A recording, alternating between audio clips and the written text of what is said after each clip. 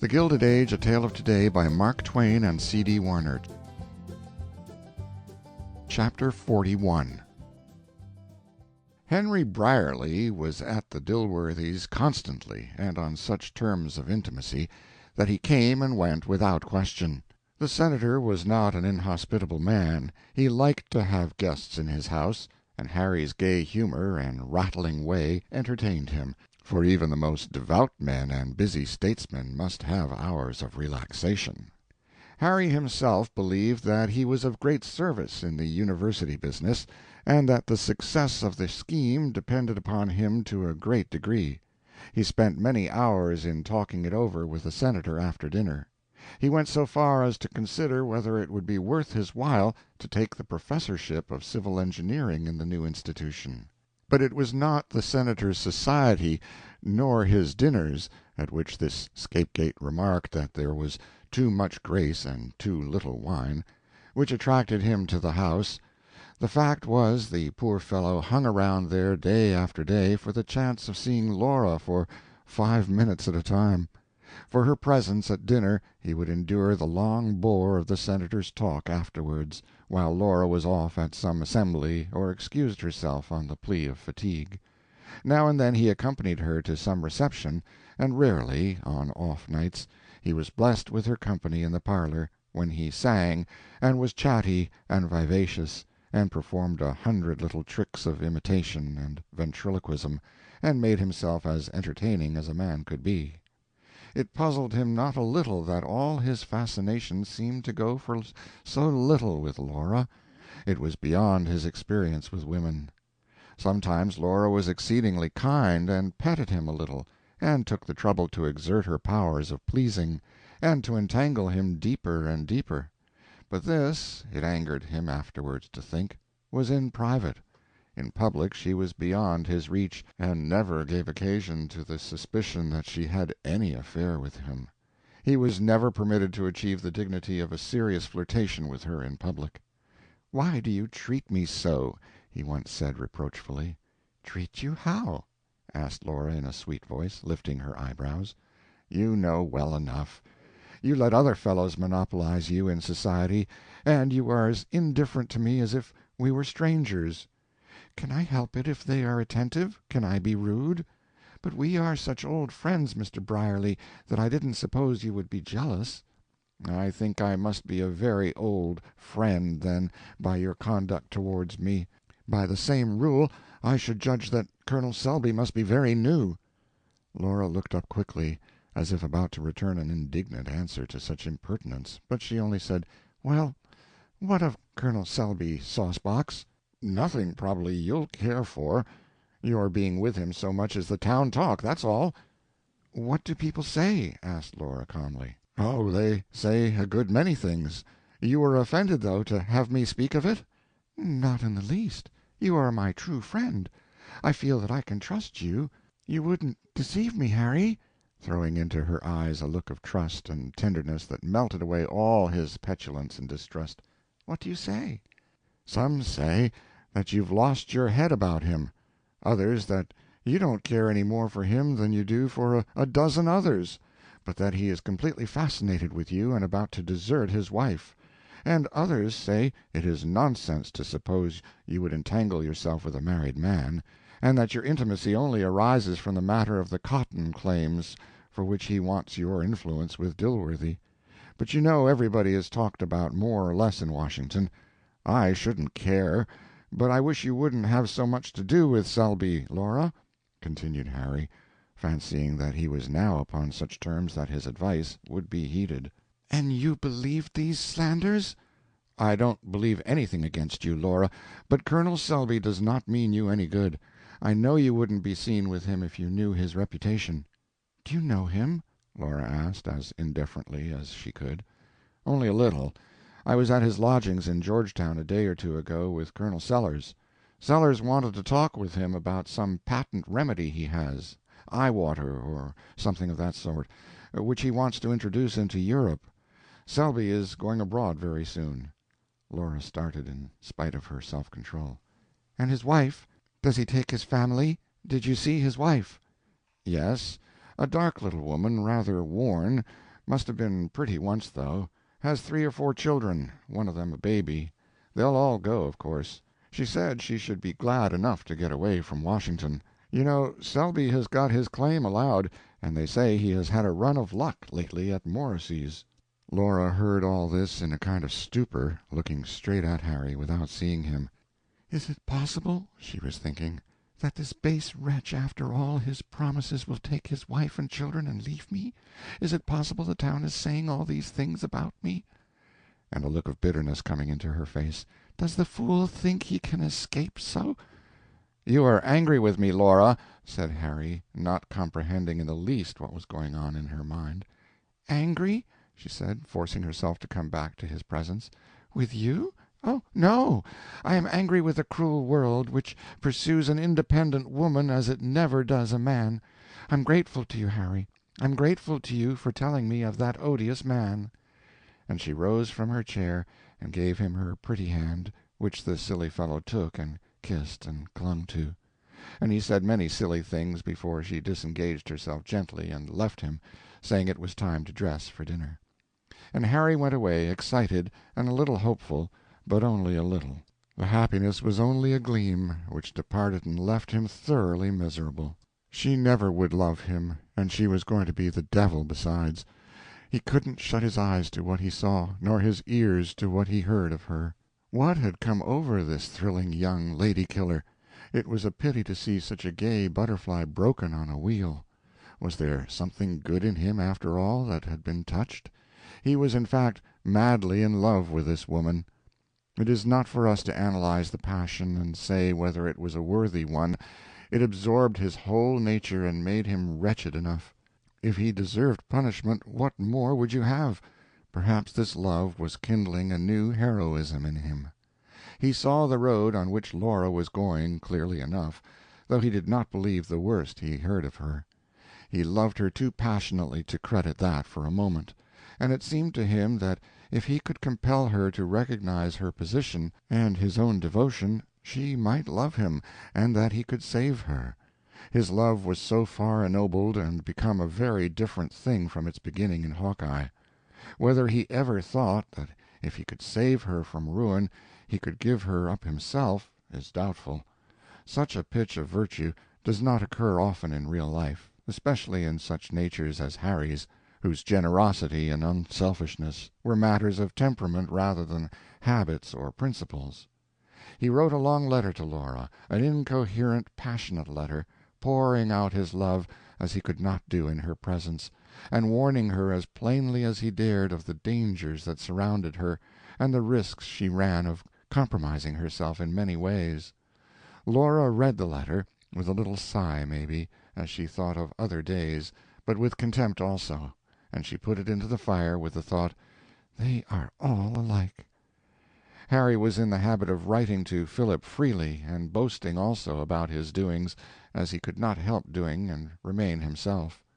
Mixed up with his own exploits and his daily triumphs as a lobbyist, especially in the matter of the new university, in which Harry was to have something handsome, were amusing sketches of Washington society, hints about Dilworthy, stories about Colonel Sellers, who had become a well-known character, and wise remarks upon the machinery of private legislation for the public good, which greatly entertained Philip in his convalescence. Laura's name occurred very often in these letters, at first in casual mention as the belle of the season, carrying everything before her with her wit and beauty, and then more seriously, as if Harry did not exactly like so much general admiration of her, and was a little nettled by her treatment of him. This was so different from Harry's usual tone about women that Philip wondered a good deal over it. Could it be possible that he was seriously affected? Then came stories about Laura, town talk, gossip which Harry denied the truth of indignantly. But he was evidently uneasy, and at length wrote in such miserable spirits that Philip asked him squarely what the trouble was. Was he in love? Upon this Harry made a clean breast of it, and told Philip all he knew about the Selby affair, and Laura's treatment of him, sometimes encouraging him and then throwing him off, and finally his belief that she would go to the bad if something was not done to arouse her from her infatuation. He wished Philip was in Washington. He knew Laura, and she had a great respect for his character, his opinions, his judgment. Perhaps he, as an uninterested person, in whom she would have some confidence, and as one of the public, could say something to her that would show her where she stood. Philip saw the situation clearly enough. Of Laura he knew not much, except that she was a woman of uncommon fascination, and he thought from what he had seen of her in Hawkeye, her conduct towards him and towards Harry, of not too much principle. Of course he knew nothing of her history, he knew nothing seriously against her, and if Harry was desperately enamored of her, why should he not win her if he could? If, however, she had already become what Harry uneasily felt she might become, was it not his duty to go to the rescue of his friend, and try to save him from any rash act on account of a woman that might prove to be entirely unworthy of him?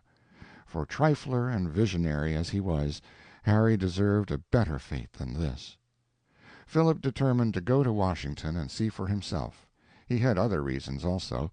He began to know enough of Mr. Bolton's affairs to be uneasy. Pennybacker had been there several times during the winter, and he suspected that he was involving Mr. Bolton in some doubtful scheme. Pennybacker was in Washington, and Philip thought he might perhaps find out something about him and his plans that would be of service to Mr. Bolton. Philip had enjoyed his winter very well, for a man with his arm broken and his head smashed. With two such nurses as Ruth and Alice, illness seemed to him rather a nice holiday, and every moment of his convalescence had been precious and all too fleeting. With a young fellow of the habits of Philip, such injuries cannot be counted on to tarry long, even for the purpose of love-making, and Philip found himself getting strong with even disagreeable rapidity. During his first weeks of pain and weakness, Ruth was unceasing in her ministrations. She quietly took charge of him, and with a gentle firmness resisted all attempts of Alice or anyone else to share to any great extent the burden with her.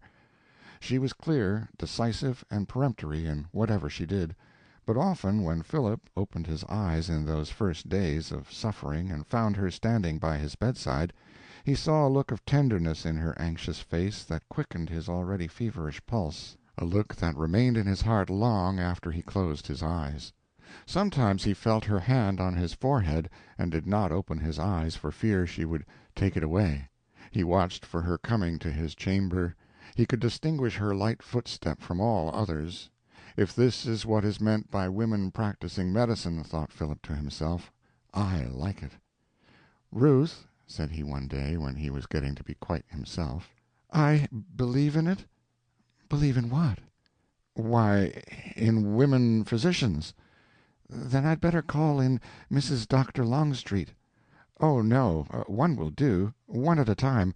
I think I should be well tomorrow if I thought I should never have any other. The physician thinks thee mustn't talk, Philip, said Ruth, putting her finger on his lips. But, Ruth, I want to tell you that I should wish I never got well if— There, thee must not talk. Thee is wandering again. And Ruth closed his lips, with a smile on her own that broadened into a merry laugh as she ran away. Philip was not weary, however, of making these attempts. He rather enjoyed it. But whenever he inclined to be sentimental, Ruth would cut him off, with some such gravely conceived speech as, Does thee think that thy physician will take advantage of the condition of a man who is as weak as thee is? I will call Alice, if thee has any dying confessions to make. As Philip convalesced, Alice more and more took Ruth's place as his entertainer, and read to him by the hour when he did not want to talk about Ruth, as he did a good deal of the time. Nor was this altogether unsatisfactory to Philip. He was always happy and contented with Alice. She was the most restful person he knew.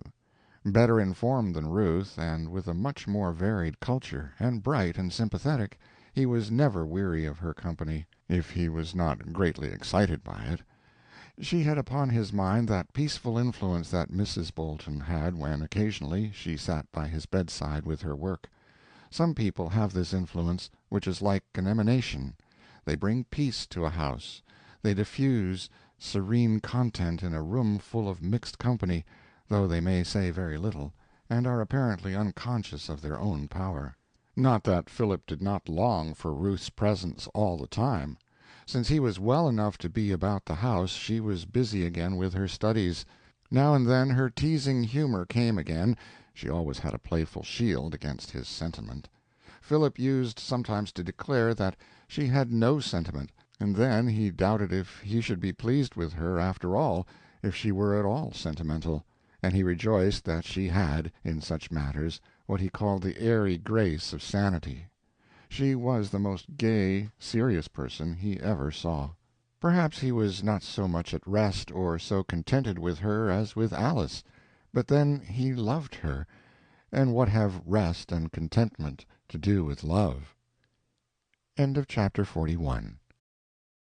Chapter 42. Mr. Buckstone's campaign was brief, much briefer than he supposed it would be. He began it proposing to win Laura without being won himself, but his experience was that of all who had fought on that field before him. He diligently continued his effort to win her, but he presently found that while as yet he could not feel entirely certain of having won her, it was very manifest that she had won him. He had made an able fight, brief as it was, and that at least was to his credit. He was in good company now. He walked in a leash of conspicuous captives. These unfortunates followed Laura helplessly, for whenever she took a prisoner he remained her slave henceforth. Sometimes they chafed in their bondage, sometimes they tore themselves free and said their serfdom was ended, but sooner or later they always came back, penitent and worshipping. Laura pursued her usual course. She encouraged Mr. Buckstone by turns, and by turns she harassed him. She exalted him to the clouds at one time, and at another she dragged him down again. She constituted him chief champion of the Knobs University bill, and he accepted the position, at first reluctantly, but later as a valued means of serving her. He even came to look upon it as a piece of great good fortune, since it brought him into such frequent contact with her. Through him she learned that the Honorable Mr. Trollope was a bitter enemy of her bill.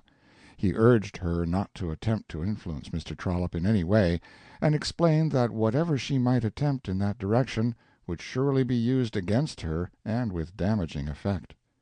She at first said she knew Mr. Trollope, and was aware that he had a blank, her private figure of speech for brother or son-in-law. But Mr. Buckstone said that he was not able to conceive what so curious a phrase as blank might mean, and had no wish to pry into the matter, since it was probably private. He would nevertheless venture the blind assertion that nothing would answer in this particular case, and during this particular session, but to be exceedingly wary and keep clear away from Mr. Trollope. Any other course would be fatal. It seemed that nothing could be done. Laura was seriously troubled. Everything was looking well, and yet it was plain that one vigorous and determined enemy might eventually succeed in overthrowing all her plans. A suggestion came into her mind presently, and she said, "Can't you fight against his great pension bill, and bring him to terms?" "Oh, never. He and I are sworn brothers on that measure. We work in harness, and are very loving. I do everything I possibly can for him there. But I work with might and main against his immigration bill, as pertinaciously and vindictively, indeed, as he works against our university. We hate each other through half a conversation, and are all affection through the other half. We understand each other. He is an admirable worker outside the Capitol. He will do more for the pension bill than any other man could do. I wish he would make the great speech on it which he wants to make, and then I would make another, and we would be safe." "Well, if he wants to make a great speech, why doesn't he do it?" Visitors interrupted the conversation, and Mr. Buckstone took his leave. It was not of the least moment to Laura that her question had not been answered, inasmuch as it concerned a thing which did not interest her, and yet, human being like, she thought she would have liked to know. An opportunity occurring presently, she put the same question to another person and got an answer that satisfied her. She pondered a good while that night, after she had gone to bed, and when she finally turned over to go to sleep, she had thought out a new scheme. The next evening, at Mrs. Gloverson's party, she said to Mr. Buckstone, "I want Mr. Trollope to make his great speech on the pension bill." "Do you? But you remember I was interrupted, and did not explain to you—" "Never mind, I know. You must make him make that speech. I very particularly desire it." "Oh, it is easy to say make him do it, but how am I to make him?" "It is perfectly easy. I have thought it all out." She then went into the details. At length Mr. Buckstone said, "I see now. I can manage it, I am sure. Indeed, I wonder he never thought of it himself. There are no end of precedents. But how is this going to benefit you after I have managed it? There is where the mystery lies." "But I will take care of that. It will benefit me a great deal." "I only wish I could see how. It is the oddest freak. You seem to go the furthest around to get at a thing. But you are in earnest, aren't you?" "Yes, I am, indeed." "Very well, I will do it. But why not tell me how you imagine it is going to help you?" "I will, by and by. Now there is nobody talking to him. Go straight and do it, there's a good fellow." A moment or two later the two sworn friends of the pension bill were talking together, earnestly, and seemingly unconscious of the moving throng about them. They talked an hour, and then Mr. Buckstone came back and said, "He hardly fancied it at first, but he fell in love with it after a bit, and we have made a compact, too. I am to keep his secret, and he is to spare me in future when he gets ready to denounce the supporters of the university bill, and I can easily believe he will keep his word on this occasion." A fortnight elapsed, and the university bill had gathered to itself many friends, meantime. Senator Dilworthy began to think the harvest was ripe. He conferred with Laura privately. She was able to tell him exactly how the House would vote. There was a majority. The bill would pass, unless weak members got frightened at the last and deserted, a thing pretty likely to occur. The senator said, "I wish we had one more good strong man. Now Trollope ought to be on our side, for he is a friend of the negro, but he is against us, and is our bitterest opponent. If he would simply vote no, but keep quiet and not molest us, I would feel perfectly cheerful and content. But perhaps there is no use in thinking of that." "Why, I laid a little plan for his benefit 2 weeks ago. I think he will be tractable, maybe. He is to come here tonight." "Look out for him, my child. He means mischief, sure. It is said that he claims to know of improper practices having been used in the interest of this bill, and he thinks he sees a chance to make a great sensation when the bill comes up. Be wary. Be very, very careful, my dear. Do your very ablest talking now. You can convince a man of anything when you try. You must convince him that if anything improper has been done, you at least are ignorant of it and sorry for it. And if you could only persuade him out of his hostility to the bill, too. But don't overdo the thing. Don't seem too anxious, dear." "I won't. I'll be ever so careful. I'll talk as sweetly to him as if he were my own child. You may trust me, indeed you may." The doorbell rang. "That is the gentleman now," said Laura. Senator Dilworthy retired to his study. Laura welcomed Mr. Trollope, a grave, carefully dressed, and very respectable-looking man, with a bald head, standing collar, and old-fashioned watch-seals. "Promptness is a virtue, Mr. Trollope, and I perceive that you have it. You are always prompt with me." "I always meet my engagements of every kind, Miss Hawkins." "It is a quality which is rarer in the world than it has been, I believe. I wish to see you on business, Mr. Trollope." "I judge so. What can I do for you?" "You know my bill, the Knobs University bill?" "Ah, I believe it is your bill. I had forgotten. Yes, I know the bill." "Well, would you mind telling me your opinion of it?" "Indeed, since you seem to ask it without reserve, I am obliged to say that I do not regard it favorably. I have not seen the bill itself, but from what I can hear, well, it has a bad look about it. "Speak it out, never fear." Well, they say it contemplates a fraud upon the government." "Well?" said Laura tranquilly. "Well, I say well, too." "Well, suppose it were a fraud, which I feel able to deny, would it be the first one?" "You take a body's breath away. Did you wish me to vote for it? Was that what you wanted to see me about?" your instinct is correct. I do want you to vote for it." "Vote for a measure which is generally believed to be at least questionable? I am afraid we cannot come to an understanding, Miss Hawkins." "No, I'm afraid not, if you have resumed your principles, Mr. Trollope." "Did you send for me merely to insult me? It is time for me to take my leave, Miss Hawkins." "No, wait a moment. Don't be offended at a trifle. Do not be offish and unsociable. The steamship subsidy bill was a fraud on the government. You voted for it, Mr. Trollope, though you always opposed the measure until after you had an interview one evening with a certain Mrs. McCarter at her house. She was my agent. She was acting for me. Ah, that is right. Sit down again. You can be sociable easily enough if you have a mind to. Well, I am waiting. Have you nothing to say?" "Miss Hawkins, I voted for that bill because when I came to examine into it—" "Ah, yes, when you came to examine into it. Well, I only want you to examine into my bill. Mr. Trollope, you would not sell your vote on that subsidy bill, which was perfectly right, but you accepted of some of the stock, with the understanding that it was to stand in your brother-in-law's name." "There is no I mean, this is utterly groundless, Miss Hawkins." But the gentleman seemed somewhat uneasy, nevertheless. "Well, not entirely so, perhaps. I and a person whom we will call Miss Blank, never mind the real name, were in a closet at your elbow all the time." Mr. Trollope winced. Then he said with dignity, "Miss Hawkins, is it possible that you were capable of such a thing as that?" "It was bad, I confess that. It was bad. Almost as bad as selling one's vote for—but I forget. You did not sell your vote. You only accepted a little trifle, a small token of esteem, for your brother-in-law. Oh, let us come out and be frank with each other. I know you, Mr. Trollope. I have met you on business 3 or 4 times. True, I never offered to corrupt your principles, never hinted such a thing, but always when I had finished sounding you, I manipulated through an agent. Let us be frank. Wear this comely disguise of virtue before the public. It will count there. But here it is out of place. My dear sir, by and by there's going to be an investigation into that National Internal Improvement Director's relief measure of a few years ago, and you know very well that you will be a crippled man, as likely as not, when it is completed."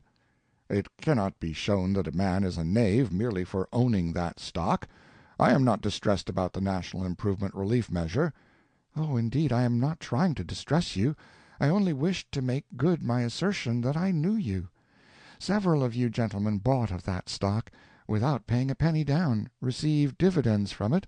Think of the happy idea of receiving dividends, and very large ones, too, from stock one hasn't paid for. And all the while your names never appeared in the transaction. If ever you took the stock at all, you took it in other people's names. Now, you see, you had to know one of 2 things, namely, you either knew that the idea of all this preposterous generosity was to bribe you into future legislative friendship, or you didn't know it. That is to say, you had to be either a knave or well, a fool. There was no middle ground. You are not a fool, Mr. Trollope." "Miss Hawkins, you flatter me. But seriously, you do not forget that some of the best and purest men in Congress took that stock in that way." "Did Senator Blank?" "Well, no, I believe not." "Of course you believe not. Do you suppose he was ever approached on the subject?" "Perhaps not." "If you had approached him, for instance, fortified with the fact that some of the best men in Congress, and the purest, etc., etc., what would have been the result?" "Well, what would have been the result?"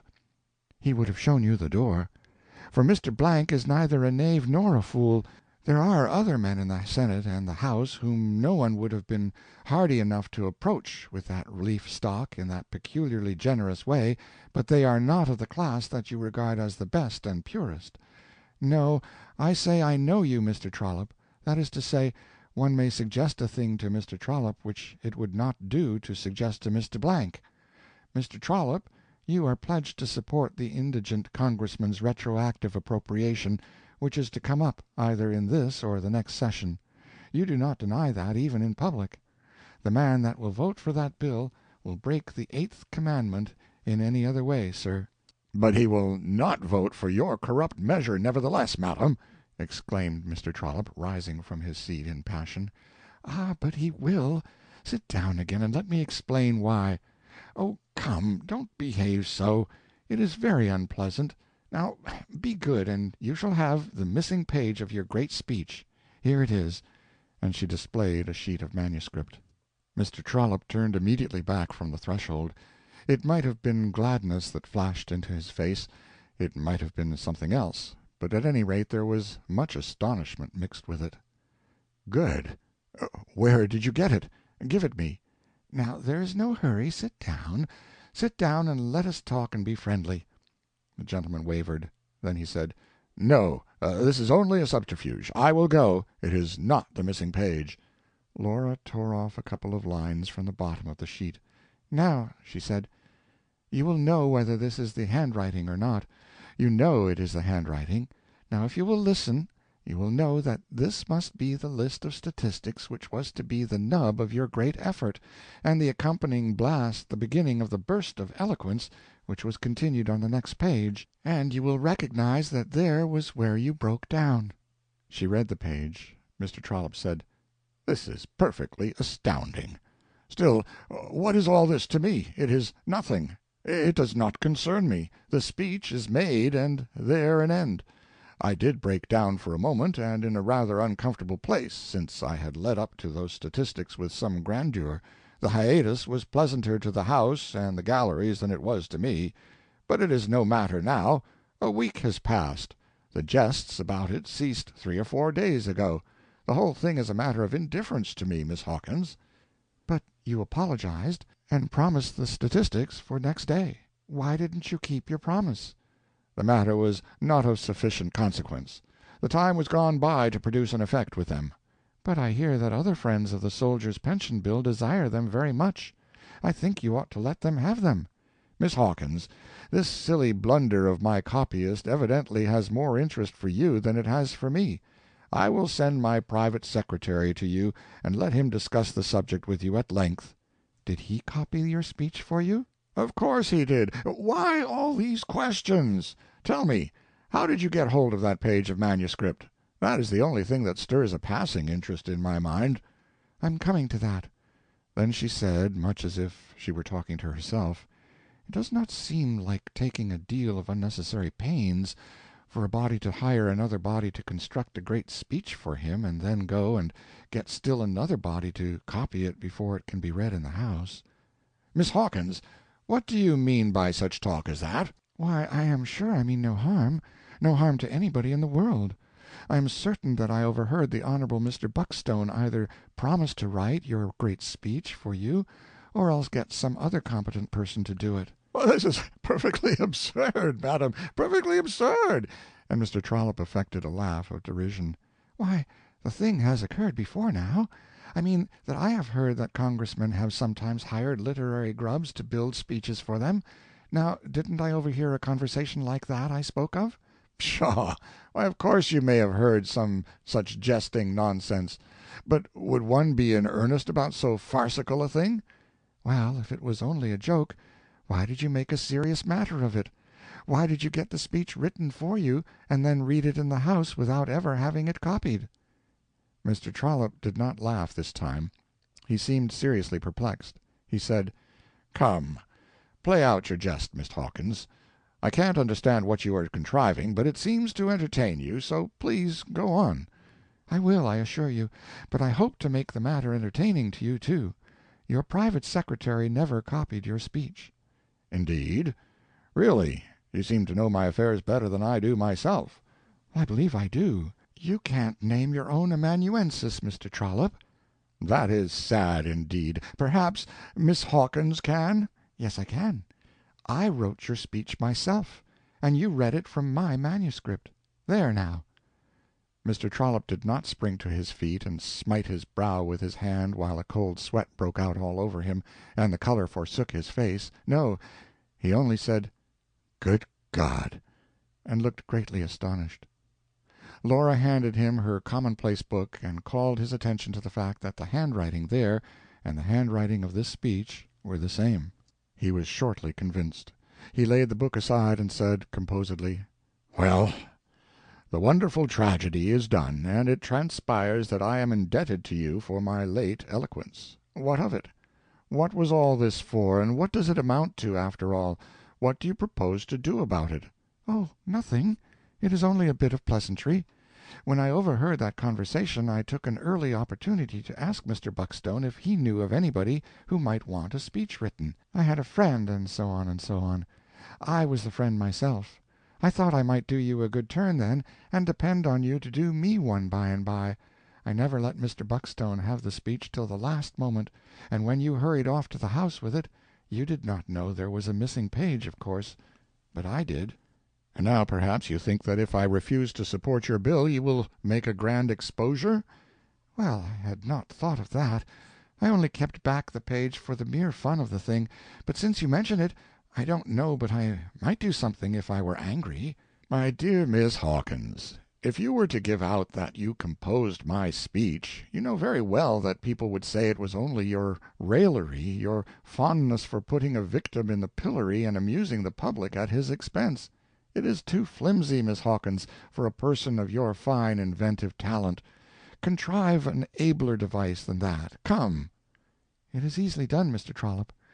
I will hire a man, and pin this page on his breast, and label it, 'The Missing Fragment of the Honorable Mr. Trollope's Great Speech, which speech was written and composed by Miss Laura Hawkins, under a secret understanding for $100, and the money has not been paid.' And I will pin round about it notes in my handwriting, which I will procure from prominent friends of mine for the occasion; also your printed speech in the Globe, showing the connection between its bracketed hiatus and my fragment. And I give you my word of honor that I will stand that human bulletin board in the rotunda of the Capitol, and make him stay there a week. You see, you are premature, Mr. Trollope. The wonderful tragedy is not done yet, by any means. Come now, doesn't it improve?" Mr. Trollope opened his eyes rather widely at this novel aspect of the case. He got up and walked the floor and gave himself a moment for reflection. Then he stopped and studied Laura's face a while, and ended by saying, "Well, I am obliged to believe you would be reckless enough to do that." "Then don't put me to the test, Mr. Trollope, but let's drop the matter. I have had my joke, and you've borne the infliction becomingly enough. It spoils a jest to harp on it after one has had one's laugh. I would much rather talk about my bill." "So would I, now, my clandestine amanuensis. Compared with some other subjects, even your bill is a pleasant topic to discuss." "Very good indeed. I thought I could persuade you. Now I am sure you will be generous to the poor negro and vote for that bill." "Yes, I feel more tenderly toward the oppressed colored man than I did. Shall we bury the hatchet and be good friends and respect each other's little secrets, on condition that I vote aye on the measure?" "With all my heart, Mr. Trollope. I give you my word of that." "It is a bargain. But isn't there something else you could give me, too?" Laura looked at him inquiringly a moment, and then she comprehended. "Oh, yes. You may have it now. I haven't any more use for it." She picked up the page of manuscript, but she reconsidered her intention of handing it to him, and said, "But never mind. I will keep it close. No one shall see it. You shall have it as soon as your vote is recorded." Mr. Trollope looked disappointed, but presently made his adieu, and had got as far as the hall, when something occurred to Laura. She said to herself, "I don't simply want his vote under compulsion. He might vote aye, but work against the bill in secret for revenge. That man is unscrupulous enough to do anything. I must have his hearty cooperation as well as his vote. There's only one way to get that." She called him back and said, "I value your vote, Mr. Trollope, but I value your influence more. You are able to help a measure along in many ways if you choose. I want to ask you to work for the bill as well as vote for it." "It takes so much of one's time, Miss Hawkins, and time is money, you know." "Yes, I know it is, especially in Congress. Now there is no use in you and I dealing in pretenses and going at matters in roundabout ways. We know each other. Disguises are nonsense. Let us be plain.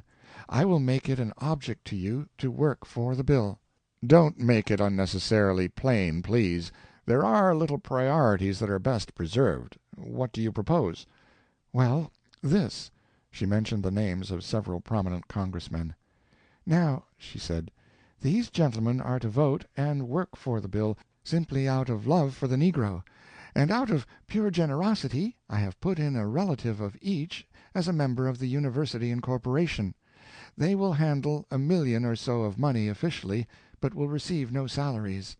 A larger number of statesmen are to vote and work for the bill, also out of love for the negro, gentlemen of but moderate influence these, and out of pure generosity I am to see that relatives of theirs have positions in the university, with salaries, and good ones, too. You will vote and work for the bill, from mere affection for the negro, and I desire to testify my gratitude becomingly. Make free choice. Have you any friend whom you would like to present with a salaried or unsalaried position in our institution? Well, I have a brother-in-law. That same old brother-in-law, you good unselfish provider. I have heard of him often, through my agents. How regularly he does turn up, to be sure. He could deal with those millions virtuously, and withal with ability, too. But of course you would rather he had a salaried position? Oh, no, said the gentleman facetiously. We are very humble in our desires. We want no money. We labor solely for our country, and require no reward but the luxury of an applauding conscience. Make him one of those poor, hard-working, unsalaried corporators, and let him do everybody good with those millions, and go hungry himself. I will try to exert a little influence in favor of the bill. Arrived at home, Mr. Trollope sat down and thought it all over. Something after this fashion. It is about the shape it might have taken if he had spoken it aloud. My reputation is getting a little damaged, and I meant to clear it up brilliantly with an exposure of this bill at the supreme moment, and ride back into Congress on the éclat of it, and if I had that bit of manuscript I would do it yet. It would be more money in my pocket in the end than my brother-in-law will get out of that incorporatorship, fat as it is. But that sheet of paper is out of my reach. She will never let that get out of her hands. And what a mountain it is! It blocks up my road completely. She was going to hand it to me, once. Why didn't she? Must be a deep woman, deep devil. That is what she is, a beautiful devil, and perfectly fearless, too. The idea of her pinning that paper on a man and standing him up in the rotunda looks absurd at first glance. But she would do it. She is capable of doing anything. I went there hoping she would try to bribe me. Good solid capital that would be in the exposure. Well, my prayer was answered. She did try to bribe me, and I made the best of a bad bargain and let her.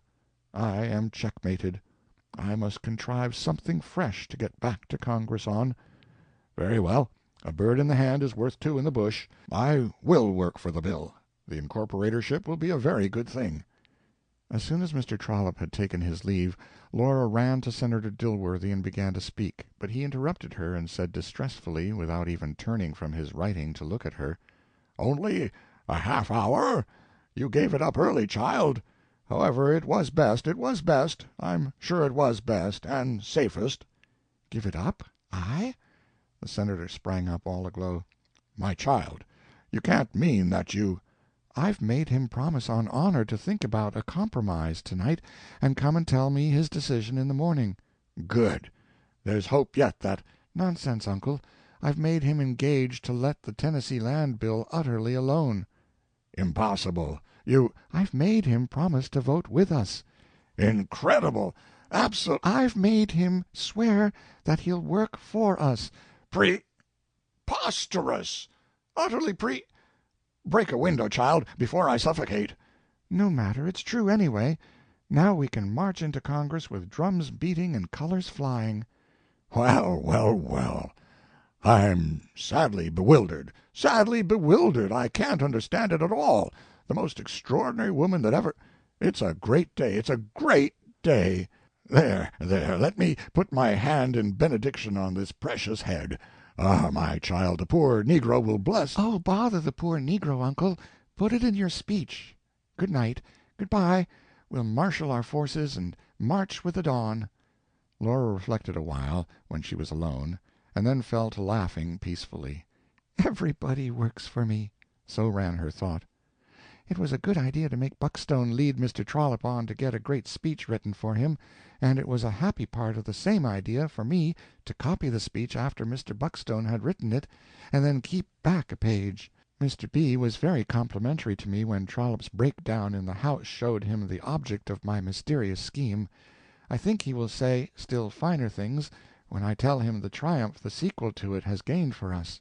But what a coward the man was, to believe I would have exposed that page in the rotunda, and so exposed myself. However, I don't know. I will think a moment. Suppose he voted no, suppose the bill failed. That is to suppose this stupendous game lost forever, that I have played so desperately for. Suppose people came around pitying me, odious, and he could have saved me by his single voice. Yes, I would have exposed him. What would I care for the talk that would have made about me, when I was gone to Europe with Selby, and all the world was busy with my history and my dishonor? It would be almost happiness to spite somebody at such a time. End of Chapter 42. Chapter 43. The very next day, sure enough, the campaign opened. In due course the Speaker of the House reached that order of business which is termed notices of bills, and then the Honorable Mr. Buckstone rose in his place and gave notice of a bill to found and incorporate the Knobs Industrial University, and then sat down without saying anything further. The busy gentlemen in the reporters' gallery jotted a line in their notebooks, ran to the telegraphic desk in a room which communicated with their own writing parlor, and then hurried back to their places in the gallery. And by the time they had resumed their seats, the line which they had delivered to the operator had been read in telegraphic offices in towns and cities hundreds of miles away. It was distinguished by frankness of language as well as by brevity. "The child is born. Buckstone gives notice of the thieving Knobs University job. It is said the noses have been counted and enough votes have been bought to pass it." For some time the correspondents had been posting their several journals upon the alleged disreputable nature of the bill, and furnishing daily reports of the Washington gossip concerning it. So the next morning nearly every newspaper of character in the land assailed the measure and hurled broadsides of invective at Mr. Buckstone. The Washington papers were more respectful, as usual, and conciliatory, also, as usual. They generally supported measures when it was possible, but when they could not they deprecated violent expressions of opinion in other journalistic quarters. They always deprecated when there was trouble ahead. However, the Washington Daily Love Feast hailed the bill with warm approbation. This was Senator Balaam's paper, or rather Brother Balaam, as he was popularly called, for he had been a clergyman in his day, and he himself and all that he did still emitted an odor of sanctity now that he had diverged into journalism and politics. He was a power in the Congressional prayer meeting, and in all movements that looked to the spread of religion and temperance. His paper supported the new bill with gushing affection. It was a noble measure, it was a just measure, it was a generous measure, it was a pure measure, and that surely should recommend it in these corrupt times. And finally, if the nature of the bill were not known at all, the love feast would support it anyway, and unhesitatingly, for the fact that Senator Dilworthy was the originator of the measure was a guarantee that it contemplated a worthy and righteous work. Senator Dilworthy was so anxious to know what the New York papers would say about the bill that he had arranged to have synopses of their editorials telegraphed to him. He could not wait for the papers themselves to crawl along down to Washington by a mail train which has never run over a cow since the road was built, for the reason that it has never been able to overtake one. It carries the usual cow-catcher in front of the locomotive, but this is mere ostentation. It ought to be attached to the rear car, where it could do some good. But instead, no provision is made there for the protection of the traveling public, and hence it is not a matter of surprise that cows so frequently climb aboard that train and among the passengers. The Senator read his dispatches aloud at the breakfast table. Laura was troubled beyond measure at their tone, and said that that sort of comment would defeat the bill. But the Senator said, "Oh, not at all, not at all, my child. It is just what we want. Persecution is the one thing needful now, all the other forces are secured. Give us newspaper persecution enough, and we are safe. Vigorous persecution will alone carry a bill sometimes, dear. And when you start with a strong vote in the first place, persecution comes in with double effect. It scares off some of the weak supporters, true, but it soon turns strong ones into stubborn ones, and then presently it changes the tide of public opinion. The great public is weak-minded, the great public is sentimental. The great public always turns around and weeps for an odious murderer, and prays for him, and carries flowers to his prison, and beseeches the governor with appeals to his clemency, as soon as the papers begin to howl for that man's blood. In a word, the great putty-hearted public loves to gush, and there is no such darling opportunity to gush as a case of persecution affords." "Well, uncle dear, if your theory is right, let us go into raptures, for nobody can ask a heartier persecution than these editorials are furnishing." "I am not so sure of that, my daughter. I don't entirely like the tone of some of these remarks. They lack vim, they lack venom. Here is one calls it a questionable measure. Bah! There's no strength in that. This one is better. It calls it highway robbery. That sounds something like. But now this one seems satisfied to call it an iniquitous scheme. Iniquitous does not exasperate anybody. It is weak, puerile.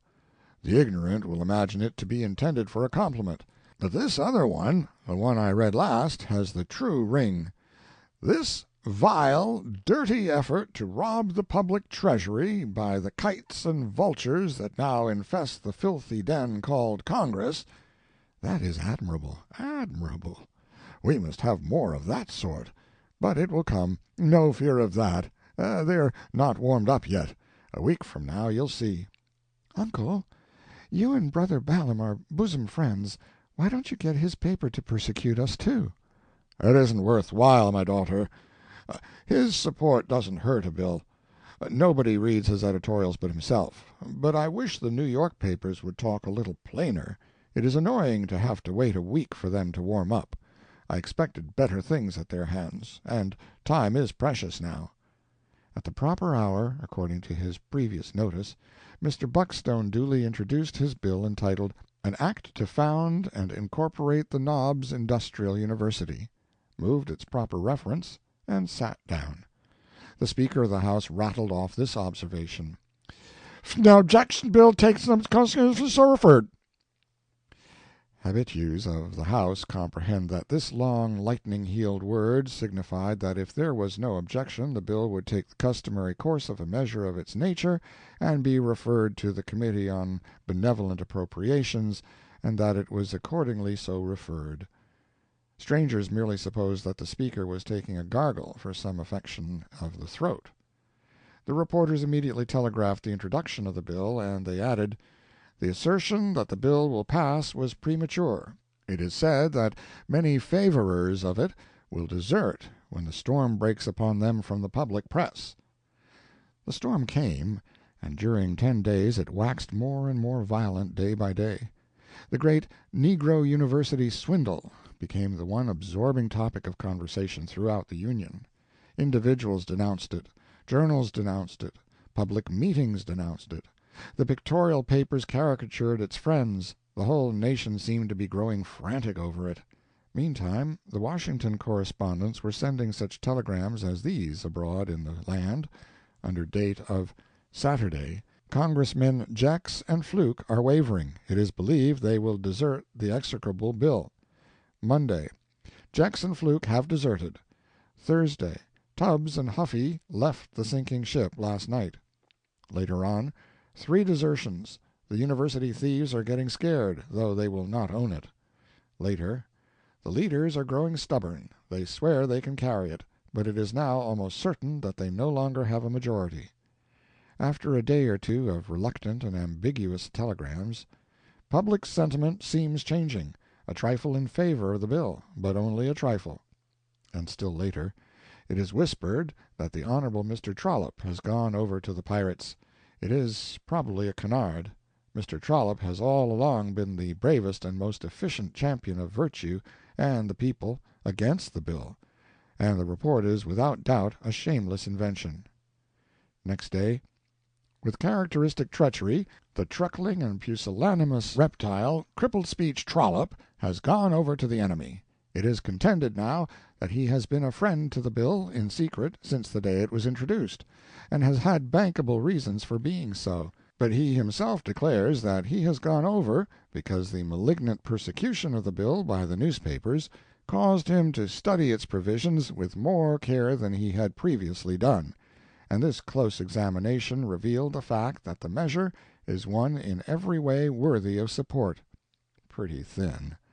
It cannot be denied that this desertion has had a damaging effect. Jex and Fluke have returned to their iniquitous allegiance, with 6 or 8 others of lesser caliber, and it is reported and believed that Tubbs and Huffy are ready to go back. It is feared that the university swindle is stronger today than it has ever been before. Later, midnight. It is said that the committee will report the bill back tomorrow. Both sides are marshaling their forces, and the fight on this bill is evidently going to be the hottest of the session. All Washington is boiling. End of Chapter 43. Chapter 44. "It's easy enough for another fellow to talk," said Harry, despondingly, after he had put Philip in possession of his view of the case. "It's easy enough to say, 'Give her up, if you don't care for her.' What am I going to do to give her up?" It seemed to Harry that it was a situation requiring some active measures. He couldn't realize that he had fallen hopelessly in love without some rights accruing to him for the possession of the object of his passion.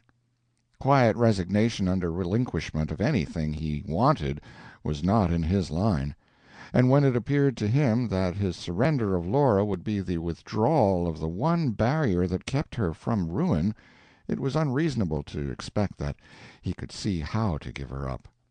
Harry had the most buoyant confidence in his own project always. He saw everything connected with himself in a large way and in rosy lines. This predominance of the imagination over the judgment gave that appearance of exaggeration to his conversation and to his communications with regard to himself, which sometimes conveyed the impression that he was not speaking the truth.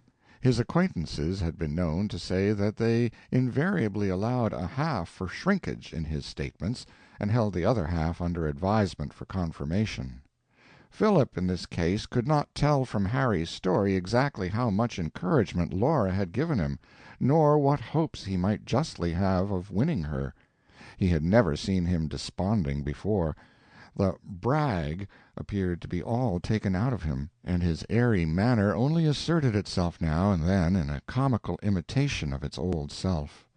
Philip wanted time to look about him before he decided what to do. He was not familiar with Washington, and it was difficult to adjust his feelings and perceptions to its peculiarities. Coming out of the sweet sanity of the Bolton household, this was by contrast the maddest Vanity Fair one could conceive. It seemed to him a feverish, unhealthy atmosphere in which lunacy would be easily developed. He fancied that everybody attached to himself an exaggerated importance, from the fact of being at the national capital, the center of political influence, the fountain of patronage, preferment, jobs, and opportunities. People were introduced to each other as from this or that state, not from cities or towns, and this gave a largeness to their representative feeling. All the women talked politics as naturally and glibly as they talk fashion or literature elsewhere. There was always some exciting topic at the Capitol, or some huge slander was rising up like a miasmic exhalation from the Potomac, threatening to settle no one knew exactly where.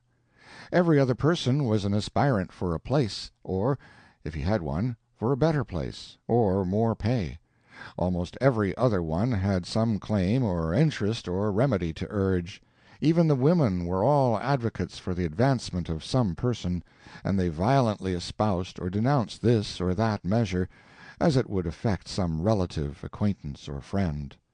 Love, travel, even death itself waited on the chances of the dies daily thrown in the two houses, and the committee rooms there. If the measure went through, love could afford to ripen into marriage, and longing for foreign travel would have fruition, and it must have been only eternal hope springing in the breast that kept alive numerous old claimants, who for years and years had besieged the doors of Congress, and who looked as if they needed not so much an appropriation of money as 6 feet of ground. And those who stood so long waiting for success to bring them death were usually those who had a just claim. Representing states and talking of national and even international affairs as familiarly as neighbors at home talk of poor crops and the extravagance of their ministers, was likely at first to impose upon Philip as to the importance of the people gathered here. There was a little newspaper editor from Phil's native town, the assistant on a Pendletonian weekly, who made his little annual joke about the "first egg laid on our table," and who was the menial of every tradesman in the village, and under bonds to him for frequent "puffs," except the undertaker, about whose employment he was recklessly facetious. In Washington he was an important man, correspondent and clerk of 2 House committees, a "worker" in politics, and a confident critic of every woman and every man in Washington. He would be a consul, no doubt, by and by, at some foreign port of the language of which he was ignorant, though if ignorance of language were a qualification he might have been a consul at home. His easy familiarity with great men was beautiful to see, and when Philip learned what a tremendous underground influence this little ignoramus had, he no longer wondered at the queer appointments and the queerer legislation. Philip was not long in discovering that people in Washington did not differ much from other people. They had the same meanness, generosities, and tastes. A Washington boarding-house had the odor of a boarding-house the world over. Colonel Sellers was as unchanged as anyone Philip saw whom he had known elsewhere. Washington appeared to be the native element of this man. His pretensions were equal to any he encountered there. He saw nothing in its society that equaled that of Hawkeye. He sat down to no table that could not be unfavorably contrasted with his own at home. The most airy scheme inflated in the hot air of the capital only reached in magnitude some of his lesser fancies, the by-play of his constructive imagination. "The country is getting along very well," he said to Philip, "but our public men are too timid. What we want is more money. I've told Boutwell so. Talk about basing the currency on gold, you might as well base it on pork. Gold is only one product. Base it on everything. You've got to do something for the West. How am I to move my crops? We must have improvements. Grant's got the idea. We want a canal from the James River to the Mississippi. Government ought to build it." It was difficult to get the colonel off from these large themes when he was once started, but Philip brought the conversation round to Laura and her reputation in the city. "No," he said, "I haven't noticed much. We've been so busy about this university. It will make Laura rich with the rest of us, and she has done nearly as much as if she were a man. She has great talent, and will make a big match. I see the foreign ministers and that sort after her. Yes, there is talk, always will be, about a pretty woman so much in public as she is. Tough stories come to me, but I put 'em away. 'Tain't likely one of Cy Hawkins' children would do that, for she is the same as a child of his.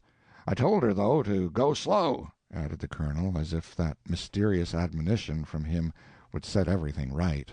"Do you know anything about a Colonel Selby?" "Know all about him. Fine fellow. But he's got a wife, and I told him as a friend he'd better sheer off from Laura. I reckon he thought better of it and did." But Philip was not long in learning the truth. Courted as Laura was by a certain class, and still admitted into society, that nevertheless buzzed with disreputable stories about her, she had lost character with the best people. Her intimacy with Selby was open gossip, and there were winks and thrustings of the tongue in any group of men when she passed by. It was clear enough that Harry's delusion must be broken up, and that no such feeble obstacle as his passion could interpose would turn Laura from her fate. Philip determined to see her, and put himself in possession of the truth, as he suspected it, in order to show Harry his folly. Laura, after her last conversation with Harry, had a new sense of her position. She had noticed, before the signs of a change in manner towards her, a little less respect perhaps from men, and an avoidance by women. She had attributed this latter partly to jealousy of her, for no one is willing to acknowledge a fault in himself when a more agreeable motive can be found for the estrangement of his acquaintances. But now, if society had turned on her, she would defy it. It was not in her nature to shrink. She knew she had been wronged, and she knew that she had no remedy. What she heard of Colonel Selby's proposed departure alarmed her more than anything else, and she calmly determined that if he was deceiving her the second time, it should be the last. Let society finish the tragedy if it liked; she was indifferent what came after. At the first opportunity she charged Selby with his intention to abandon her. He unblushingly denied it. He had not thought of going to Europe. He had only been amusing himself with Sellers' schemes. He swore that as soon as she succeeded with her bill, he would fly with her to any part of the world. She did not quite believe him, for she saw that he feared her, and she began to suspect that his were the protestations of a coward to gain time, but she showed him no doubts. She only watched his movements day by day, and always held herself ready to act promptly. When Philip came into the presence of this attractive woman, he could not realize that she was the subject of all the scandal he had heard. She received him with quite the old Hawkeye openness and cordiality, and fell to talking at once of their little acquaintance there, and it seemed impossible that he could ever say to her what he had come determined to say. Such a man as Philip has only one standard by which to judge women. Laura recognized that fact, no doubt. The better part of her woman's nature saw it. Such a man might, years ago, not now, have changed her nature, and made the issue of her life so different, even after her cruel abandonment. She had a dim feeling of this, and she would like now to stand well with him. The spark of truth and honor that was left in her was elicited by his presence. It was this influence that governed her conduct in this interview. "I have come," said Philip, in his direct manner, "from my friend Mr. Brierly. You are not ignorant of his feelings towards you?"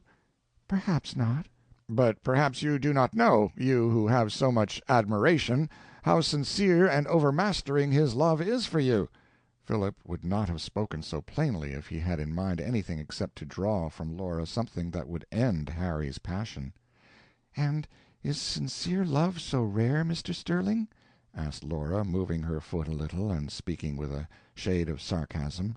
"Perhaps not in Washington," replied Philip, tempted into a similar tone. "Excuse my bluntness," he continued, "but would the knowledge of his love, would his devotion, make any difference to you in your Washington life?" "In respect to what?" asked Laura quickly. "Well, to others. I won't equivocate. To Colonel Selby." Laura's face flushed with anger or shame. She looked steadily at Philip and began, "But what right, sir—" "By the right of friendship," interrupted Philip stoutly. "It may matter little to you, it is everything to him. He has a quixotic notion that you would turn back from what is before you, for his sake. You cannot be ignorant of what all the city is talking of." Philip said this determinedly, and with some bitterness.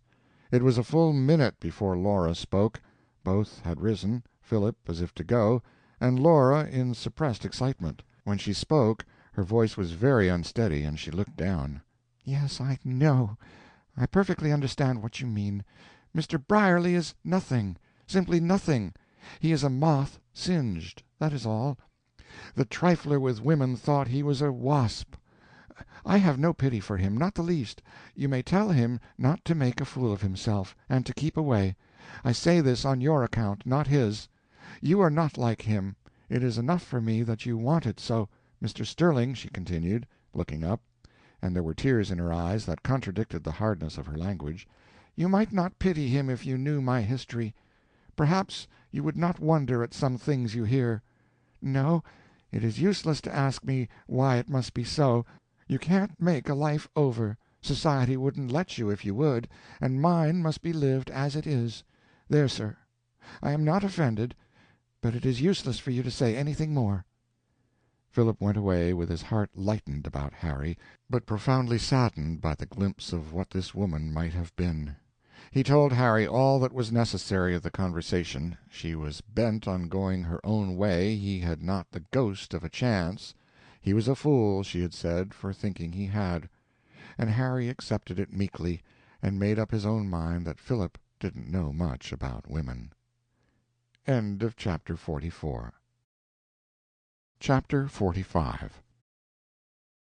The galleries of the house were packed on the momentous day, not because the reporting of an important bill back by a committee was a thing to be excited about. If the bill were going to take the ordinary course afterward, it would be like getting excited over the impanelling of a coroner's jury in a murder case instead of saving up one's emotions for the grander occasion of the hanging of the accused 2 years later, after all the tedious forms of law had been gone through with. But suppose you understand that this coroner's jury is going to turn out to be a vigilance committee in disguise, who will hear testimony for an hour, and then hang the murderer on the spot. That puts a different aspect upon the matter. Now it was whispered that the legitimate forms of procedure usual in the House, and which keep a bill hanging along for days and even weeks before it is finally passed upon, were going to be overruled in this case, and a short work made of the measure. And so what was beginning as a mere inquest might turn out to be something very different. In the course of the day's business, the order of Reports of Committees was finally reached, and when the weary crowds heard that glad announcement issue from the Speaker's lips, they ceased to fret at the dragging delay, and plucked up spirit. The chairman of the Committee on Benevolent Appropriations rose and made his report, and just then a blue-uniformed, brass-mounted little page put a note into his hand. It was from Senator Dilworthy, who had appeared upon the floor of the House for a moment and flitted away again. "Everybody expects a grand assault in force. No doubt you believe, as I certainly do, that it is the thing to do. We are strong, and everything is hot for the contest. Trollope's espousal of our cause has immensely helped us, and we grow in power constantly. 10 of the opposition were called away from town about noon, but, so it is said, only for 1 day. 6 others are sick, but expect to be about again tomorrow or next day, a friend tells me. A bold onslaught is worth trying. Go for a suspension of the rules. You will find we can swing a 2/3 vote. I am perfectly satisfied of it. The Lord's truth will prevail. Dilworthy."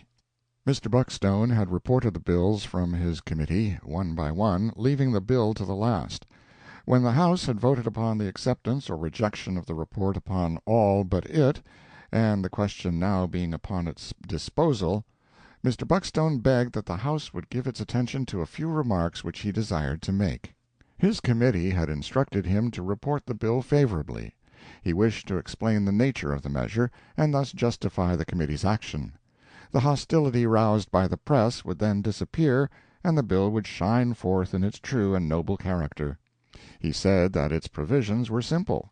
It incorporated the Knobs Industrial University, locating it in East Tennessee, declaring it open to all persons without distinction of sex, color, or religion, and committing its management to a board of perpetual trustees, with power to fill vacancies in their own number. It provided for the erection of certain buildings for the university, dormitories, lecture halls, museums, libraries, laboratories, workshops, furnaces, and mills.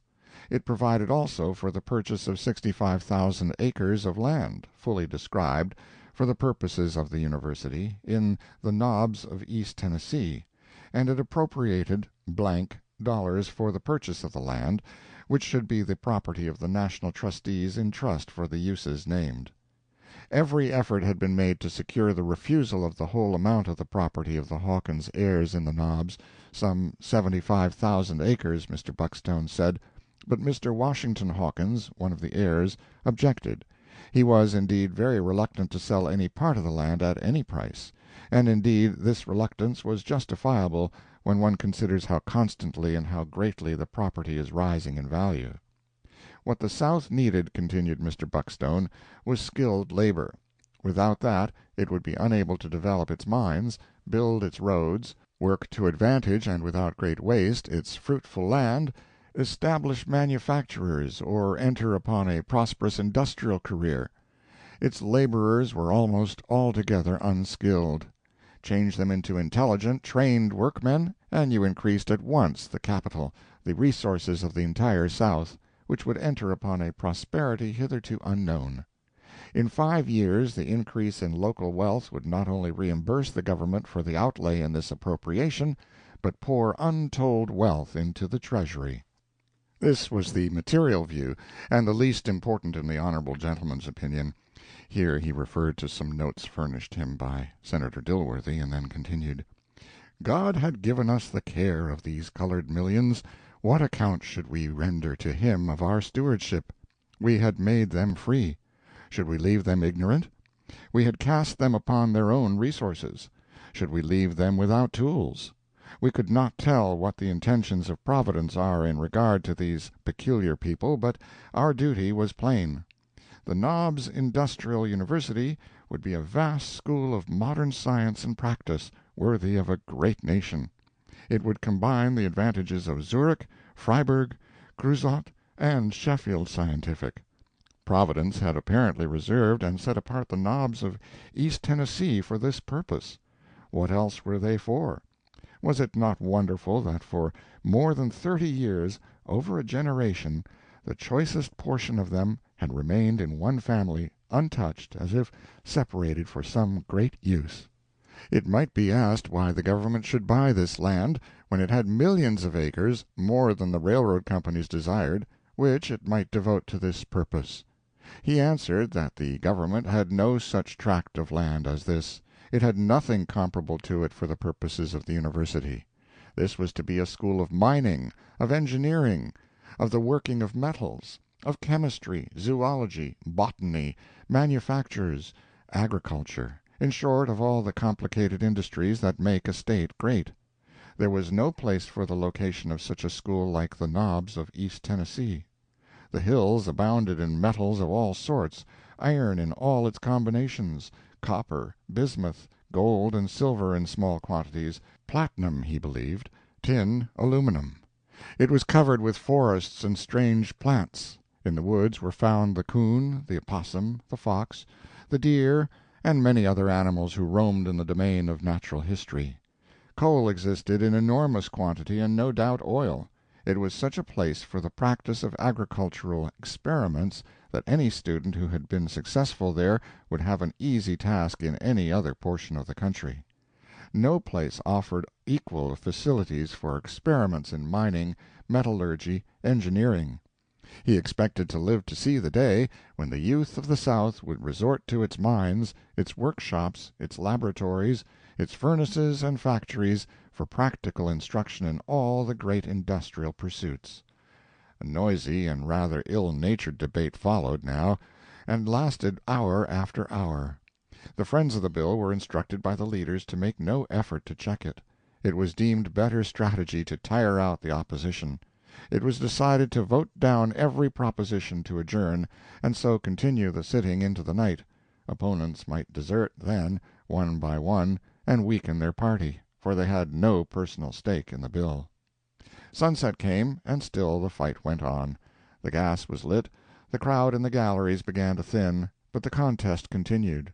The crowd returned by and by, with hunger and thirst appeased, and aggravated the hungry and thirsty House by looking contented and comfortable, but still the wrangle lost nothing of its bitterness. Recesses were moved plaintively by the opposition, and invariably voted down by the university army. At midnight the House presented a spectacle calculated to interest a stranger. The great galleries were still thronged, though only with men now. The bright colors that had made them look like hanging gardens were gone with the ladies. The reporters' gallery was merely occupied by one or two watchful sentinels of the quill-driving guild.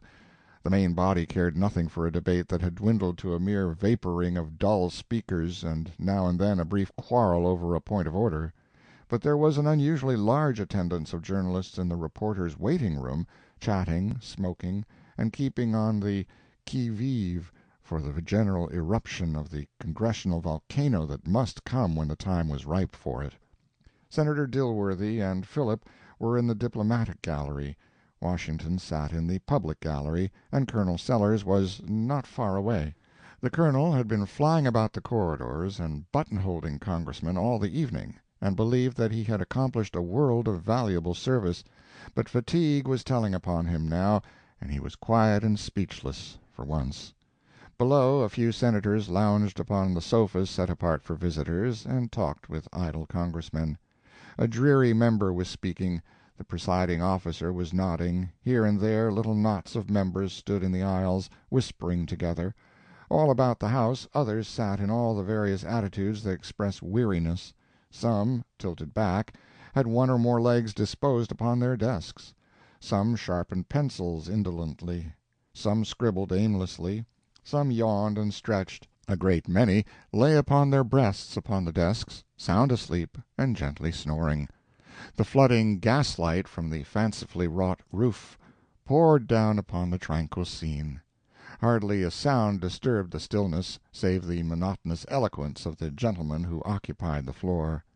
Now and then a warrior of the opposition broke down under the pressure, gave it up, and went home.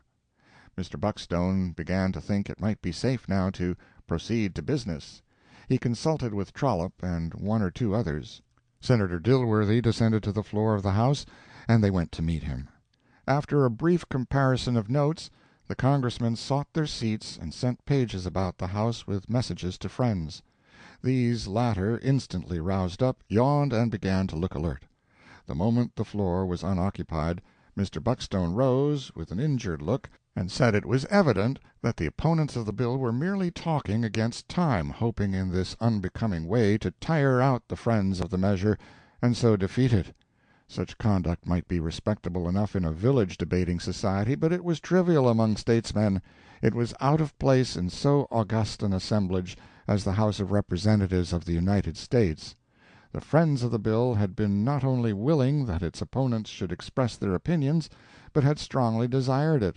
They courted the fullest and freest discussion, but it seemed to him that this fairness was but illy appreciated, since gentlemen were capable of taking advantage of it for selfish and unworthy ends. This trifling had gone far enough. He called for the question. The instant Mr. Buckstone sat down, the storm burst forth. A dozen gentlemen sprang to their feet. "Mr. Speaker! Mr. Speaker! Mr. Speaker! Order! Order! Order! Question! Question!" The sharp blows of the Speaker's gavel rose above the din. The previous question, that hated gag, was moved and carried. All debate came to a sudden end, of course. Triumph number one. Then the vote was taken on the adoption of the report, and it carried by a surprising majority. Mr. Buckstone got the floor again and moved that the rules be suspended and the bill read a first time. Mr. Trollope, "Second the motion." The Speaker, "It is moved," and clamor of voices. "Move we adjourn." Second the motion. "Adjourn! Adjourn! Order! Order!" The Speaker, after using his gavel vigorously, "It is moved and seconded that the House do now adjourn. All those in favor," voices, "Division! Division! Ayes and nays! Ayes and nays!" It was decided to vote upon the adjournment by ayes and nays. This was in earnest.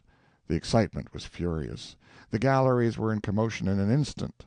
The reporters swarmed to their places. Idling members of the House flocked to their seats. Nervous gentlemen sprang to their feet. Pages flew hither and thither. Life and animation were visible everywhere. All the long ranks of faces in the building were kindled. "This thing decides it," thought Mr. Buckstone, "but let the fight proceed." The voting began, and every sound ceased but the calling of the names and the aye, no, no, aye of the responses. There was not a movement in the House. The people seemed to hold their breath. The voting ceased, and then there was an interval of dead silence while the clerk made up his count. There was a two-thirds vote on the University side, and 2 over. The Speaker, "The rules are suspended. The motion is carried. First reading of the bill." By one impulse the galleries broke forth into stormy applause, and even some of the members of the House were not wholly able to restrain their feelings. The Speaker's gavel came to the rescue, and his clear voice followed. "Order, gentlemen! The House will come to order. If spectators offend again, the sergeant-at-arms will clear the galleries." Then he cast his eyes aloft and gazed at some object attentively for a moment. All eyes followed the direction of the speaker's, and then there was a general titter. The speaker said, "Let the sergeant-at-arms inform the gentleman that his conduct is an infringement of the dignity of the House, and one which is not warranted by the state of the weather." Poor Sellers was the culprit. He sat in the front seat of the gallery, with his arms and his tired body overflowing the balustrade, sound asleep, dead to all excitements, all disturbances. The fluctuations of the Washington weather had influenced his dreams, perhaps, for during the recent tempest of applause he had hoisted his gingham umbrella and calmly gone on with his slumbers. Washington Hawkins had seen the act, but was not near enough at hand to save his friend, and no one who was near enough desired to spoil the effect. But a neighbor stirred up the Colonel, now that the House had its eye upon him, and the great spectacular furled his tent like the Arab. He said, "Bless my soul, I'm so absent-minded when I get to thinking. I never wear an umbrella in the house. Did anybody notice it? What, asleep? Indeed? And did you wake me, sir? Thank you very much indeed. It might have fallen out of my hands and been injured. Admirable article, sir, present from a friend in Hong Kong. One doesn't come across silk like that in this country. It's the real young Hyson, I'm told." By this time the incident was forgotten, for the House was at war again. Victory was almost in sight now, and the friends of the bill threw themselves into their work with enthusiasm. They soon moved and carried its second reading, and after a strong, sharp fight, carried a motion to go into committee of the whole. The Speaker left his place, of course, and a chairman was appointed. Now the contest raged hotter than ever, for the authority that compels order when the House sits as a House is greatly diminished when it sits as committee. The main fight came upon the filling of the blanks with a sum to be appropriated for the purchase of land, of course. Buckstone: "Mr. Chairman, I move you, sir, that the words 3 millions of be inserted." Mr. Hadley: "Mr. Chairman, I move that the words $2.50 be inserted." Mr. Clawson: "Mr. Chairman, I move the insertion of the words 5.20 as representing the true value of this barren and isolated tract of desolation." The question, according to rule, was taken upon the smallest sum first. It was lost. Then upon the next smallest sum. Lost also. And then upon the 3 millions. After a vigorous battle that lasted a considerable time, this motion was carried. Then, clause by clause, the bill was read, discussed, and amended in trifling particulars, and now the committee rose and reported. The moment the House had resumed its functions and received the report, Mr. Buckstone moved and carried the third reading of the bill. The same bitter war over the sum to be paid was fought over again, and now that the ayes and nays could be called and placed on record, every man was compelled to vote by name on the 3 millions, and indeed on every paragraph of the bill from enacting clause straight through. But as before, the friends of the measure stood firm and voted in a solid body every time, and so did its enemies. The supreme moment was come, now, but so sure was the result that not even a voice was raised to interpose an adjournment. The enemy were totally demoralized. The bill was put upon its final passage almost without dissent, and the calling of the ayes and nays began. When it was ended, the triumph was complete. 2/3 vote held good, and a veto was impossible, as far as the House was concerned.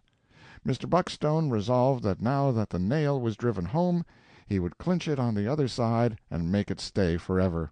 He moved a reconsideration of the vote by which the bill had passed. The motion was lost, of course, and the great Industrial University Act was an accomplished fact as far as it was in the power of the House of Representatives to make it so. There was no need to move an adjournment. The instant the last motion was decided, the enemies of the university rose and flocked out of the hall, talking angrily, and its friends flocked after them, jubilant and congratulatory. The galleries disgorged their burden, and presently the House was silent and deserted. When Colonel Sellers and Washington stepped out of the building, they were surprised to find that the daylight was old and the sun well up. Said the Colonel: "Give me your hand, my boy. You're all right at last. You're a millionaire. At least you're going to be. The thing is dead sure. Don't you bother about the Senate. Leave me and Dilworthy to take care of that. Run along home now, and tell Laura. Lord, it's magnificent news, perfectly magnificent. Run now. I'll telegraph my wife. She must come here and help me build a house. Everything's all right now." Washington was so dazed by his good fortune, and so bewildered by the gaudy pageant of dreams that was already trailing its long ranks through his brain, that he wandered he knew not where, and so loitered by the way that when at last he reached home he woke to a sudden annoyance in the fact that his news must be old to Laura now, for of course Senator Dilworthy must have already been home and told her an hour before. He knocked at her door, but there was no answer. "That is like the Duchess," said he. "Always cool. A body can't excite her, can't keep her excited, anyway. Now she has gone off to sleep again, as comfortably as if she were used to picking up $1,000,000 every day or two." Then he went to bed, but he could not sleep, so he got up and wrote a long, rapturous letter to Louise, and another to his mother, and he closed both to much the same effect. "Laura will be Queen of America now, and she will be applauded and honored and petted by the whole nation. Her name will be in every one's mouth more than ever, and how they will court her and quote her bright speeches. And mine, too, I suppose, though they do that more already than they really seem to deserve. Oh, the world is so bright now, and so cheery! The clouds are all gone, our long struggle is ended, our troubles are all over. Nothing can ever make us unhappy any more. You dear, faithful ones will have the reward of your patient waiting now. How father's wisdom is proven at last, and how I repent me that there have been times when I lost faith and said the blessing he stored up for us a tedious generation ago was but a long-drawn curse, a blight upon us all. But everything is well now. We are done with poverty, sad toil, weariness, and heartbreak. All the world is filled with sunshine. End of chapter 45. Chapter 46. Philip left the Capitol and walked up Pennsylvania Avenue in company with Senator Dilworthy. It was a bright spring morning, the air was soft and inspiring. In the deepening wayside green, the pink blush of the blossoming peach trees, the soft suffusion on the heights of Arlington, and the breath of the warm south wind was apparent, the annual miracle of the resurrection of the earth. The Senator took off his hat and seemed to open his soul to the sweet influences of the morning. After the heat and noise of the chamber, under its dull gas-illuminated glass canopy, and the all-night struggle of passion and feverish excitement there, the open, tranquil world seemed like heaven.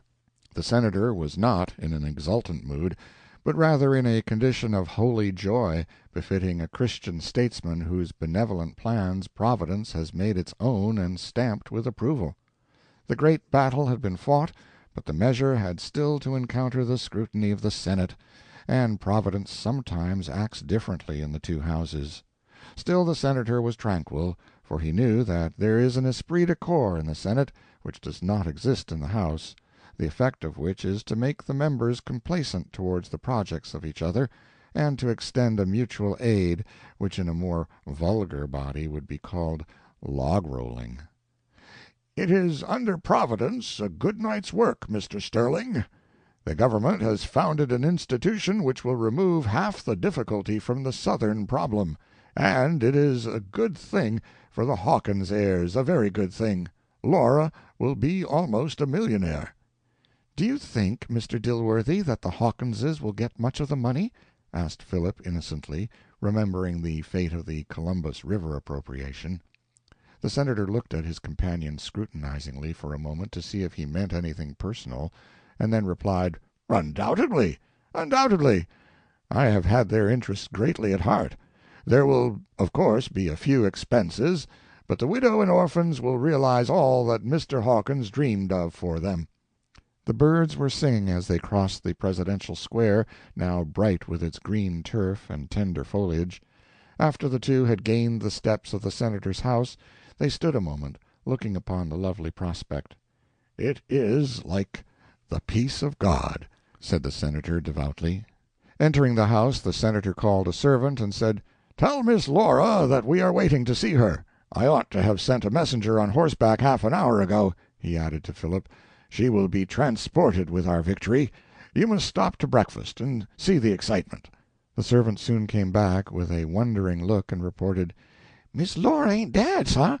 I reckon she ain't been dah all night." The Senator and Philip both started up. In Laura's room there were the marks of a confused and hasty departure, drawers half open, little articles strewn on the floor. The bed had not been disturbed. Upon inquiry it appeared that Laura had not been at dinner, excusing herself to Mrs. Dilworthy on the plea of a violent headache, that she made a request to the servants that she might not be disturbed. The Senator was astounded. Philip thought at once of Colonel Selby. Could Laura have run away with him? The Senator thought not. In fact, it could not be.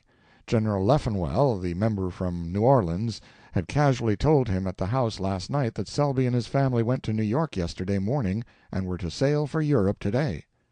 Philip had another idea which he did not mention.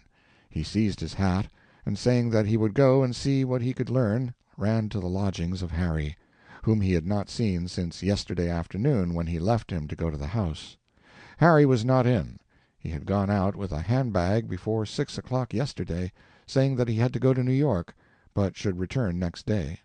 In Harry's room, on the table, Philip found this note: "Dear Mr. Brierly, can you meet me at the 6 o'clock train, and be my escort to New York? I have to go about this university bill. The vote of an absent member we must have here. Senator Dilworthy cannot go. Yours, L. H." "Confound it," said Philip. "The noodle has fallen into her trap, and she promised she would let him alone." He only stopped to send a note to Senator Dilworthy telling him what he had found, and that he should go at once to New York, and then hasten to the railway station. He had to wait an hour for a train, but when it did start it seemed to go at a snail's pace. Philip was devoured with anxiety. Where could they have gone? What was Laura's object in taking Harry? Had the flight anything to do with Selby? Would Harry be such a fool as to be dragged into some public scandal? It seemed as if the train would never reach Baltimore. Then there was a long delay at Havre de Grace. A hot box had to be cooled at Wilmington. Would it never get on? Only in passing around the city of Philadelphia did the train not seem to go slow. Philip stood upon the platform and watched for the Boltons' house, fancied he could distinguish its roof among the trees, and wondered how Ruth would feel if she knew he was so near her. Then came Jersey, everlasting Jersey, stupid, irritating Jersey, where the passengers are always asking which line they are on, and where they are to come out, and whether they have yet reached Elizabeth. Launched into Jersey, one has a vague notion that he is on many lines and no one in particular, and that he is liable at any moment to come to Elizabeth. He has no notion what Elizabeth is, and always resolves that the next time he goes that way he will look out of the window and see what it is like, but he never does, or if he does he probably finds that it is Princeton or something of that sort. He gets annoyed, and never can see the use of having different names for stations in Jersey. By and by there is Newark, 3 or 4 Newarks apparently. Then marshes. Then long rock cuttings devoted to the advertisements of patent medicines and ready-made clothing, and New York tonics for Jersey agues, and Jersey City is reached. On the ferry-boat Philip bought an evening paper from a boy crying, "Here's the Evening Gram, all about the murder," and with breathless haste ran his eyes over the following: "Shocking murder. Tragedy in high life. A beautiful woman shoots a distinguished Confederate soldier at the Southern Hotel. Jealousy the cause. This morning occurred another of those shocking murders which have become the almost daily food of the newspapers, the direct result of the socialistic doctrines and women's rights agitations which have made every woman the avenger of her own wrongs, and all society the hunting ground for her victims. About 9 o'clock a lady deliberately shot a man dead in the public parlor of the Southern Hotel, coolly remarking as she threw down her revolver and permitted herself to be taken into custody, 'He brought it on himself.' Our reporters were immediately dispatched to the scene of the tragedy and gathered the following particulars. Yesterday afternoon arrived at the hotel from Washington Colonel George Selby and family, who had taken passage and were to sail at noon today in the steamer Scotia for England. The Colonel was a handsome man about 40, a gentleman of wealth and high social position, a resident of New Orleans. He served with distinction in the Confederate army and received a wound in the leg from which he has never entirely recovered, being obliged to use a cane in locomotion. This morning at about 9 o'clock a lady accompanied by a gentleman called at the office of the hotel and asked for Colonel Selby. The Colonel was at breakfast. Would the clerk tell him that a lady and gentleman wished to see him for a moment in the parlor? The clerk says that the gentleman asked her, "What do you want to see him for?" and that she replied, "He is going to Europe, and I ought to just say good-bye." Colonel Selby was informed, and the lady and the gentleman were shown to the parlor, in which were at the time 3 or 4 other persons. 5 minutes after, 2 shots were fired in quick succession, and there was a rush to the parlor from which the reports came. Colonel Selby was found lying on the floor bleeding, but not dead. 2 gentlemen who had just come in had seized the lady, who made no resistance, and she was at once given in charge of a police officer who arrived. The persons who were in the parlor agree substantially as to what occurred. They had happened to be looking towards the door when the man, Colonel Selby, entered with his cane, and they looked at him, because he stopped as if surprised and frightened, and made a backward movement. At the same moment the lady in the bonnet advanced towards him, and said something like, "George, will you go with me?" He replied, throwing up his hands and retreating, "My God, I can't, don't fire," and the next instant 2 shots were heard, and he fell. The lady appeared to be beside herself with rage or excitement, and trembled very much when the gentlemen took hold of her. It was to them she said, "He brought it on himself." Colonel Selby was carried at once to his room, and Dr. Puffer, the eminent surgeon, was sent for. It was found that he was shot through the breast and through the abdomen. Other aid was summoned, but the wounds were mortal, and Colonel Selby expired in an hour, in pain, but his mind was clear to the last, and he made a full deposition. The substance of it was that his murderess is a Miss Laura Hawkins, whom he had known at Washington as a lobbyist, and had some business with her. She had followed him with her attentions and solicitations, and had endeavored to make him desert his wife and go to Europe with her. When he resisted and avoided her, she had threatened him. Only the day before he left Washington she had declared that he should never go out of the city alive without her. It seems to have been a deliberate and premeditated murder, the woman following him to Washington on purpose to commit it. We learn that the murderess, who is a woman of dazzling and transcendent beauty and about 26 or 7, is a niece of Senator Dilworthy, at whose house she has been spending the winter. She belongs to a high Southern family, and has the reputation of being an heiress. Like some other great beauties and belles in Washington, however, there have been whispers that she had something to do with the lobby. If we mistake not, we have heard her name mentioned in connection with the sale of the Tennessee lands to the Knobs University, the bill for which passed the House last night. Her companion is Mr. Harry Brierly, a New York dandy, who has been in Washington. His connection with her and with this tragedy is not known, but he was also taken into custody, and will be detained, at least as a witness. P.S. One of the persons present in the parlor says that after Laura Hawkins had fired twice, she turned the pistol toward herself, but that Brierly sprung and caught it from her hand, and that it was he who threw it on the floor. Further particulars, with full biographies of all the parties, in our next edition. Philip hastened at once to the Southern Hotel, where he found still a great state of excitement, and 1,000 different and exaggerated stories passing from mouth to mouth. The witnesses of the event had told it over so many times that they had worked it up into a most dramatic scene, and embellished it with whatever could heighten its awfulness. Outsiders had taken up invention also. The Colonel's wife had gone insane, they said. The children had rushed into the parlor and rolled themselves in their father's blood. The hotel clerk said that he noticed there was murder in the woman's eye when he saw her. A person who had met the woman on the stairs felt a creeping sensation. Some thought Brierly was an accomplice, and that he had set the woman on to kill his rival. Some said the woman showed the calmness and indifference of insanity. Philip learned that Harry and Laura had both been taken to the city prison, and he went there, but he was not admitted. Not being a newspaper reporter, he could not see either of them that night, but the officer questioned him suspiciously and asked him who he was. he might perhaps see Brierly in the morning.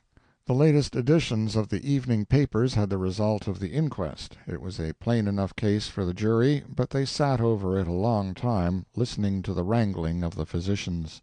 Dr. Puffer insisted that the man died from the effects of the wound in the chest. Dr. Dobb as strongly insisted the wound in the abdomen caused the death. Dr. Golightly suggested that in his opinion death ensued from a complication of the two wounds and perhaps other causes. He examined the table waiter as to whether Colonel Selby ate any breakfast, and what he ate, and if he had any appetite. The jury finally threw themselves back upon the indisputable fact that Selby was dead, that either wound would have killed him, admitted by the doctors, and rendered a verdict that he died from pistol-shot wounds inflicted by a pistol in the hands of Laura Hawkins. The morning papers blazed with big type, and overflowed with details of the murder. The accounts in the evening papers were only the premonitory drops to this mighty shower. The scene was dramatically worked up in column after column. There were sketches, biographical and historical. There were long specials from Washington, giving a full history of Laura's career there, with the names of men with whom she was said to be intimate, a description of Senator Dilworthy's residence and of his family, and of Laura's room in his house, and a sketch of the Senator's appearance and what he said. There was a great deal about her beauty, her accomplishments, and her brilliant position in society, and her doubtful position in society. There was also an interview with Colonel Sellers, and another with Washington Hawkins, the brother of the murderess. One journal had a long dispatch from Hawkeye, reporting the excitement in that quiet village and the reception of the awful intelligence. All the parties had been interviewed. There were reports of conversations with the clerk at the hotel, with the call-boy, with the waiter at table with all the witnesses, with the policeman, with the landlord, who wanted it understood that nothing of that sort had ever happened in his house before, although it had always been frequented by the best Southern society, and with Mrs. Colonel Selby. There were diagrams illustrating the scene of the shooting, and views of the hotel and street, and portraits of the parties. There were 3 minute and different statements from the doctors about the wounds, so technically worded that nobody could understand them. Harry and Laura had also been interviewed, and there was a statement from Philip himself, which a reporter had knocked him up out of bed at midnight to give, though how he found him Philip never could conjecture. What some of the journals lacked in suitable length for the occasion they made up in encyclopedic information about other similar murders and shootings. The statement from Laura was not full. In fact, it was fragmentary, and consisted of 9 parts of the reporter's valuable observations to one of Laura's, and it was, as the reporter significantly remarked, incoherent, but it appeared that Laura claimed to be Selby's wife, or to have been his wife, that he had deserted her and betrayed her, and that she was going to follow him to Europe. When the reporter asked, "What made you shoot him, Miss Hawkins?" Laura's only reply was, very simply, "Did I shoot him? Do they say I shot him?" And she would say no more. The news of the murder was made the excitement of the day. Talk of it filled the town. The facts reported were scrutinized, the standing of the parties was discussed, the dozen different theories of the motive, broached in the newspapers, were disputed over.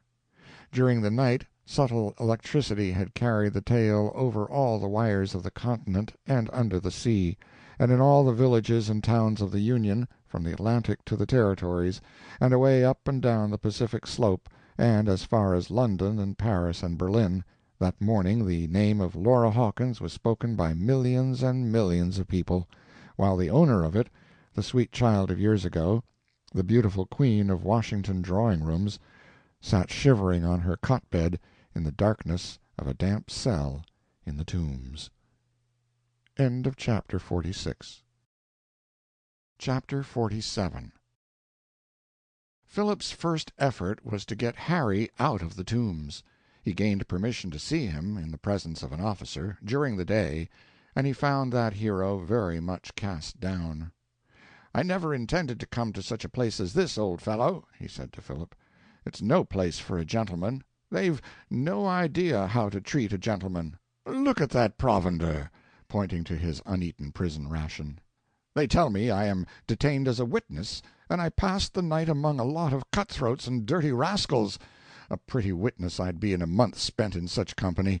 "But what under heavens," asked Philip, "induced you to come to New York with Laura?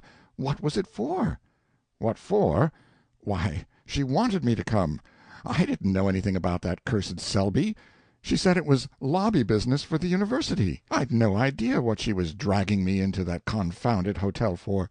I suppose she knew that the Southerners all go there, and thought she'd find her man. Oh, Lord, I wish I'd taken your advice. You might as well murder somebody and have the credit of it as get into the papers the way I have. She's pure devil, that girl. You ought to have seen how sweet she was on me. What an ass I am!" "Well, I'm not going to dispute a poor prisoner, but the first thing is to get you out of this. I've brought the note Laura wrote you, for one thing, and I've seen your uncle, and explained the truth of the case to him. He will be here soon."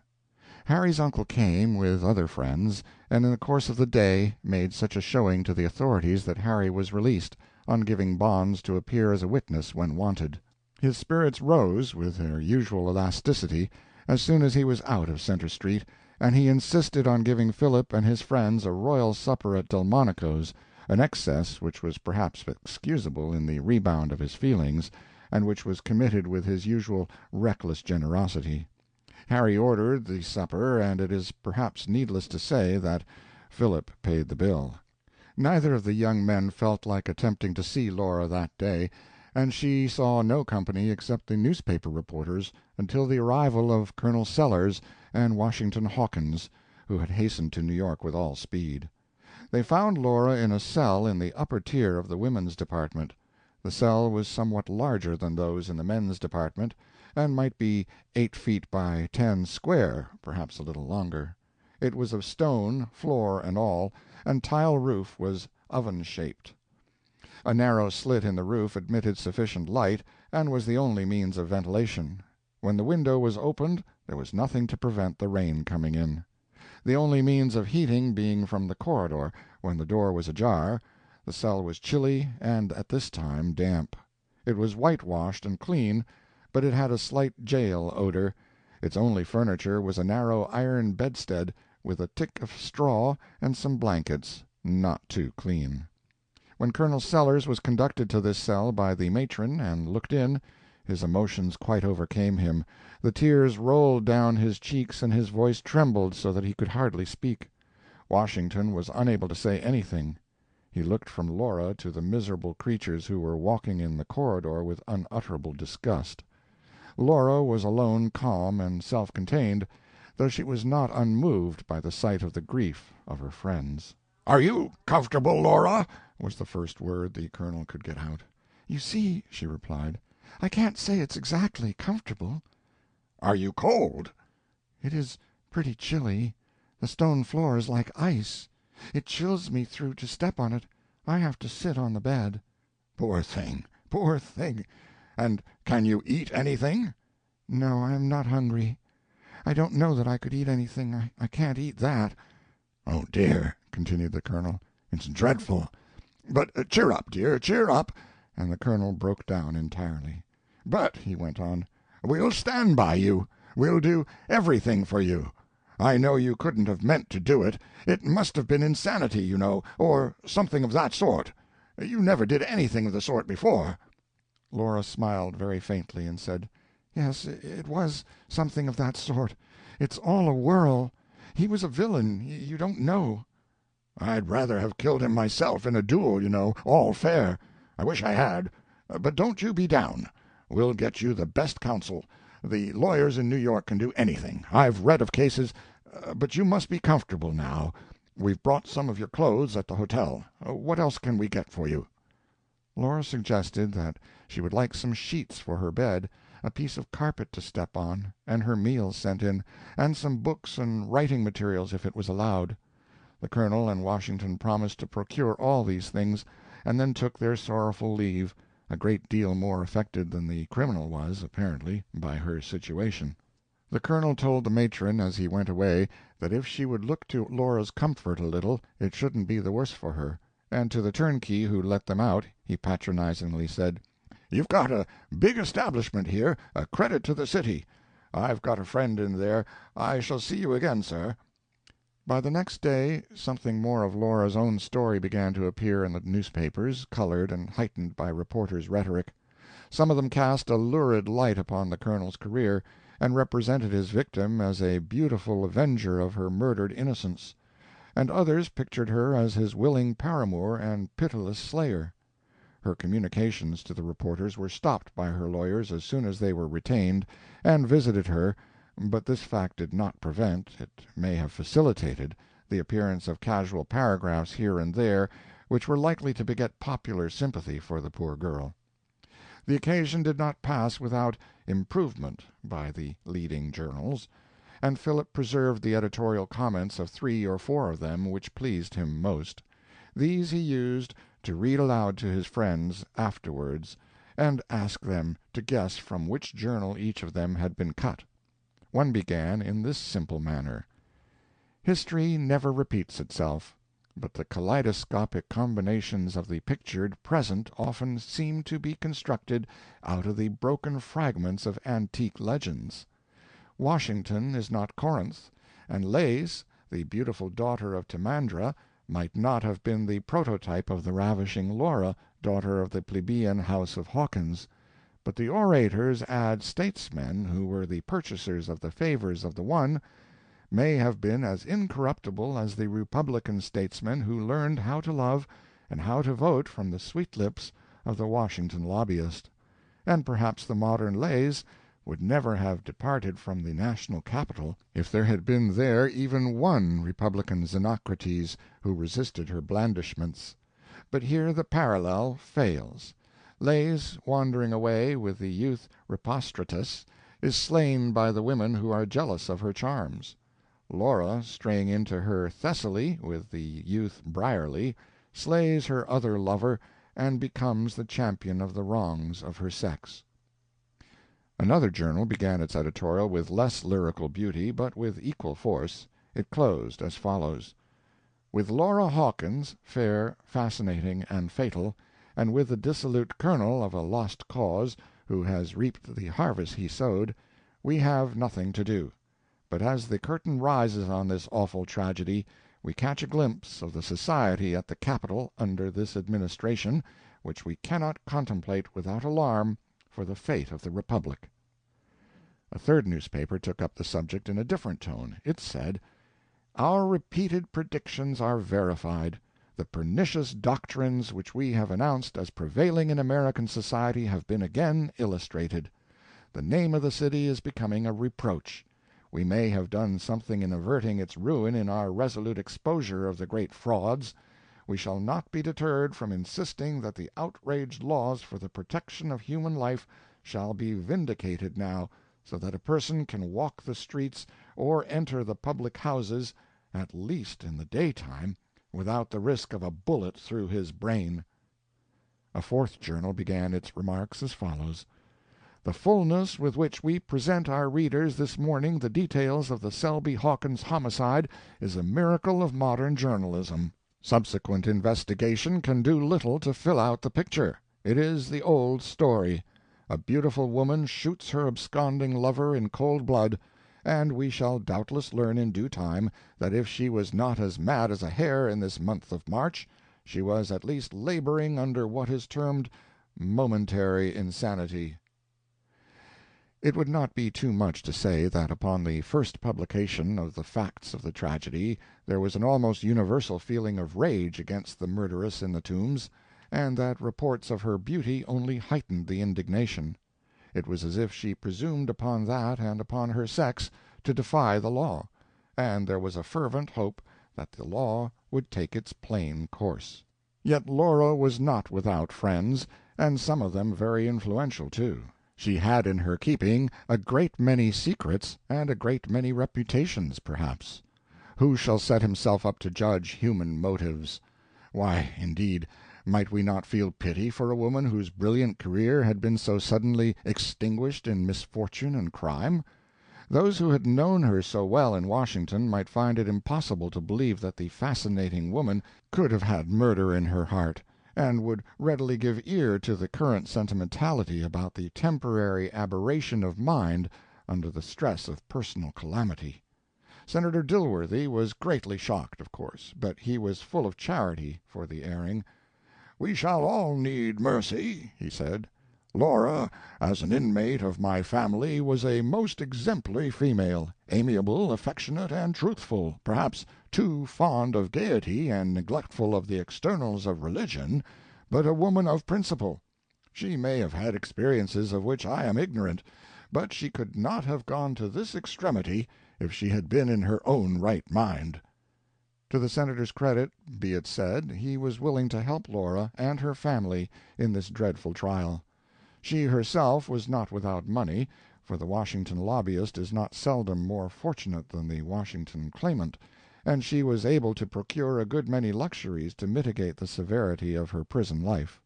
It enabled her also to have her own family near her, and to see some of them daily.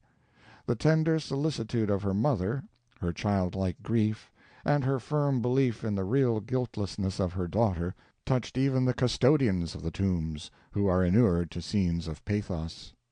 Mrs. Hawkins had hastened to her daughter as soon as she received money for the journey. She had no reproaches, she had only tenderness and pity.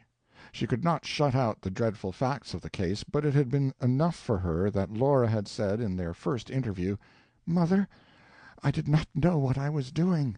She obtained lodgings near the prison, and devoted her life to her daughter, as if she had been really her only child.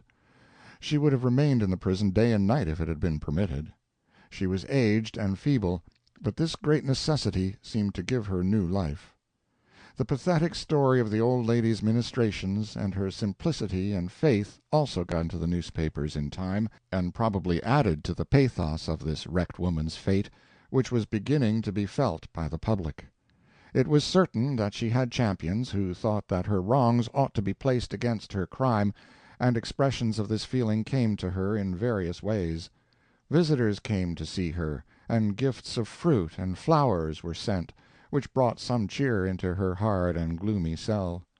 Laura had declined to see either Philip or Harry, somewhat to the former's relief, who had a notion that she would necessarily feel humiliated by seeing him after breaking faith with him, but to the discomfiture of Harry, who still felt her fascination, and thought her refusal heartless. He told Philip that of course he had got through with such a woman, but he wanted to see her. Philip, to keep him from some new foolishness, persuaded him to go with him to Philadelphia, and give his valuable services in the mining operations at Ilium. The law took its course with Laura. She was indicted for murder in the first degree and held for trial at the summer term.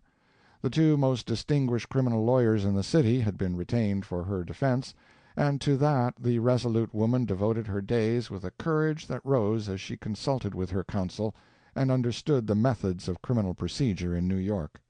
She was greatly depressed, however, by the news from Washington. Congress adjourned, and her bill had failed to pass the Senate. It must wait for the next session. End of Chapter 47. Chapter 48. It had been a bad winter, somehow, for the firm of Pennybacker, Bigler, and Small. These celebrated contractors usually made more money during the session of the legislature at Harrisburg than upon all their summer work, and this winter had been unfruitful. It was unaccountable to Bigler.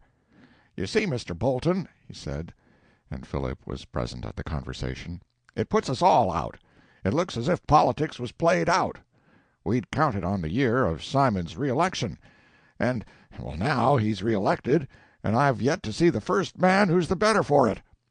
"You don't mean to say," asked Philip, "that he went in without paying anything?" "Not a cent, not a dash cent, as I can hear," repeated Mr. Bigler, indignantly. "I call it a swindle on the state. How it was done gets me. I never saw such a tight time for money in Harrisburg." "Were there no combinations, no railroad jobs, no mining schemes put through in connection with the election?" "Not that I knew," said Bigler, shaking his head in disgust. "In fact, it was openly said that there was no money in the election. It's perfectly unheard of." "Perhaps," suggested Philip, "it was effected on what the insurance companies call the endowment or the paid-up plan, by which a policy is secured after a certain time without further payment." "Well, you think, then," said Mr. Bolton, smiling, "that a liberal and sagacious politician might own a legislature after a time and not be bothered with keeping up his payments?" "Whatever it is," interrupted Mr. Bigler, "it's devilish ingenious and goes ahead of my calculations. It's cleaned me out, when I thought we had a dead sure thing. I tell you what it is, gentlemen, I shall go in for the reform. Things have got pretty mixed up when a legislature will give away a United States senatorship." It was melancholy, but Mr. Bigler was not a man to be crushed by one misfortune, or to lose his confidence in human nature on one exhibition of apparent honesty. He was already on his feet again, or would be if Mr. Bolton could tide him over shoal water for 90 days. "We've got something with money in it," he explained to Mr. Bolton. "Got hold of it by good luck. We've got the entire contract for Dobson's patent pavement for the city of Mobile. See here." Mr. Bigler made some figures: contracts so much, cost of work and materials so much, profits so much. At the end of 3 months the city would owe the company $375,000. 200,000 of that would be profits. The whole job was worth at least $1,000,000 to the company. It might be more.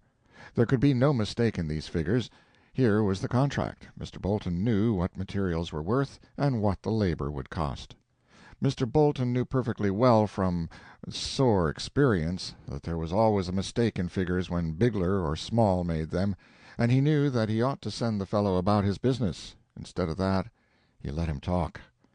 They only wanted to raise $50,000 to carry on the contract. That expended, they would have city bonds. Mr. Bolton said he hadn't the money, but Bigler could raise it on his name. Mr. Bolton said he had no right to put his family to that risk. But the entire contract could be assigned to him. The security was ample. It was a fortune to him if it was forfeited. Besides, Mr. Bigler had been unfortunate. He didn't know where to look for the necessaries of life for his family. If he could only have one more chance, he was sure he could right himself. He begged for it. And Mr. Bolton yielded. He could never refuse such appeals. If he had befriended a man once and been cheated by him, that man appeared to have a claim upon him forever. He shrank, however, from telling his wife what he had done on this occasion, for he knew that if any person was more odious than Small to his family, it was Bigler. "Philip tells me," Mrs. Bolton said that evening, "that the man Bigler has been with thee again to-day. I hope thee will have nothing more to do with him." "He has been very unfortunate," replied Mr. Bolton uneasily. "He is always unfortunate, and he is always getting thee into trouble. But thee didn't listen to him again?" "Well, mother, his family is in want, and I lent him my name. But I took ample security. The worst that can happen will be a little inconvenience." Mrs. Bolton looked grave and anxious, but she did not complain or remonstrate. She knew what a little convenience meant, but she knew there was no help for it. If Mr. Bolton had been on his way to market to buy a dinner for his family with the only dollar he had in the world in his pocket, he would have given it to a chance beggar who asked him for it. Mrs. Bolton only asked, and the question showed that she was no mere provident than her husband where her heart was interested. "But has thee provided money for Philip to use in opening the coal mine?" "Yes, I have set apart as much as it ought to cost to open the mine, as much as we can afford to lose if no coal is found. Philip has control of it, as equal partner in the venture, deducting the capital invested. He has great confidence in his success, and I hope for his sake he won't be disappointed." Philip could not but feel that he was treated very much like one of the Bolton family, by all except Ruth. His mother, when he went home after his recovery from his accident, had affected to be very jealous of Mrs. Bolton, about whom and Ruth she asked 1,000 questions, an affectation of jealousy which no doubt concealed a real heartache, which comes to every mother when her son goes out into the world and forms new ties. And to Mrs. Sterling, a widow living on a small income in a remote Massachusetts village, Philadelphia was a city of many splendors. All its inhabitants seemed highly favored, dwelling in ease, and surrounded by superior advantages. Some of her neighbors had relations living in Philadelphia, and it seemed to them, somehow, a guarantee of respectability to have relations in Philadelphia. Mrs. Sterling was not sorry to have Philip make his way among such well-to-do people, and she was sure that no good fortune could be too good for his deserts. "So, sir," said Ruth, when Philip came from New York, "you have been assisting in a pretty tragedy. I saw your name in the papers. Is this woman a specimen of your Western friends?" "My only assistance," replied Philip, a little annoyed, "was in trying to keep Harry out of a bad scrape, and I failed after all. He walked into her trap, and he has been punished for it. I'm going to take him up to Ilium to see if he won't work steadily at one thing and quit his nonsense." "Is she as beautiful as the newspapers say she is?" "I don't know. She has a kind of beauty. She is not like—" "Not like Alice?" "Well, she is brilliant. She was called the handsomest woman in Washington. Dashing, you know, and sarcastic and witty. Ruth, do you believe a woman ever becomes a devil?" "Men do, and I don't know why women shouldn't, but I never saw one." "Well, Laura Hawkins comes very near it, but it is dreadful to think of her fate." "Why? Do you suppose they will hang a woman? Do you suppose they will be so barbarous as that?" "I wasn't thinking of that. It's doubtful if a New York jury would find a woman guilty of any such crime. But to think of her life, if she is acquitted." "It is dreadful," said Ruth thoughtfully. "But the worst of it is that you men do not want women educated to do anything, to be able to earn an honest living by their own exertions. They are educated as if they were always to be petted and supported, and there was never to be any such thing as misfortune. I suppose, now, that you would all choose to have me stay idly at home and give up my profession." "Oh, no," said Philip earnestly. "I respect your resolution. But, Ruth, do you think you would be happier or do more good in following your profession than in having a home of your own?" "What is to hinder having a home of my own?" "Nothing, perhaps, only you never would be in it. You would be away day and night, if you had any practice. And what sort of a home would that make for your husband?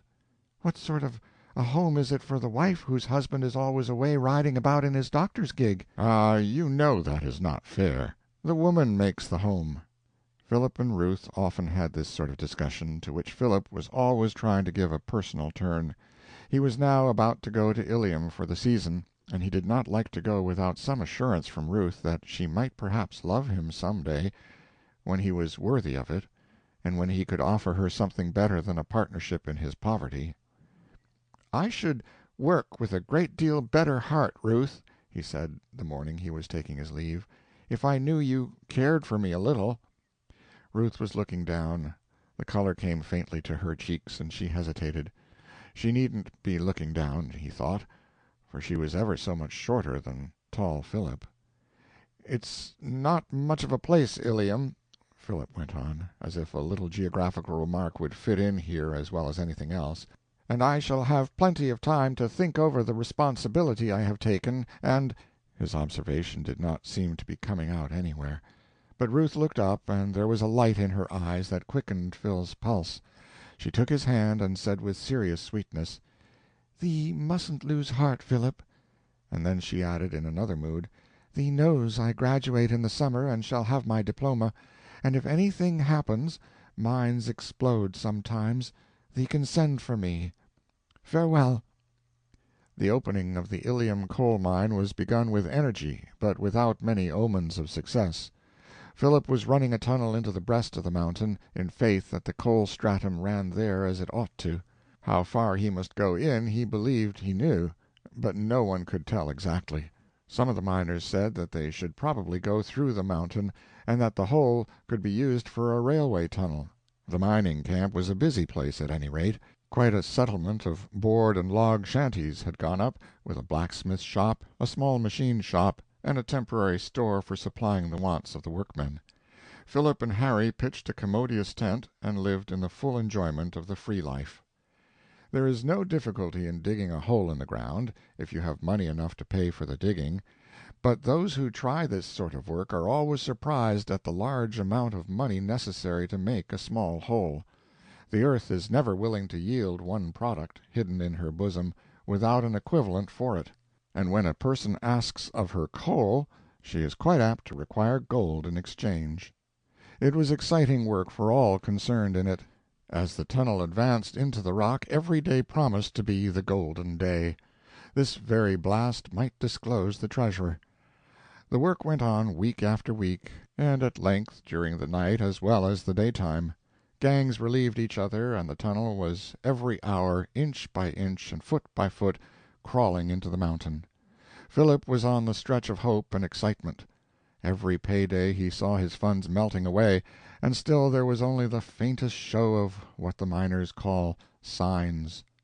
The life suited Harry, whose buoyant hopefulness was never disturbed. He made endless calculations, which nobody could understand, of the probable position of the vein. He stood about among the workmen with the busiest air. When he was down at Ilium he called himself the engineer of the works, and he used to spend hours smoking his pipe with the Dutch landlord on the hotel porch, and astonishing the idlers there with the stories of his railroad operations in Missouri. He talked with the landlord, too, about enlarging his hotel, and about buying some village lots in the prospect of a rise when the mine was opened. He taught the Dutchmen how to mix a great many cooling drinks for the summer time, and had a bill at the hotel, the growing length of which Mr. Dusenheimer contemplated with pleasant anticipations. Mr. Brierly was a very useful and cheering person wherever he went. Midsummer arrived.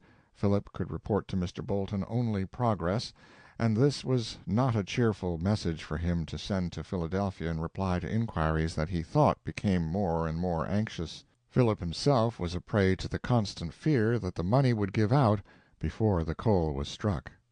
At this time Harry was summoned to New York to attend the trial of Laura Hawkins. It was possible that Philip would have to go also, her lawyer wrote, but they hoped for a postponement. There was important evidence that they could not yet obtain, and he hoped the judge would not force them to a trial unprepared. There were many reasons for a delay, reasons which of course are never mentioned, but which it would seem that a New York judge sometimes must understand when he grants a postponement upon a motion that seems to the public altogether inadequate. Harry went, but he soon came back. The trial was put off. Every week we can gain, said the learned counsel, Braham, improves our chances. The popular rage never lasts long. End of Chapter 48. Chapter 49. "We've struck it!" This was the announcement at the tent door that woke Philip out of a sound sleep at dead of night, and shook all the sleepiness out of him in a trice. "What? Where is it? When? Coal? Let me see. What quality is it?" were some of the rapid questions that Philip poured out as he hurriedly dressed. "Harry, wake up, my boy! The coal train is coming. Struck it, eh? Let's see." The foreman put down his lantern and handed Philip a black lump. There was no mistake about it. It was the hard, shining anthracite, and its freshly fractured surface glistened in the light like polished steel. Diamond never shone with such luster in the eyes of Philip.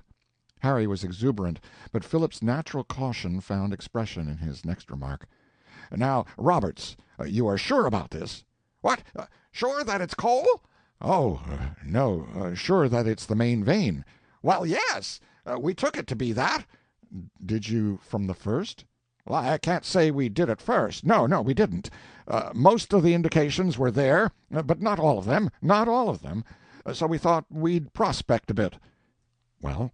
"It was tolerable thick, and looked as if it might be the vein, looked as if it ought to be the vein. Then we went down on it a little, looked better all the time." "When did you strike it?" "About 10 o'clock." "Then you've been prospecting about 4 hours?" "Yes, been sinking on it something over 4 hours."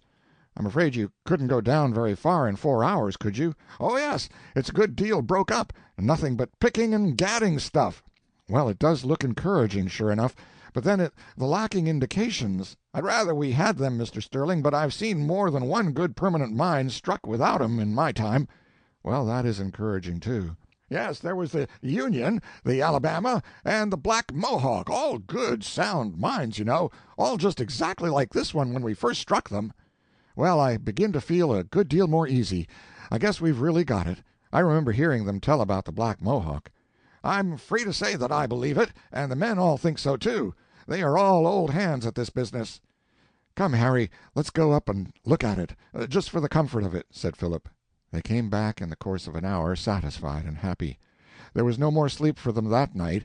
They lit their pipes, put a specimen of the coal on the table, and made it a kind of lodestone of thought and conversation. "Of course," said Harry, "there will have to be a branch track built, and a switchback up the hill. Yes, there will be no trouble about getting the money for that now.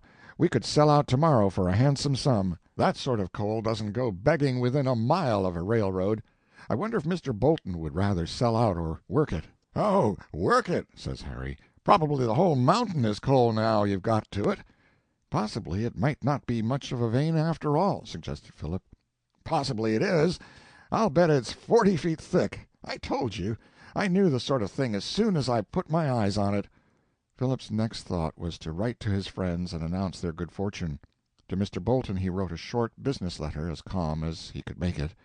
They had found coal of excellent quality, but they could not yet tell with absolute certainty what the vein was. The prospecting was still going on. Philip also wrote to Ruth, but though this letter may have glowed, it was not with the heat of burning anthracite. He needed no artificial heat to warm his pen and kindle his ardor when he sat down to write to Ruth. But it must be confessed that the words never flowed so easily before, and he ran on for an hour, disporting in all the extravagance of his imagination. When Ruth read it, she doubted if the fellow had not gone out of his senses, and it was not until she reached the postscript that she discovered the cause of the exhilaration. "P.S. We have found coal." The news couldn't have come to Mr. Bolton in a better time. He had never been so sorely pressed. A dozen schemes which he had in hand, any one of which might turn up a fortune, all languished, and each needed just a little more money to save that which had been invested. He hadn't a piece of real estate that was not covered with mortgages, even to the wild tract which Philip was experimenting on, and which had no marketable value above the encumbrance on it. He had come home that day early, unusually dejected. "I am afraid," he said to his wife, "that we shall have to give up our house. I don't care for myself, but for thee and the children." "That will be the least of misfortunes," said Mrs. Bolton cheerfully. "If thee can clear thyself from debt and anxiety which is wearing thee out, we can live anywhere. Thee knows we were never happier than when we were in a much humbler home." "The truth is, Margaret, that affair of Bigler and Smalls has come on me just when I couldn't stand another ounce. They have made another failure of it. I might have known they would. And the sharpers, or fools, I don't know which, have contrived to involve me for 3 times as much as the first obligation. The security is in my hands, but it is good for nothing to me. I have not the money to do anything with the contract." Ruth heard this dismal news without great surprise. She had long felt that they were living on a volcano that might go into active operation at any hour. Inheriting from her father an active brain and the courage to undertake new things, she had little of his sanguine temperament which blinds one to difficulties and possible failures. She had little confidence in the many schemes which had been about to lift her father out of all his embarrassments and into great wealth ever since she was a child. As she grew older, she rather wondered that they were as prosperous as they seemed to be, and that they did not all go to smash amid so many brilliant projects. She was nothing but a woman, and did not know how much of the business prosperity of the world is only a bubble of credit and speculation, one scheme helping to float another which is no better than it, and the whole liable to come to naught and confusion as soon as the busy brain that conceived them ceases its power to devise, or when some accident produces a sudden panic. "Perhaps I shall be the stay of the family yet," said Ruth, with an approach to gaiety. "When we move into a little house in town, will thee let me put a little sign on the door, 'Dr. Ruth Bolton'? Mrs. Dr. Longstreet, thee knows, has a great income." "Who will pay for the sign, Ruth?" asked Mr. Bolton. A servant entered with the afternoon mail from the office. Mr. Bolton took his letters listlessly, dreading to open them. He knew well what they contained: new difficulties, more urgent demands for money. "Oh, here is one from Philip. Poor fellow, I shall feel his disappointment as much as my own bad luck. It is hard to bear when one is young." He opened the letter and read. As he read his face lightened, and he fetched such a sigh of relief that Mrs. Bolton and Ruth both exclaimed. "Read that!" he cried. "Philip has found coal!" The world was changed in a moment. One little sentence had done it. There was no more trouble. Philip had found coal. That meant relief. That meant fortune. A great weight was taken off, and the spirits of the whole household rose magically. Good money! Beautiful demon of money, what an enchanter thou art! Ruth felt that she was of less consequence in the household now that Philip had found coal, and perhaps she was not sorry to feel so. Mr. Bolton was 10 years younger the next morning. He went into the city and showed his letter on change. It was the sort of news his friends were quite willing to listen to. They took a new interest in him. If it was confirmed, Bolton would come right up again. There would be no difficulty about his getting all the money he wanted. The money market did not seem to be half so tight as it was the day before.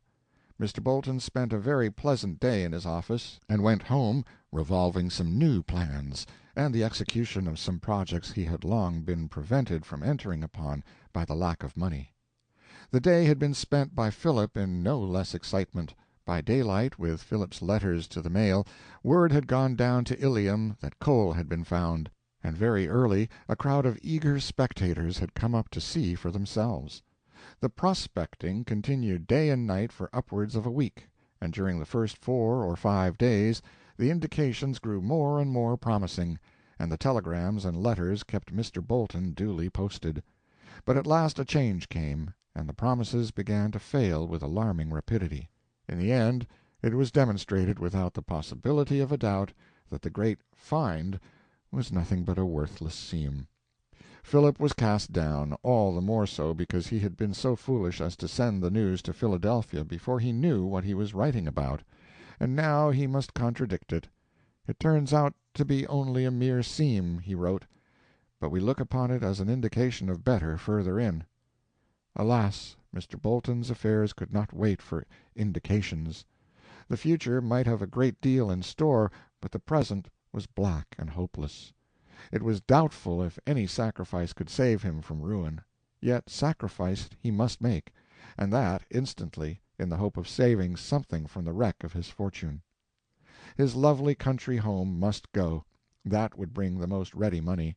The house that he had built with loving thought for each one of his family, as he planned its luxurious apartments and adorned it, the grounds that he had laid out with so much delight in following the tastes of his wife, with whom the country, the cultivation of rare trees and flowers, the care of garden and lawn and conservatories were a passion almost. This house, which he had hoped his children would enjoy long after he had done with it, must go. The family bore the sacrifice better than he did. They declared, in fact, women are such hypocrites, that they quite enjoyed the city. It was in August, after living so long in the country, that it was 1,000 times more convenient in every respect. Mrs. Bolton said it was a relief from the worry of a large establishment, and Ruth reminded her father that she should have had to come to town anyway before long.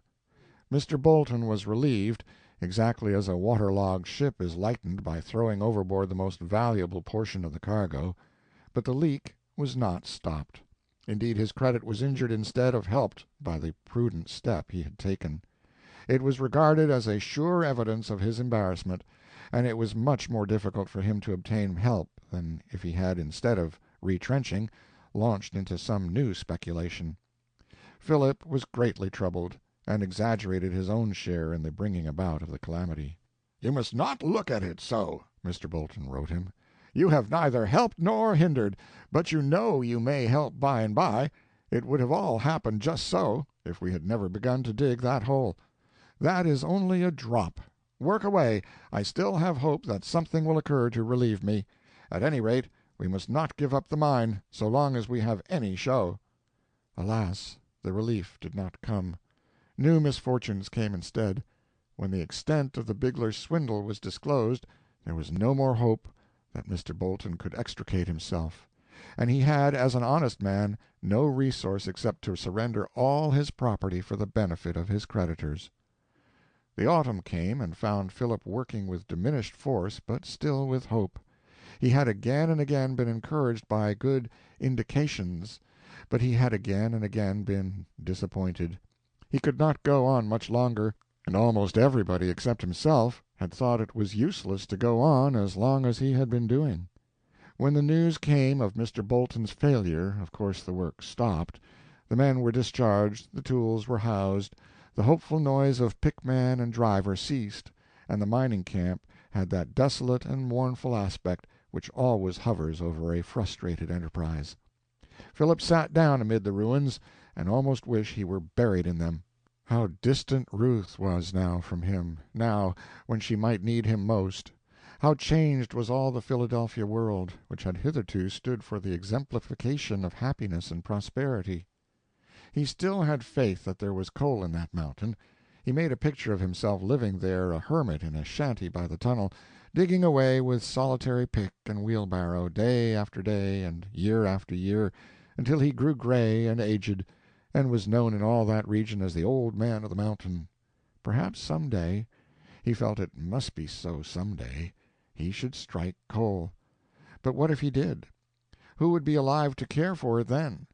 What would he care for it then? No, a man wants riches in his youth, when the world is fresh to him. He wondered why Providence could not have reversed the usual process, and let the majority of men begin with wealth and gradually spend it and die poor when they no longer needed it. Harry went back to the city. It was evident that his services were no longer needed. Indeed, he had letters from his uncle, which he did not read to Philip, desiring him to go to San Francisco to look after some government contracts in the harbor there. Philip had to look about him for something to do. He was like Adam. The world was all before him where to choose. He made, before he went elsewhere, a somewhat painful visit to Philadelphia, painful, but yet not without its sweetnesses. The family had never shown him so much affection before. They all seemed to think his disappointment of more importance than their own misfortune. And there was that in Ruth's manner, in what she gave him and what she withheld, that would have made a hero of a very much less promising character than Philip Sterling. Among the assets of the Bolton property, the Ilium tract was sold, and Philip bought it in at the vendue for a song, for no one cared to even undertake the mortgage on it except himself. He went away the owner of it, and had ample time before he reached home in November to calculate how much poorer he was by possessing it. End of Chapter 49. Chapter 50. It is impossible for the historian, with even the best intentions, to control events or compel the persons of his narrative to act wisely or to be successful. It is easy to see how things might have been better managed. A very little change here and there would have made a very different history of this one now in hand. If Philip had adopted some regular profession, even some trade, he might now be a prosperous editor, or a conscientious plumber, or an honest lawyer, and have borrowed money at the savings bank and built a cottage, and be now furnishing it for the occupancy of Ruth and himself. Instead of this, with only a smattering of civil engineering, he is at his mother's house, fretting and fuming over his ill luck, and the hardness and dishonesty of men, and thinking of nothing but how to get the coal out of the Ilium hills. If Senator Dilworthy had not made that visit to Hawkeye, the Hawkins family and Colonel Sellers would not now be dancing attendance upon Congress and endeavoring to tempt that immaculate body into one of those appropriations, for the benefit of its members, which the members find it so difficult to explain to their constituents, and Laura would not be lying in the Tombs, awaiting her trial for murder, and doing her best, by the help of able counsel, to corrupt the pure fountain of criminal procedure in New York. If Henry Brierly had been blown up on the first Mississippi steamboat he set foot on, as the chances were that he would be, he and Colonel Sellers never would have gone into the Columbus navigation scheme, and probably never into the East Tennessee land scheme, and he would not now be detained in New York from very important business operations on the Pacific coast for the sole purpose of giving evidence to convict of murder the only woman he ever loved half as much as he loves himself. If Mr. Bolton had said the little word "no" to Mr. Bigler, Alice Montague might now be spending the winter in Philadelphia, and Philip also, waiting to resume his mining operations in the spring. And Ruth would not be an assistant in a Philadelphia hospital, taxing her strength with arduous routine duties day by day, in order to lighten a little the burdens that weigh upon her unfortunate family. It is altogether a bad business. An honest historian, who had progressed thus far and traced everything to such a condition of disaster and suspension, might well be justified in ending his narrative and writing, "After this deluge." His only consolation would be in the reflection that he was not responsible for either characters or events. And the most annoying thought is that a little money, judiciously applied, would relieve the burdens and anxieties of most of these people, but affairs seem to be so arranged that money is most difficult to get when people need it most. A little of what Mr. Bolton has weekly given to unworthy people would now establish his family in a sort of comfort, and relieve Ruth of the excessive toil for which she inherited no adequate physical vigor. A little money would make a prince of Colonel Sellers, and a little more would calm the anxiety of Washington Hawkins about Laura, for however the trial ended, he could feel sure of extricating her in the end. And if Philip had a little money, he could unlock the stone door in the mountain whence would issue a stream of shining riches. It needs a golden wand to strike that rock. If the Knobs University bill could only go through, what a change would be wrought in the condition of most of the persons in this history! Even Philip himself would feel the good effects of it, for Harry would have something and Colonel Sellers would have something, and have not both these cautious people expressed a determination to take an interest in the Ilium mine when they catch their larks? Philip could not resist the inclination to pay a visit to Fallkill. He had not been at the Montagues since the time he saw Ruth there, and he wanted to consult the squire about an occupation. He was determined now to waste no more time in waiting on Providence, but to go to work at something, if it were nothing better than teaching in the Fallkill Seminary, or digging clams on Hingham Beach.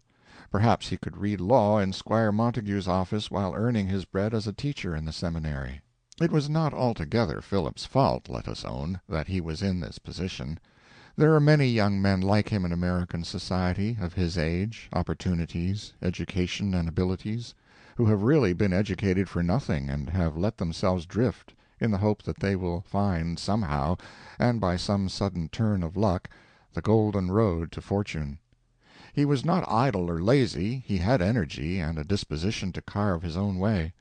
But he was born into a time when all young men of his age caught the fever of speculation, and expected to get on in the world by the omission of some of the regular processes which have been appointed from of old. And examples were not wanting to encourage him. He saw people all around him, poor yesterday, rich today, who had come into sudden opulence by some means which they could not have classified among any of the regular occupations of life. A war would give such a fellow a career and very likely fame. He might have been a railroad man, or a politician, or a land speculator, or one of those mysterious people who travel free on all railroads and steamboats, and are continually crossing and recrossing the Atlantic, driven day and night about nobody knows what, and make a great deal of money by so doing. Probably, at last, he sometimes thought with a whimsical smile, he should end by being an insurance agent, and asking people to insure their lives for his benefit. Possibly Philip did not think how much the attractions of Fallkill were increased by the presence of Alice there. He had known her so long, she had somehow grown into his life by habit, that he would expect the pleasure of her society without thinking much about it. Latterly he never thought of her without thinking of Ruth, and if he gave the subject any attention it was probably in an undefined consciousness that he had her sympathy in his love, and that she was always willing to hear him talk about it.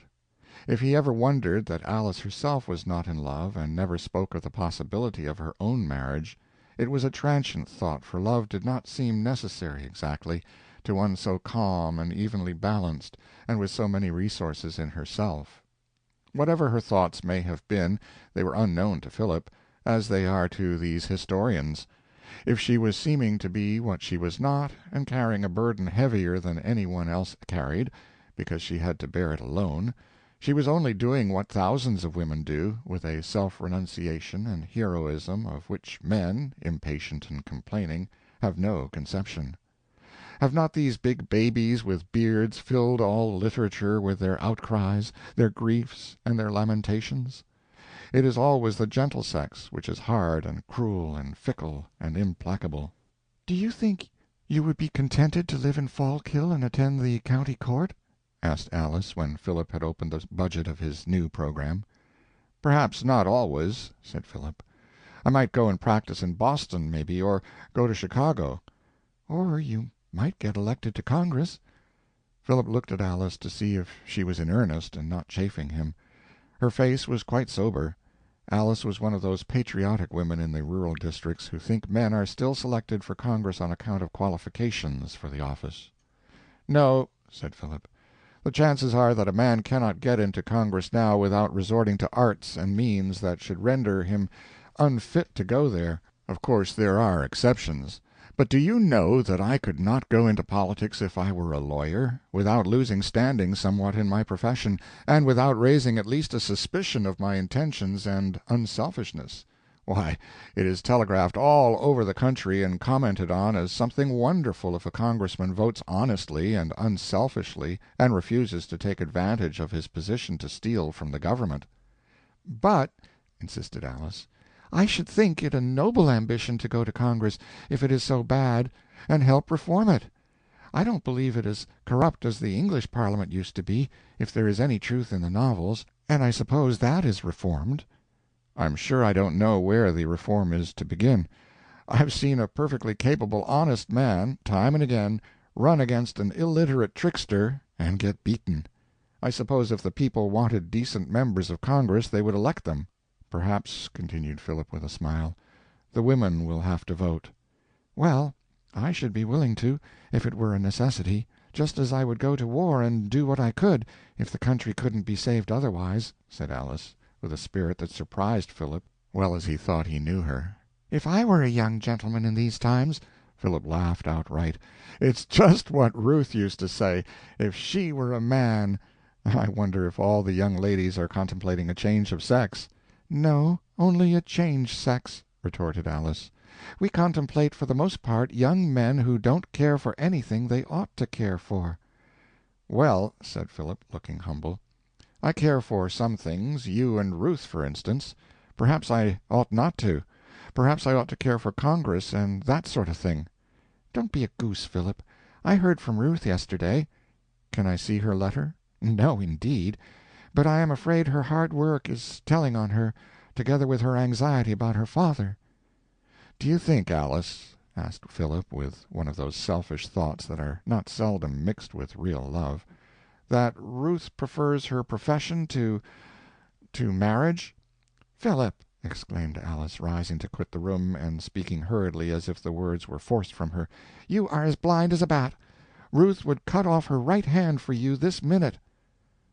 Philip never noticed that Alice's face was flushed and that her voice was unsteady. He only thought of the delicious words he had heard, and the poor girl, loyal to Ruth, loyal to Philip, went straight to her room, locked the door, threw herself on the bed, and sobbed as if her heart would break. And then she prayed that her Father in heaven would give her strength, and after a time she was calm again, and went to her bureau drawer and took from a hiding-place a little piece of paper, yellow with age. Upon it was pinned a four-leafed clover, dry and yellow also. She looked long at this foolish memento. Under the clover leaf was written in a schoolgirl's hand, "Philip, June, 1860 blank." Squire Montague thought very well of Philip's proposal. It would have been better if he had begun the study of law as soon as he left college, but it was not too late now, and besides, he had gathered some knowledge of the world. "But," asked the squire, "do you mean to abandon your land in Pennsylvania?" This tract of land seemed an immense possible fortune to this New England lawyer-farmer. "Hasn't it good timber, and doesn't the railroad almost touch it?" "I can't do anything with it now. Perhaps I can sometime." "What is your reason for supposing that there is coal there?" "The opinion of the best geologist I could consult, my own observation of the country, and the little veins of it we found. I feel certain it is there. I shall find it some day. I know it, if I can only keep the land till I make money enough to try again." Philip took from his pocket a map of the anthracite coal region, and pointed out the position of the Ilium mountain which he had begun to tunnel. "Doesn't it look like it?" "Well, it certainly does," said the squire, very much interested. It is not unusual for a quiet country gentleman to be more taken with such a venture than a speculator who has had more experience in its uncertainty. It was astonishing how many New England clergymen, in the time of the petroleum excitement, took chances in oil. The Wall Street brokers are said to do a good deal of small business for country clergymen, who are moved, no doubt, with the laudable desire of purifying the New York Stock Board. "I don't see that there is much risk," said the squire at length. "The timber is worth more than the mortgage, and if that coal seam does run there, it's a magnificent fortune. Would you like to try it again in the spring, Phil?" Like to try it! If he could have a little help he would work himself with pick and barrow and live on a crust. Only give him one more chance. And this is how it came about that the cautious old Squire Montague was drawn into this young fellow's speculation, and began to have his serene old age disturbed by anxieties and by the hope of a great stroke of luck. "To be sure, I only care about it for the boy," he said. The squire was like everybody else. Sooner or later he must take a chance. It is probably on account of the lack of enterprise in women that they are not so fond of stock speculations and mine ventures as men. It is only when woman becomes demoralized that she takes to any sort of gambling.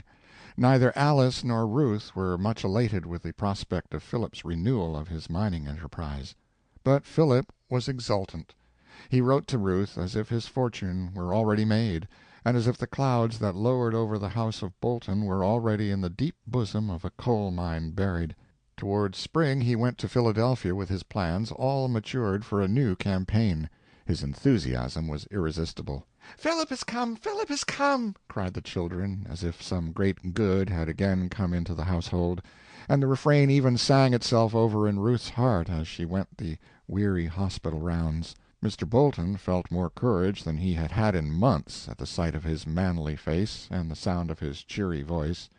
Ruth's course was vindicated now, and it certainly did not become Philip, who had nothing to offer but a future chance against the visible result of her determination and industry, to open an argument with her.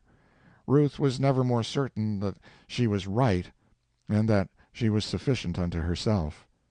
She, maybe, did not much heed the still small voice that sang in her maiden heart as she went about her work, and which lightened it and made it easy.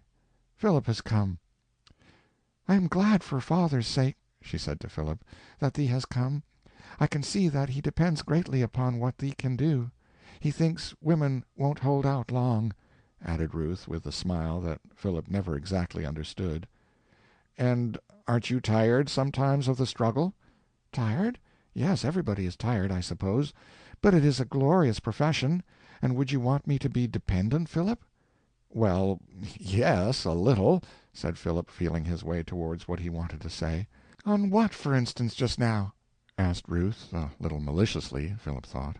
"Why, on—" He couldn't quite say it, for it occurred to him that he was a poor stick for anybody to lean on in the present state of his fortune, and that the woman before him was at least as independent as he was. "I don't mean depend," he began again. "But I love you, that's all. Am I nothing to you?" And Philip looked a little defiant, and as if he had said something that ought to brush away all the sophistries of obligation on either side between man and woman. Perhaps Ruth saw this. Perhaps she saw that her own theories of a certain equality of power which ought to precede a union of two hearts might be pushed too far. Perhaps she had felt sometimes her own weakness, and the need after all of so dear a sympathy and so tender an interest confessed as that which Philip could give. Whatever moved her, the riddle is as old as creation. She simply looked up to Philip and said in a low voice, "Everything." And Philip, clasping both her hands in his, and looking down into her eyes, which drank in all his tenderness with the thirst of a true woman's nature— "Oh, Philip, come out here!" shouted young Eli, throwing the door wide open, and Ruth escaped away to her room, her heart singing again, and now as if it would burst for joy, "Philip has come." That night Philip received a dispatch from Harry. The trial begins today. End of Chapter 50. Chapter 51. December 18 found Washington Hawkins and Colonel Sellers once more at the capital of the nation, standing guard over the university bill. The former gentleman was despondent, the latter hopeful. Washington's distress of mind was chiefly on Laura's account. The court would soon sit to try her case, he said, and consequently a great deal of ready money would be needed in the engineering of it. The university was sure to pass this time, and that would make money plenty, but might not the help come too late? Congress had only just assembled, and delays were to be feared. "Well," said the Colonel, "I don't know but you are more or less right there. Now let's figure up a little on the preliminaries.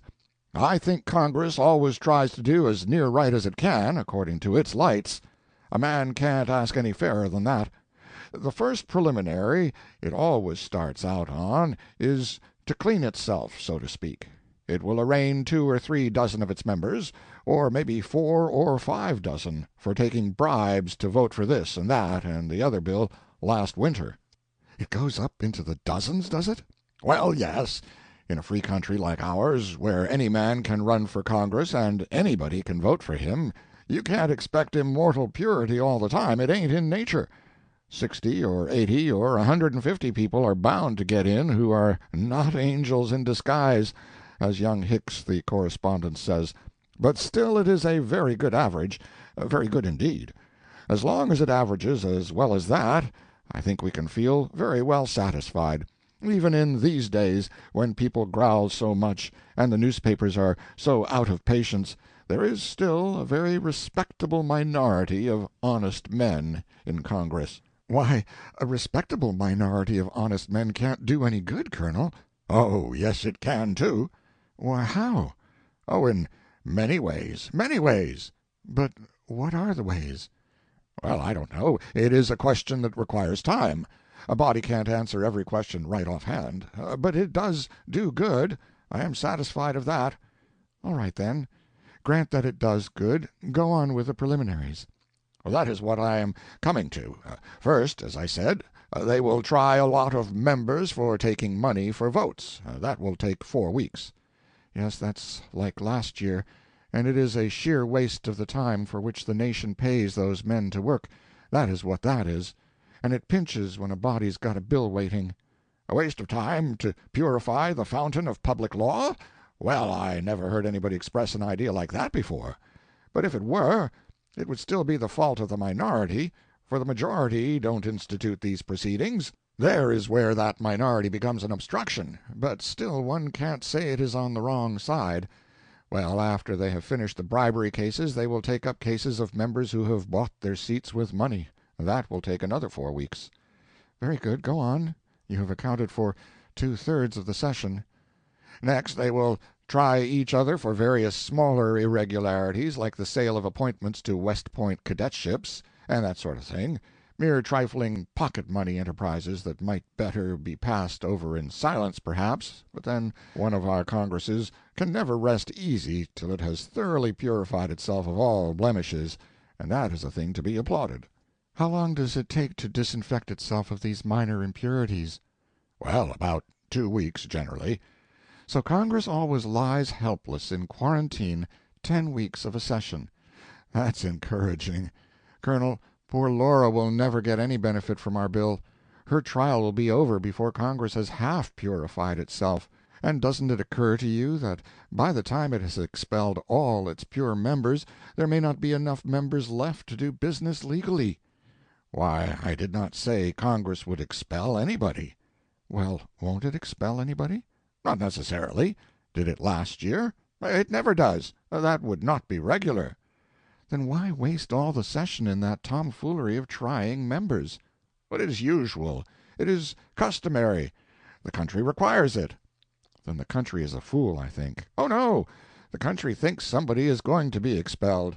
"Well, when nobody is expelled, what does the country think then?" "By that time the thing has strung out so long that the country is sick and tired of it, and glad to have a change on any terms.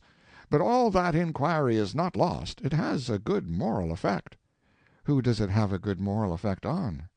"Well, I don't know. On foreign countries, I think.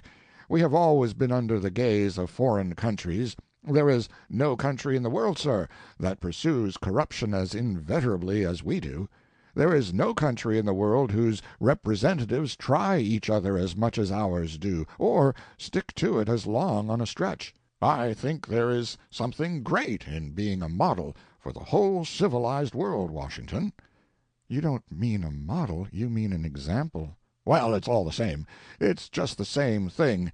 It shows that a man can't be corrupt in this country without sweating for it, I can tell you that." "Hang it, Colonel, you just said we never punish anybody for villainous practices." "But, good God, we try them, don't we? Is it nothing to show a disposition to sift things and bring people to a strict account? I tell you it has its effect." "Oh, bother the effect. What is it they do? How do they proceed?" "You know perfectly well, and it is all bosh, too.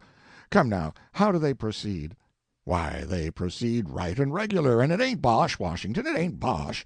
They appoint a committee to investigate, and that committee hears evidence 3 weeks, and all the witnesses on one side swear that the accused took money or stock or something for his vote, and then the accused stands up and testifies that he may have done it, but he was receiving and handling a good deal of money at the time, and he doesn't remember this particular circumstance, at least with sufficient distinctness to enable him to grasp it tangibly.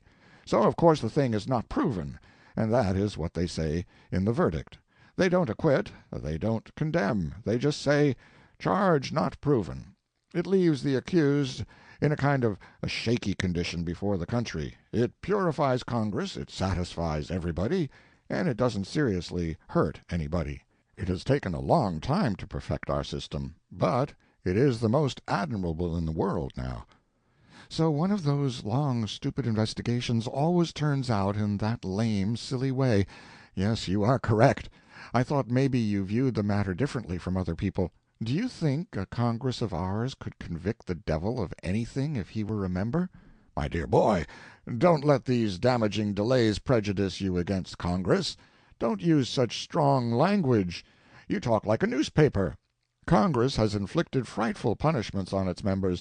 Now you know that. When they tried Mr. Fair Oaks, and a cloud of witnesses proved him to be—well, you know what they proved him to be. And his own testimony and his own confessions gave him the same character. What did Congress do then? Come." "Well, what did Congress do?" "Well, you know what Congress did, Washington. Congress intimated, plainly enough, that they considered him almost a stain upon their body, and without waiting 10 days, hardly, to think the thing over, they rose up and hurled at him a resolution declaring that they disapproved of his conduct. Now you know that, Washington." "It was a terrific thing, there is no denying that. If he had been proven guilty of theft, arson, licentiousness, infanticide, and defiling graves, I believe they would have suspended him for 2 days. You can depend on it, Washington. Congress is vindictive. Congress is savage, sir, when it gets waked up once. It will go to any length to vindicate its honor at such a time."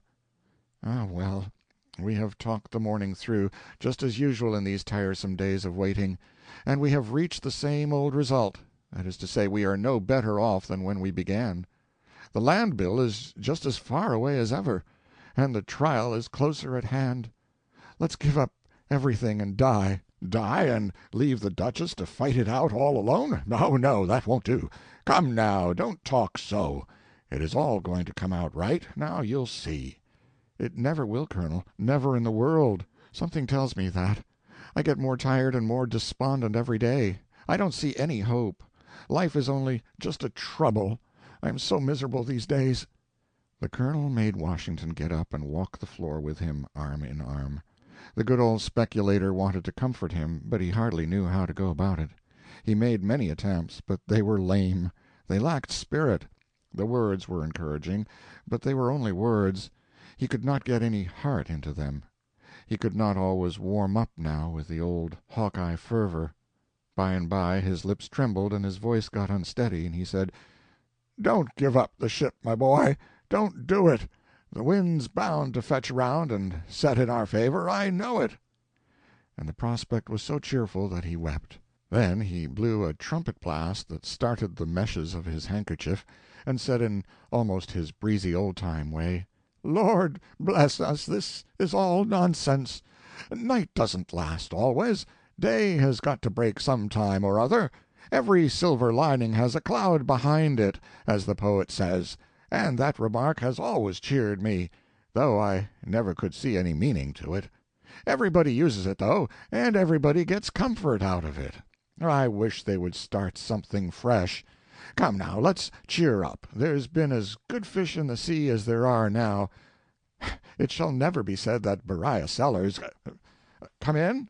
It was the telegraph boy. The colonel reached for the message and devoured its contents. "I said it! Never give up the ship! The trial's postponed till February, and we'll save the child yet. Bless my life, what lawyers they have in New York! Give them money to fight with, and the ghost of an excuse, and they would manage to postpone anything in this world, unless it might be the millennium or something like that. Now for work again, my boy. The trial will last to the middle of March, sure. Congress ends the 4th of March. Within 3 days of the end of the session they will be done putting through the preliminaries, then they will be ready for national business. Our bill will go through in 48 hours, then, and we'll telegraph $1,000,000 to the jury, to the lawyers, I mean, and the verdict of the jury will be accidental murder resulting from justifiable insanity, or something to that effect, Everything is dead sure now. Come, what is the matter? What are you wilting down like that for? You mustn't be a girl, you know." "Oh, Colonel, I am become so used to troubles, so used to failures, disappointments, hard luck of all kinds, that a little good news breaks me right down. Everything has been so hopeless that now I can't stand good news at all. It is too good to be true, anyway. Don't you see how our bad luck has worked on me? My hair is getting gray, and many nights I don't sleep at all. I wish it was all over and we could rest. I wish we could lie down and just forget everything, and let it all be just a dream that is done and can't come back to trouble us any more. I am so tired." "Ah, poor child, don't talk like that. Cheer up. There's daylight ahead. Don't give up. You'll have Laura again, and Louise, and your mother, and oceans of money. And then you can go away, ever so far away somewhere, if you want to, and forget all about this infernal place. And by George, I'll go with you. I'll go with you. Now, there's my word on it. Cheer up. I'll run out and tell the friends the news." And he wrung Washington's hand and was about to hurry away when his companion, in a burst of grateful admiration, said, "I think you are the best soul and the noblest I ever knew, Colonel Sellers, and if the people only knew you as I do, you would not be tagging around here a nameless man. You would be in Congress." The gladness died out of the colonel's face, and he laid his hand upon Washington's shoulder and said gravely, "I have always been a friend of your family, Washington, and I think I have always tried to do right as between man and man, according to my lights. Now, I don't think there has ever been anything in my conduct that should make you feel justified in saying a thing like that." He turned, then, and walked slowly out, leaving Washington abashed and somewhat bewildered. When Washington had presently got his thoughts into line again, he said to himself, "Why, honestly, I only meant to compliment him. Indeed, I would not have hurt him for the world." End of Chapter 51. Chapter 52. The weeks drifted by monotonously enough, now. The preliminaries continued to drag along in Congress, and life was a dull suspense to Sellers and Washington, a weary waiting which might have broken their hearts, maybe, but for the relieving change which they got out of an occasional visit to New York to see Laura. Standing guard in Washington or anywhere else is not an exciting business in time of peace, but standing guard was all that the two friends had to do. All that was needed of them was that they should be on hand and ready for any emergency that might come up. There was no work to do, that was all finished. This was but the second session of the last winter's Congress, and its action on the bill could have but one result, its passage. The House must do its work over again, of course, but the same membership was there to see that it did it. The Senate was secure. Senator Dilworthy was able to put all doubts to rest on that head. Indeed, it was no secret in Washington that a two-thirds vote in the Senate was ready and waiting to be cast for the university bill as soon as it should come before that body. Washington did not take part in the gaieties of the season as he had done the previous winter. He had lost his interest in such things. He was oppressed with cares now. Senator Dilworthy said to Washington that a humble deportment under punishment was best, and that there was but one way in which the troubled heart might find perfect repose and peace. The suggestion found a response in Washington's breast, and the Senator saw the sign of it in his face. From that moment one could find the youth with the Senator even oftener than with Colonel Sellers. When the statesman presided at great temperance meetings, he placed Washington in the front rank of impressive dignitaries that gave tone to the occasion and pomp to the platform. His bald-headed surroundings made the youth the more conspicuous. When the statesman made remarks in these meetings, he not infrequently alluded with the effect to the encouraging spectacle of one of the wealthiest and most brilliant young favorites of society forsaking the light vanities of that butterfly existence to nobly and self-sacrificingly devote his talents and his riches to the cause of saving his hapless fellow-creatures from shame and misery here and eternal regret hereafter. At the prayer meetings the Senator always brought Washington up the aisle on his arm and seated him prominently. In his prayers he referred to him in the cant terms which the Senator employed, perhaps unconsciously, and mistook, maybe, for religion, and in other ways brought him into notice. He had him out at gatherings for the benefit of the Negro, gatherings for the benefit of the Indian, gatherings for the benefit of the heathen in distant lands. He had him out time and again before Sunday schools as an example for emulation. Upon all these occasions the Senator made casual references to many benevolent enterprises which his ardent young friend was planning against the day when the passage of the university bill should make his means available for the amelioration of the condition of the unfortunate among his fellow-men of all nations and all climes. Thus, as the weeks rolled on, Washington grew up into an imposing lion once more, but a lion that roamed the peaceful fields of religion and temperance, and revisited the glittering domain of fashion no more. A great moral influence was thus brought to bear in favor of the bill. The weightiest of friends flocked to its standard. Its most energetic enemies said it was useless to fight longer. They had tacitly surrendered, while as yet the day of battle was not come. End of Chapter 52. Chapter 53. The session was drawing toward its close. Senator Dilworthy thought he would run out West and shake hands with his constituents and let them look at him. The legislature, whose duty it would be to re-elect him to the United States Senate, was already in session. Mr. Dilworthy considered his re-election certain, but he was a careful, painstaking man, and if by visiting his State he could find the opportunity to persuade a few more legislators to vote for him, he held the journey to be well worth taking. The university bill was safe, now. He could leave it without fear. It needed his presence and his watching no longer. But there was a person in his State legislature who did need watching, a person who, Senator Dilworthy said, was a narrow, grumbling, uncomfortable malcontent, a person who was stolidly opposed to reform and progress and him, a person who, he feared, had been bought with money to combat him, and through him the Commonwealth's welfare and its politics' purity.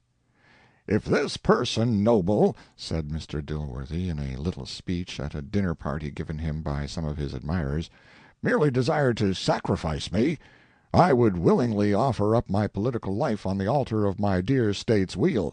I would be glad and grateful to do it.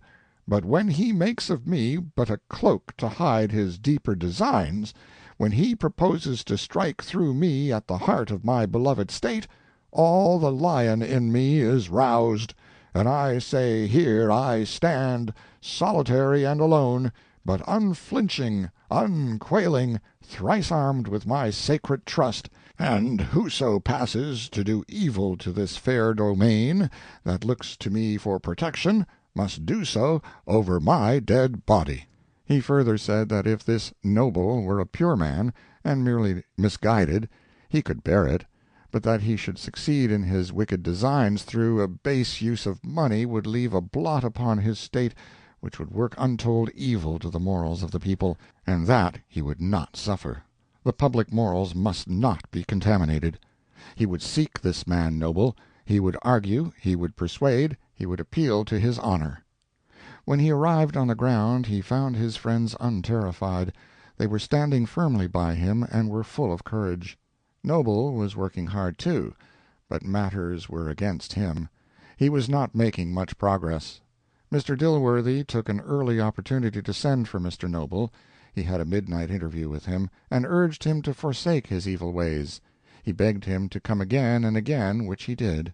He finally sent the man away at 3 o'clock one morning, and when he was gone, Mr. Dilworthy said to himself, "I feel a good deal relieved now, a great deal relieved." The Senator now turned his attention to matters touching the souls of his people. He appeared in church, he took a leading part in prayer meetings, he met and encouraged the temperance societies, he graced the sewing circles of the ladies with his presence, and even took a needle now and then and made a stitch or two upon a calico shirt for some poor Bibleless pagan of the South Seas, and this act enchanted the ladies, who regarded the garments thus honored as in a manner sanctified. The Senator wrought in Bible classes, and nothing could keep him away from the Sunday schools, neither sickness nor storms nor weariness. He even traveled a tedious 30 miles in a poor little rickety stage-coach to comply with the desire of the miserable hamlet of Cattleville that he would let its Sunday school look upon him. All the town was assembled at the stage office when he arrived. 2 bonfires were burning, and a battery of anvils was popping exultant broadsides. For a United States Senator was a sort of god in the understanding of these people, who never had seen any creature mightier than a county judge. To them a United States Senator was a vast, vague colossus, an awe-inspiring unreality. Next day everybody was at the village church a full half-hour before time for Sunday school to open. Ranchmen and farmers had come with their families from 5 miles around, all eager to get a glimpse of the great man, the man who had been to Washington, the man who had seen the President of the United States, and had even talked with him, the man who had seen the actual Washington Monument, perhaps touched it with his hands.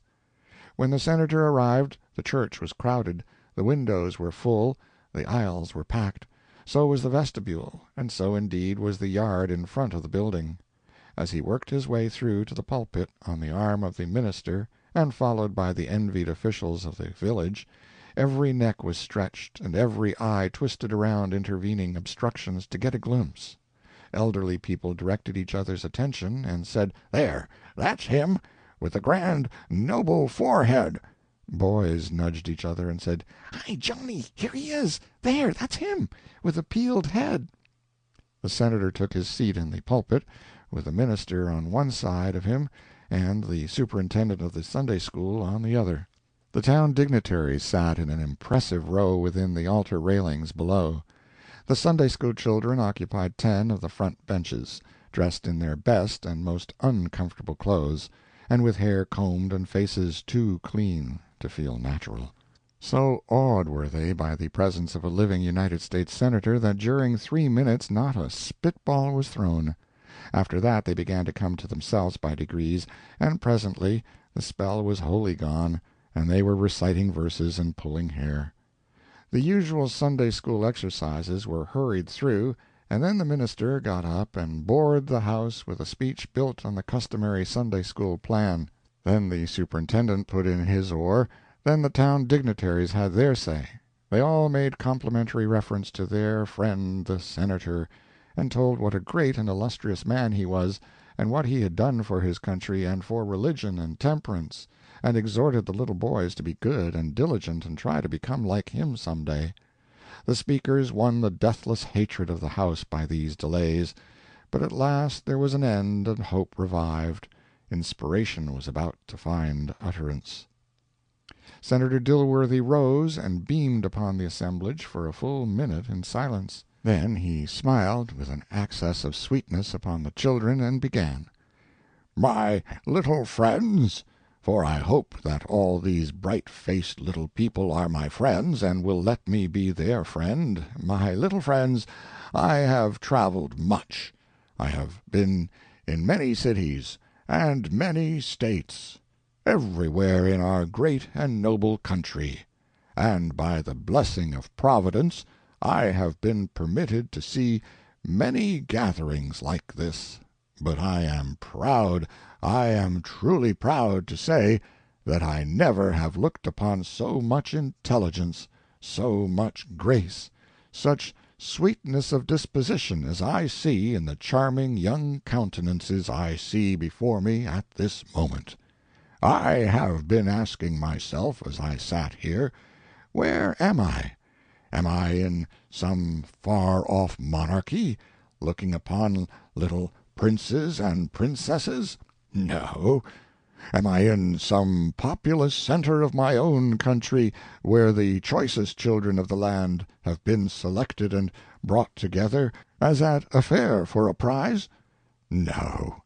Am I in some strange foreign clime, where the children are marvels that we know not of? No. Then where am I? Yes, where am I? I am in a simple, remote, unpretending settlement of my own dear state, and these are the children of the noble and virtuous men who have made me what I am. My soul is lost in wonder at the thought, and I humbly thank Him to whom we are but as worms of the dust, that He has been pleased to call me to serve such men. Earth has no higher, no grander position for me.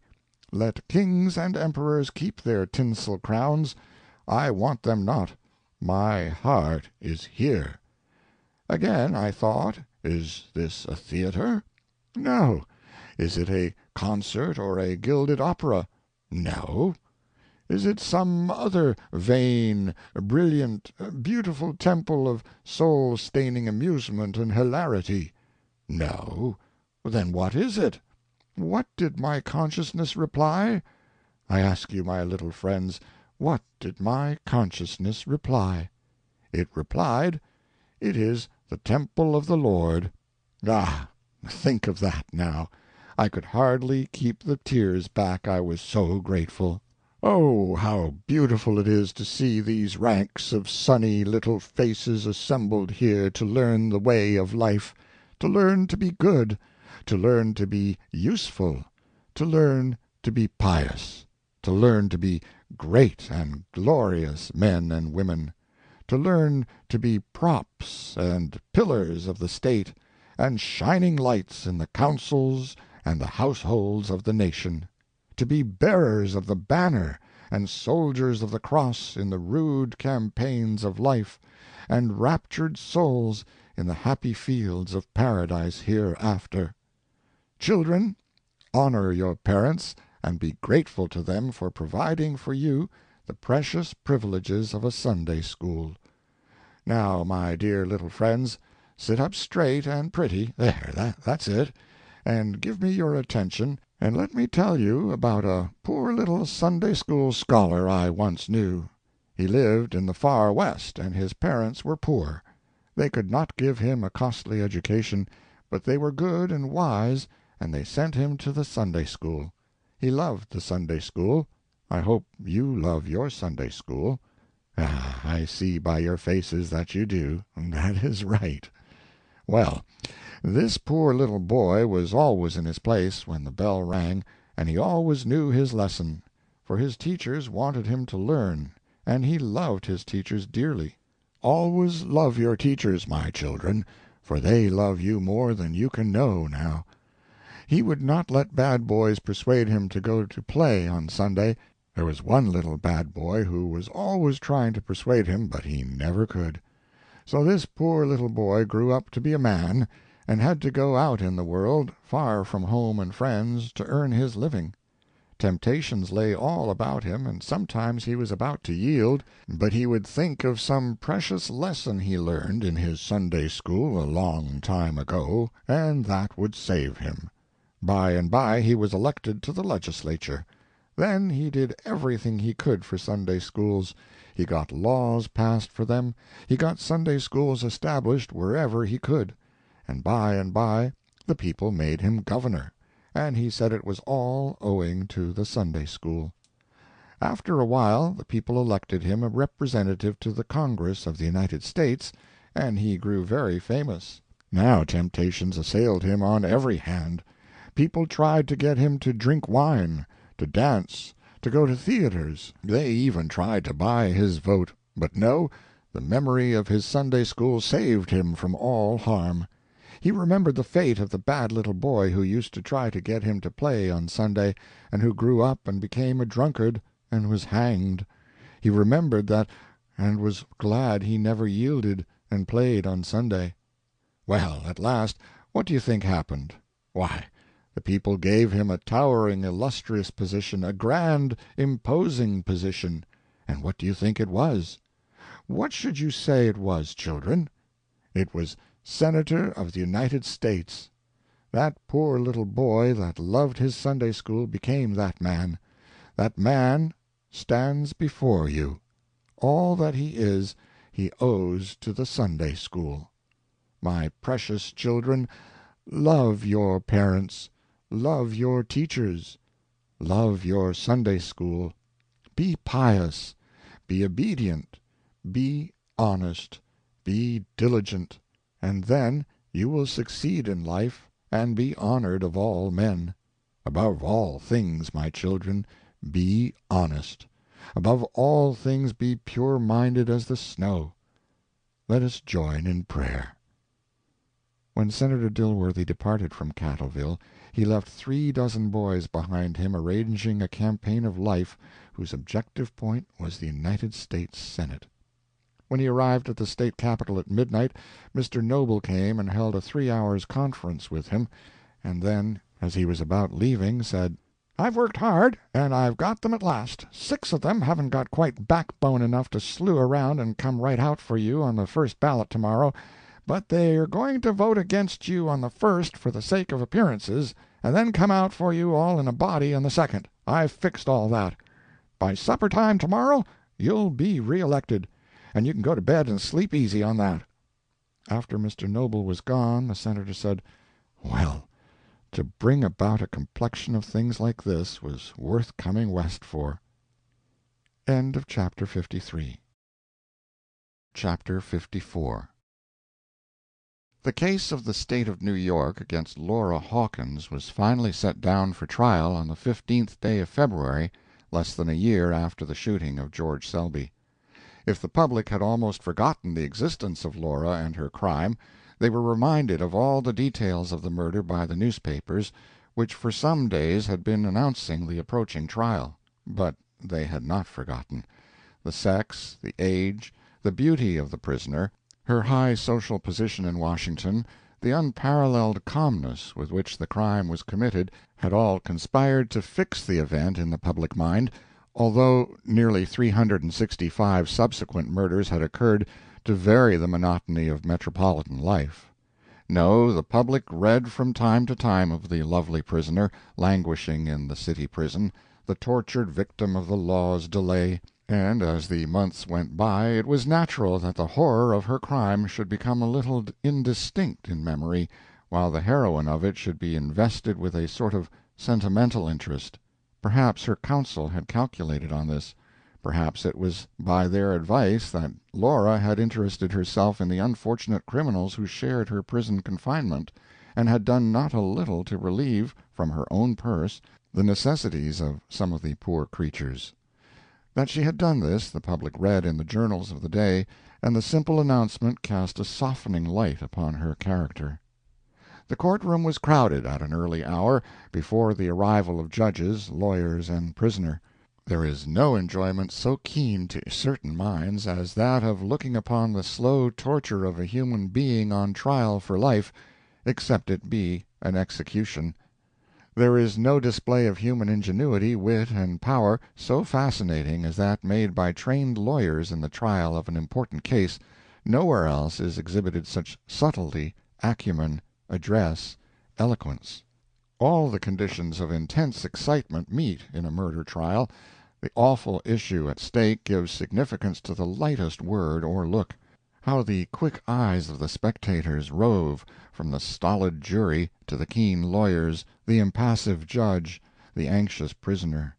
Nothing is lost of the sharp wrangle of the counsel on points of law, the measured decisions of the bench, the duels between the attorneys and the witnesses.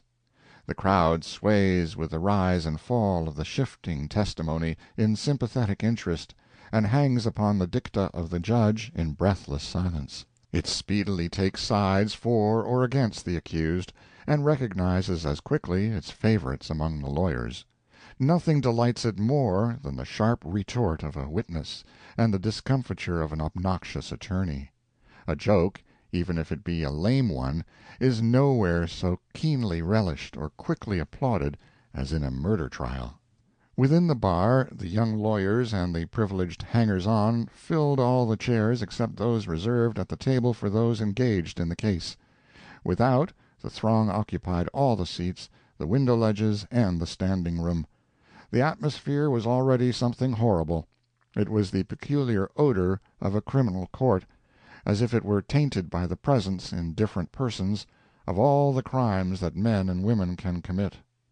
There was a little stir when the prosecuting attorney, with two assistants, made his way in, seated himself at the table, and spread his papers before him. There was more stir when the counsel of the defense appeared. They were Mr. Braham, the senior, and Mr. Quiggle and Mr. O'Keefe, the juniors. Everybody in the courtroom knew Mr. Braham, the great criminal lawyer, and he was not unaware that he was the object of all eyes as he moved to his place, bowing to his friends in the bar. A large but rather spare man, with broad shoulders and a massive head, covered with chestnut curls which fell down upon his coat-collar, and which he had a habit of shaking as a lion is supposed to shake his mane. His face was clean-shaven, and he had a wide mouth and rather small dark eyes, set quite too near together. Mr. Braham wore a brown frock coat, buttoned across his breast, with a rosebud in the upper buttonhole, and light pantaloons. A diamond stud was seen to flash from his bosom, and as he seated himself and drew off his gloves a heavy seal ring was displayed upon his white left hand. Mr. Braham, having seated himself, deliberately surveyed the entire house, made a remark to one of his assistants, and then, taking an ivory-handled knife from his pocket, began to pare his finger-nails, rocking his chair backwards and forwards slowly. A moment later Judge O'Shaughnessy entered at the rear door and took his seat in one of the chairs behind the bench. A gentleman in black broadcloth, with sandy hair inclined to curl, a round, reddish and rather jovial face, sharp rather than intellectual, and with a self-sufficient air. His career had nothing remarkable in it. He was descended from a long line of Irish kings, and he was the first one of them who had ever come into his kingdom, the kingdom of such being the city of New York. He had, in fact, descended so far and so low that he found himself, when a boy, a sort of street Arab in that city. But he had ambition and native shrewdness, and he speedily took to boot-polishing and newspaper-hawking, became the office and errand-boy of a law firm, picked up knowledge enough to get some employment in police courts, was admitted to the bar, became a rising young politician, went to the legislature, and was finally elected to the bench which he now honored. In this democratic country he was obliged to conceal his loyalty under a plebeian aspect. Judge O'Shaughnessy never had a lucrative practice nor a large salary, but he had prudently laid away money, believing that a dependent judge can never be impartial, and he had lands and houses to the value of $300,000 or $400,000. Had he not helped to build and furnish this very court-house? Did he not know that the very spittoon which his judgeship used cost the city the sum of $1,000? As soon as the judge was seated, the court was opened with the "Oyez, oyez" of the officer in his native language, the case called, and the sheriff was directed to bring in the prisoner. In the midst of a profound hush, Laura entered, leaning on the arm of the officer, and was conducted to a seat by her counsel. She was followed by her mother and by Washington Hawkins, who were given seats near her. Laura was very pale, but this pallor heightened the luster of her large eyes and gave a touching sadness to her expressive face. She was dressed in simple black, with exquisite taste, and without an ornament. The thin lace veil which partially covered her face did not so much conceal as heighten her beauty. She would not have entered a drawing-room with more self-poise, nor a church with more haughty humility. There was in her manner or face neither shame nor boldness, and when she took her seat in full view of half the spectators, her eyes were downcast. A murmur of admiration ran through the room. The newspaper reporters made their pencils fly. Mr. Braham again swept his eyes over the house as if in approval.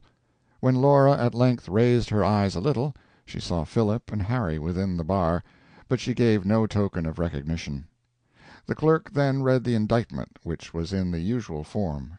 It charged Laura Hawkins, in effect, with the premeditated murder of George Selby by shooting him with a pistol, with a revolver, shotgun, rifle, repeater, breech-loader, cannon, six-shooter, with a gun, or some other weapon; with killing him with a slung-shot, a bludgeon, carving-knife, bowie-knife, pen-knife, rolling-pin, car, hook, dagger, hair-pin, with a hammer, with a screwdriver, with a nail, and with all other weapons and utensils whatsoever, at the Southern Hotel, and in all other hotels and places wheresoever, on the 13th day of March, and all other days of the Christian era wheresoever.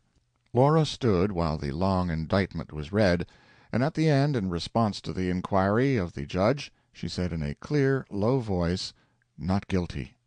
She sat down, and the court proceeded to impanel a jury. The first man called was Michael Lanigan, saloon-keeper. "Have you formed or expressed any opinion on this case, and do you know any of the parties?" "Not any," said Mr. Lanigan. "Have you any conscientious objections to capital punishment?" "No, sir, not to my knowledge." "Have you read anything about this case?" "To be sure, I read the papers yonner." Objected to by Mr. Braham for cause, and discharged. Patrick Coughlin. "What is your business?" "Well, I haven't got any particular business." "Haven't any particular business, eh? Well, what's your general business? What do you do for a living?" "I own some terriers, sir." "Own some terriers, eh? Keep a rat pit?" "Gentlemen comes there to have a little sport. I never fit 'em, sir."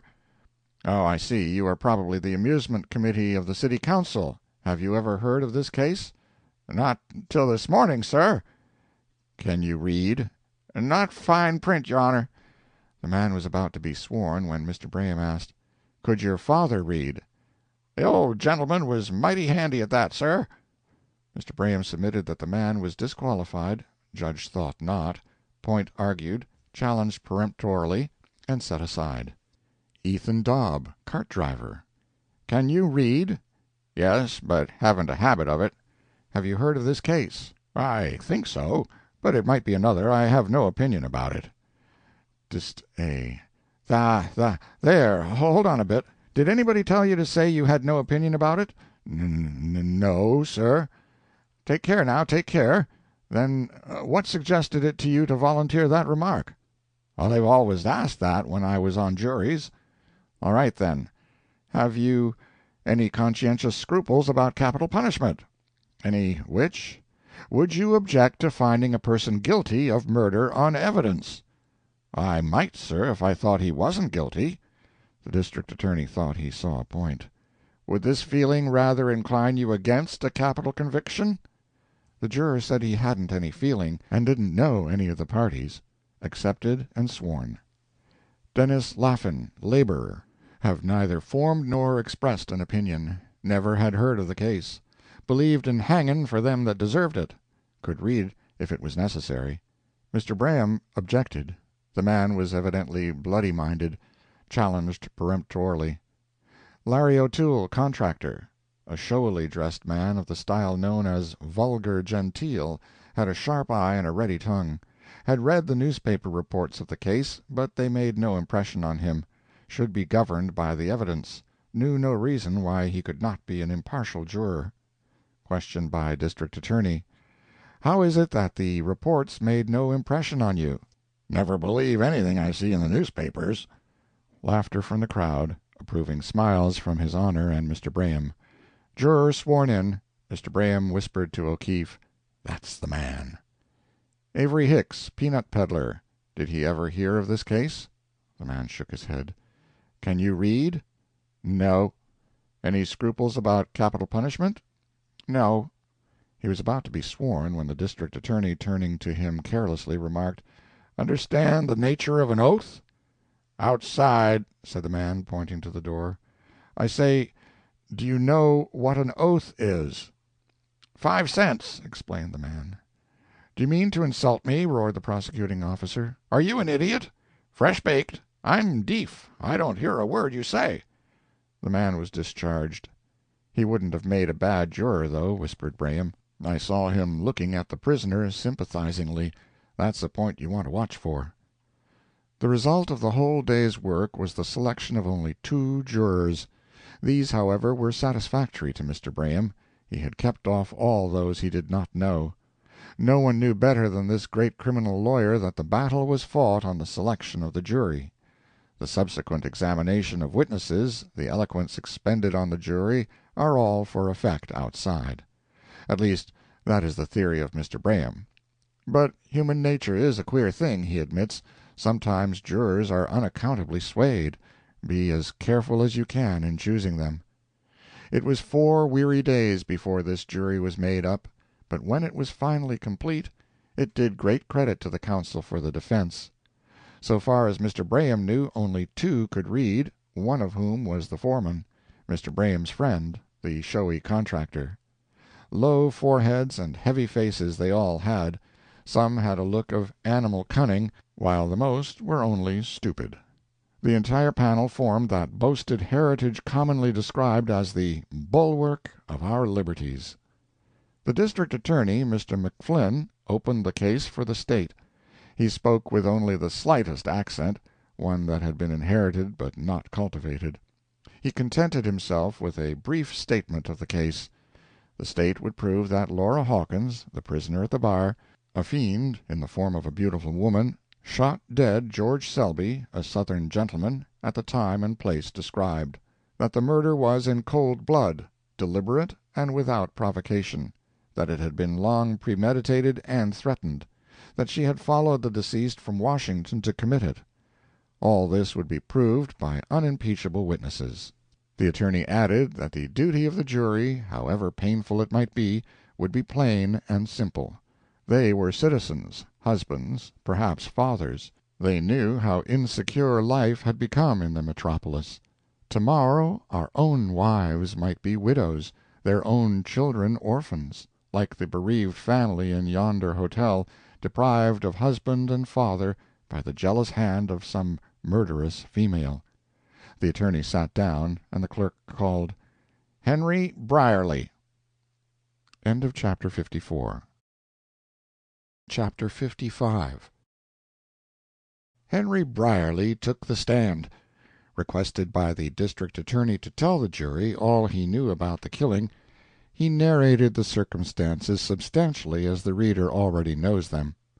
He accompanied Miss Hawkins to New York at her request, supposing she was coming in relation to a bill then pending in Congress to secure the attendance of absent members. Her note to him was here shown. She appeared to be very much excited at the Washington station. After she had asked the conductor several questions, he heard her say, "He can't escape." Witness asked her who, and she replied, "Nobody." Did not see her during the night. They traveled in a sleeping car. In the morning she appeared not to have slept, said she had a headache. In crossing the ferry she asked him about the shipping in sight. He pointed out where the Cunarders lay when in port.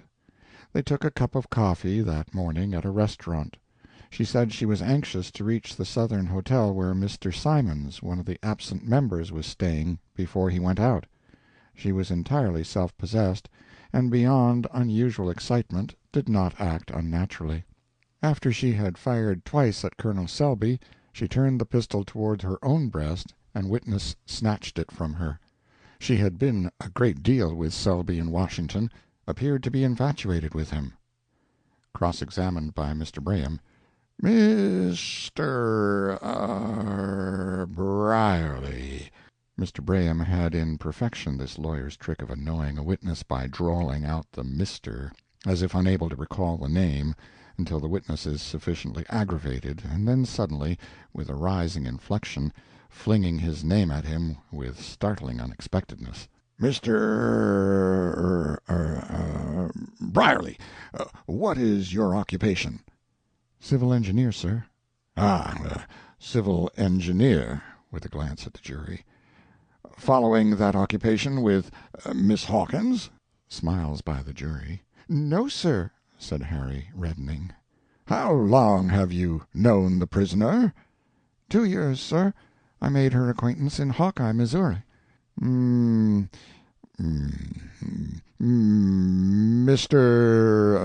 Brierly, were you not a lover of Miss Hawkins?" Objected to. "I submit, your honor, that I have the right to establish the relation of this unwilling witness to the prisoner." Admitted. "Well, sir," said Harry, hesitatingly, "we were friends." "You act like a friend." Sarcastically. The jury were beginning to hate this neatly dressed young sprig. "Mr. Brierly, didn't Miss Hawkins refuse you?" Harry blushed and stammered and looked at the judge. "You must answer, sir," said his honor. She didn't accept me." "No, I should think not." "Brierly, do you dare tell the jury that you had no interest in the removal of your rival, Colonel Selby?" roared Mr. Braham in a voice of thunder. "Nothing like this, sir, nothing like this," protested the witness. "That's all, sir," said Mr. Braham severely. "One word," said the district attorney. "Had you the least suspicion of the prisoner's intention up to the moment of the shooting?" "Not the least," answered Harry earnestly. "Of course not, of course not," nodded Mr. Braham to the jury. The prosecution then put upon the stand the other witnesses of the shooting at the hotel, and the clerk and the attending physicians. The fact of the homicide was clearly established.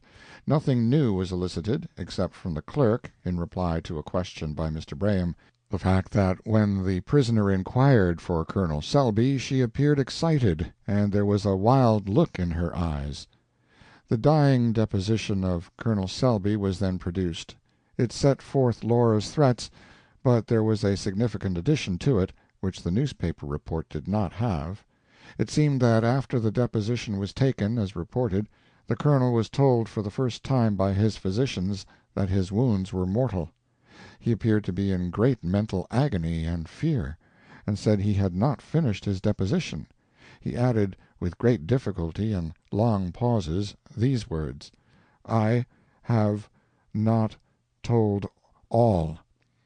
I must tell. Put it down. I wronged her. Years ago. I can't see. Oh, God, I deserved." That was all. He fainted, and did not revive again. The Washington railway conductor testified that the prisoner had asked him if a gentleman and his family went out on the evening train, describing the persons he had since learned were Colonel Selby and family. Susan Cullum, colored servant at Senator Dilworthy's, was sworn, knew Colonel Selby, had seen him come to the house often, and be alone in the parlor with Miss Hawkins.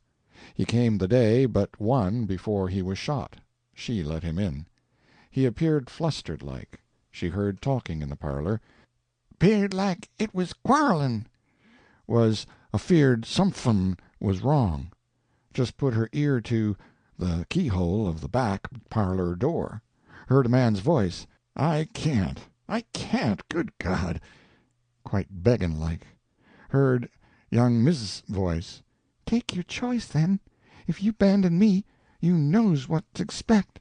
Then He rushes out in the house. I goes in, and I says, "Missus, did you ring?" She was a-standing like a tiger, her eyes flashing. I come right out. This was the substance of Susan's testimony, which was not shaken in the least by severe cross-examination. In reply to Mr. Braham's question, if the prisoner did not look insane, Susan said, "Lord, no, sir, just mad as a hornet." Washington Hawkins was sworn. The pistol, identified by the officer as the one used in the homicide, was produced. Washington admitted that it was his. She had asked him for it one morning, saying she thought she had heard burglars the night before. Admitted that he never had heard burglars in the house. Had anything unusual happened just before that? Nothing that he remembered. Did he accompany her to a reception at Mrs. Schoonmaker's a day or two before? Yes. What occurred? Little by little it was dragged out of the witness that Laura had behaved strangely there, appeared to be sick, and he had taken her home. Upon being pushed, he admitted that she had afterwards confessed that she saw Selby there, and Washington volunteered the statement that Selby was a black-hearted villain. The district attorney said, with some annoyance, "There, that will do." The defense declined to examine Mr. Hawkins at present. The case for the prosecution was closed. Of the murder there could not be the least doubt, or that the prisoner followed the deceased to New York with a murderous intent. On the evidence the jury must convict, and might do so without leaving their seats. This was the condition of the case 2 days after the jury had been selected. A week had passed since the trial opened, and a Sunday had intervened.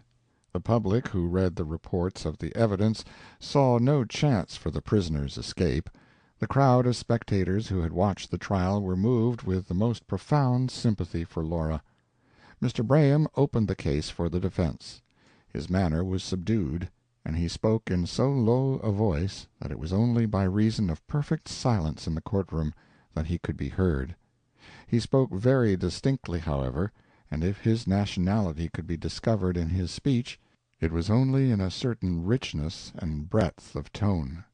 He began by saying that he trembled at the responsibility he had undertaken, and he should altogether despair if he did not see before him a jury of 12 men of rare intelligence, whose acute minds would unravel all the sophistries of the prosecution, men with a sense of honor, which would revolt at the remorseless persecution of this hunted woman by the state, men with hearts to feel for the wrongs of which she was the victim. Far be it from him to cast any suspicion upon the motives of the able, eloquent, and ingenious lawyers of the state. They act officially. Their business is to convict. It is our business, gentlemen, to see that justice is done. It is my duty, gentlemen, to unfold to you one of the most affecting dramas in all the history of misfortune. I shall have to show you a life, the sport of fame and circumstances, hurried along through shifting storm and sun, bright with trusting innocence and anon black with heartless villainy, a career which moves on in love and desertion and anguish, always hovered over by the dark spectre of insanity, an insanity hereditary and induced by mental torture, until it ends, if end it must in your verdict, by one of those fearful accidents which are inscrutable to men, and of which God alone knows the secret. Gentlemen, I shall ask you to go with me away from this courtroom and its minions of the law, away from the scene of this tragedy, to a distant, I wish I could say a happier day. The story I have to tell is of a lovely little girl, with sunny hair and laughing eyes, traveling with her parents, evidently people of wealth and refinement, upon a Mississippi steamboat. There is an explosion, one of those terrible catastrophes which leave the imprint of an unsettled mind upon the survivors. Hundreds of mangled remains are sent into eternity. When the wreck is cleared away, this sweet little girl is found among the panic-stricken survivors, in the midst of a scene of horror enough to turn the steadiest brain. Her parents have disappeared. Search even for their bodies is in vain. The bewildered, stricken child, who can say what changes the fearful event wrought in her tender brain, clings to the first person who shows her sympathy. It is Mrs. Hawkins, this good lady who is still her loving friend. Laura is adopted into the Hawkins family. Perhaps she forgets in time that she is not their child. She is an orphan.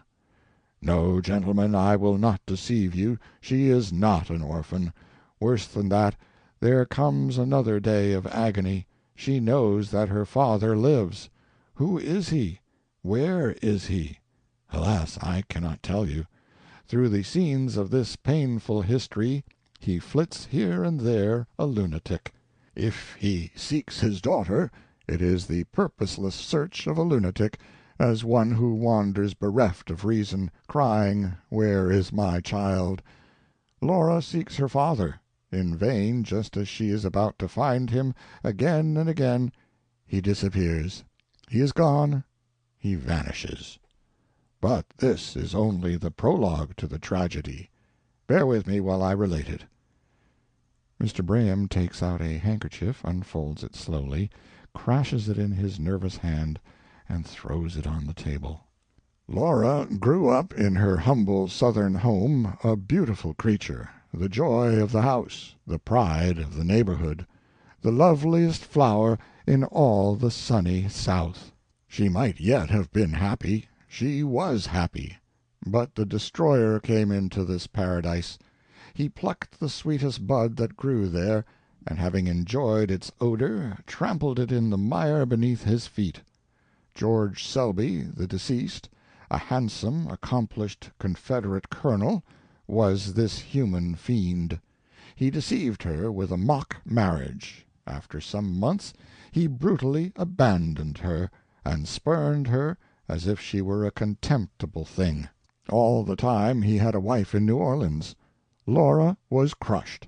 For weeks, as I shall show you by the testimony of her adopted mother and brother, she hovered over death in delirium. Gentlemen, did she ever emerge from this delirium? I shall show you that when she recovered her health her mind was changed. She was not what she had been. You can judge yourselves whether the tottering reason ever recovered its throne. Years pass. She is in Washington, apparently the happy favorite of a brilliant society. Her family have become enormously rich by one of those sudden turns in fortune that the inhabitants of America are familiar with, the discovery of immense mineral wealth in some wild lands owned by them. She is engaged in a vast philanthropic scheme for the benefit of the poor by the use of this wealth. But, alas, even here and now, the same relentless fate pursued her. The villain Selby appears again upon the scene, as if on purpose to complete the ruin of her life. He appeared to taunt her with her dishonor. He threatened exposure if she did not become again the mistress of his passion. Gentlemen, do you wonder if this woman, thus pursued, lost her reason, was beside herself with fear, and that her wrongs preyed upon her mind until she was no longer responsible for her acts? I turn away my head as one who would not willingly look even upon the just vengeance of heaven. Mr. Braham paused, as if overcome by his emotions. Mrs. Hawkins and Washington were in tears, as were many of the spectators also. The jury looked scared. Gentlemen, in this condition of affairs it needed but a spark, I do not say a suggestion, I do not say a hint, from this butterfly Brierly, this rejected rival, to cause the explosion. I make no charges, but if this woman was in her right mind when she fled from Washington and reached this city in company with Brierly, then I do not know what insanity is. Mr. Braham sat down. He felt that he had the jury with him. A burst of applause followed, which the officer promptly suppressed. Laura, with tears in her eyes, turned a grateful look upon her counsel. All the women among the spectators saw the tears and wept also. They thought, as they also looked at Mr. Braham, "How handsome he is!" Mrs. Hawkins took the stand. She was somewhat confused to be the target of so many eyes, but her honest and good face at once told in Laura's favor. "Mrs. Hawkins," said Mr. Braham, "will you be kind enough to state the circumstances of your finding Laura?" "I object," said Mr. McFlinn, rising to his feet. "This has nothing whatever to do with the case, your honor. I am surprised at it, even after the extraordinary speech of my learned friend." "How do you propose to connect it, Mr. Braham?" asked the judge. "If it please the court," said Mr. Braham, rising impressively, "your honor has permitted the prosecution, and I have submitted without a word, to go into the most extraordinary testimony to establish a motive. Are we to be shut out from showing that the motive attributed to us could not by reason of certain mental conditions exist? I propose, may it please your honor, to show the cause and the origin of an aberration of mind, to follow it up with other like evidence, connecting it with the very moment of the homicide, showing a condition of the intellect of the prisoner that precludes responsibility." "The State must insist upon its objections," said the district attorney. "The purpose evidently is to open the door to a mass of irrelevant testimony, the object of which is to produce an effect upon the jury your honor well understands." "Perhaps," suggested the judge, "the court ought to hear the testimony and exclude it afterwards, if it is irrelevant." "Will your honor hear argument on that?" "Certainly." And argument his honor did hear, or pretend to, for 2 whole days, from all the counsel in turn, in the course of which the lawyers read contradictory decisions enough to perfectly establish both sides, from volume after volume, whole libraries in fact, until no mortal man could say what the rules were. The question of insanity in all its legal aspects was of course drawn into the discussion, and its application affirmed and denied. The case was felt to turn upon the admission or rejection of this evidence. It was a sort of test trial of strength between the lawyers. At the end the judge decided to admit the testimony, as the judge usually does in such cases, after a sufficient waste of time in what are called arguments. Mrs. Hawkins was allowed to go on. End of chapter 55. Chapter 56. Mrs. Hawkins, slowly and conscientiously, as if every detail of her family history was important, told the story of the steamboat explosion, of the finding and adoption of Laura. Silas, that is, Mr. Hawkins, and she always loved Laura, as if she had been their own child.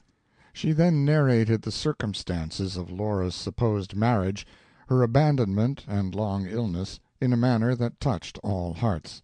Laura had been a different woman since then. Cross-examined, at the time of first finding Laura on the steamboat, did she notice that Laura's mind was at all deranged? She couldn't say that she did. After the recovery of Laura from her long illness, did Mrs. Hawkins think there were any signs of insanity about her? Witness confessed that she did not think of it then. Redirect examination. "But she was different after that?" "Oh, yes, sir." Washington Hawkins corroborated his mother's testimony as to Laura's connection with Colonel Selby. He was at Harding during the time of her living there with him. After Colonel Selby's desertion, she was almost dead, never appeared to know anything rightly for weeks. He added that he never saw such a scoundrel as Selby. Checked by District Attorney. Had he noticed any change in Laura after her illness? Oh, yes. Whenever any allusion was made that might recall Selby to mind, she looked awful, as if she could kill him. "You mean," said Mr. Braham, "that there was an unnatural, insane gleam in her eyes?" "Well, yes, certainly," said Washington in confusion. All this was objected to by the district attorney, but it was got before the jury, and Mr. Braham did not care how much it was ruled out after that. Beriah Sellers was the next witness called. The colonel made his way to the stand with majestic yet bland deliberation. Having taken the oath and kissed the Bible with a smack intended to show his great respect for that book, he bowed to his honor with dignity, to the jury with familiarity, and then turned to the lawyers and stood in an attitude of superior attention. "Mr. Sellers, I believe," began Mr. Braham. "Beriah Sellers, Missouri," was the courteous acknowledgment that the lawyer was correct. "Mr. Sellers, you know the parties here. You are a friend of the family." "Know them all, from infancy, sir.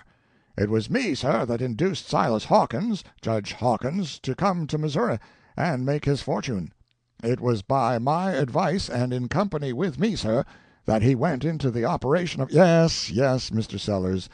Did you know a Major Lackland?" "Knew him well, sir, knew him and honored him, sir. He was one of the most remarkable men of our country, sir. A member of Congress.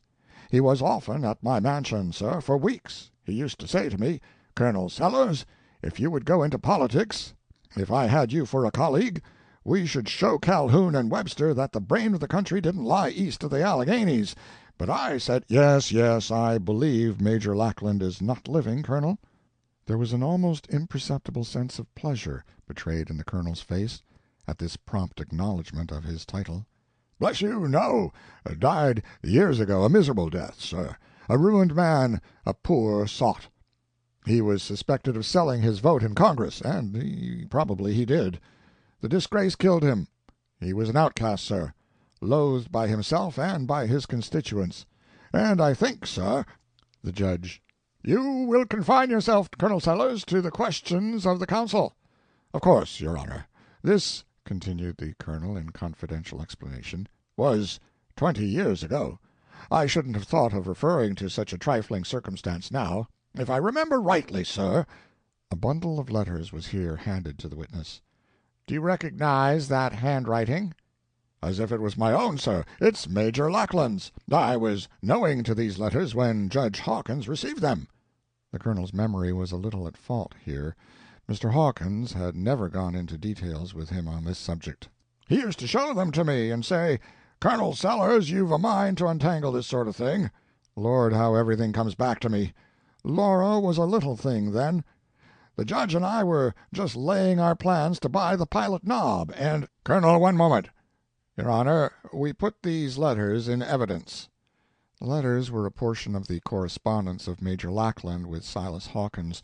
Parts of them were missing, and important letters were referred to that were not here. They related, as the reader knows, to Laura's father. Lackland had come upon the track of a man who was searching for a lost child in a Mississippi steamboat explosion years before. The man was lame in one leg, and appeared to be flitting from place to place. It seemed that Major Lackland got so close track of him that he was able to describe his personal appearance and learn his name. But the letter containing these particulars was lost. Once he heard of him at a hotel in Washington, but the man departed, leaving an empty trunk, the day before the Major went there. There was something very mysterious in all his movements. Colonel Sellers, continuing his testimony, said that he saw this lost letter, but could not now recall the name.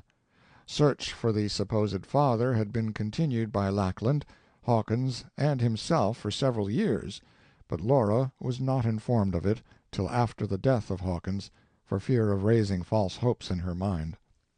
Here the district attorney arose and said, "Your honor, I must positively object to letting the witness wander off into all these irrelevant details." Mr. Braham. "I submit, your honor, that we cannot be interrupted in this manner. We have suffered the State to have full swing.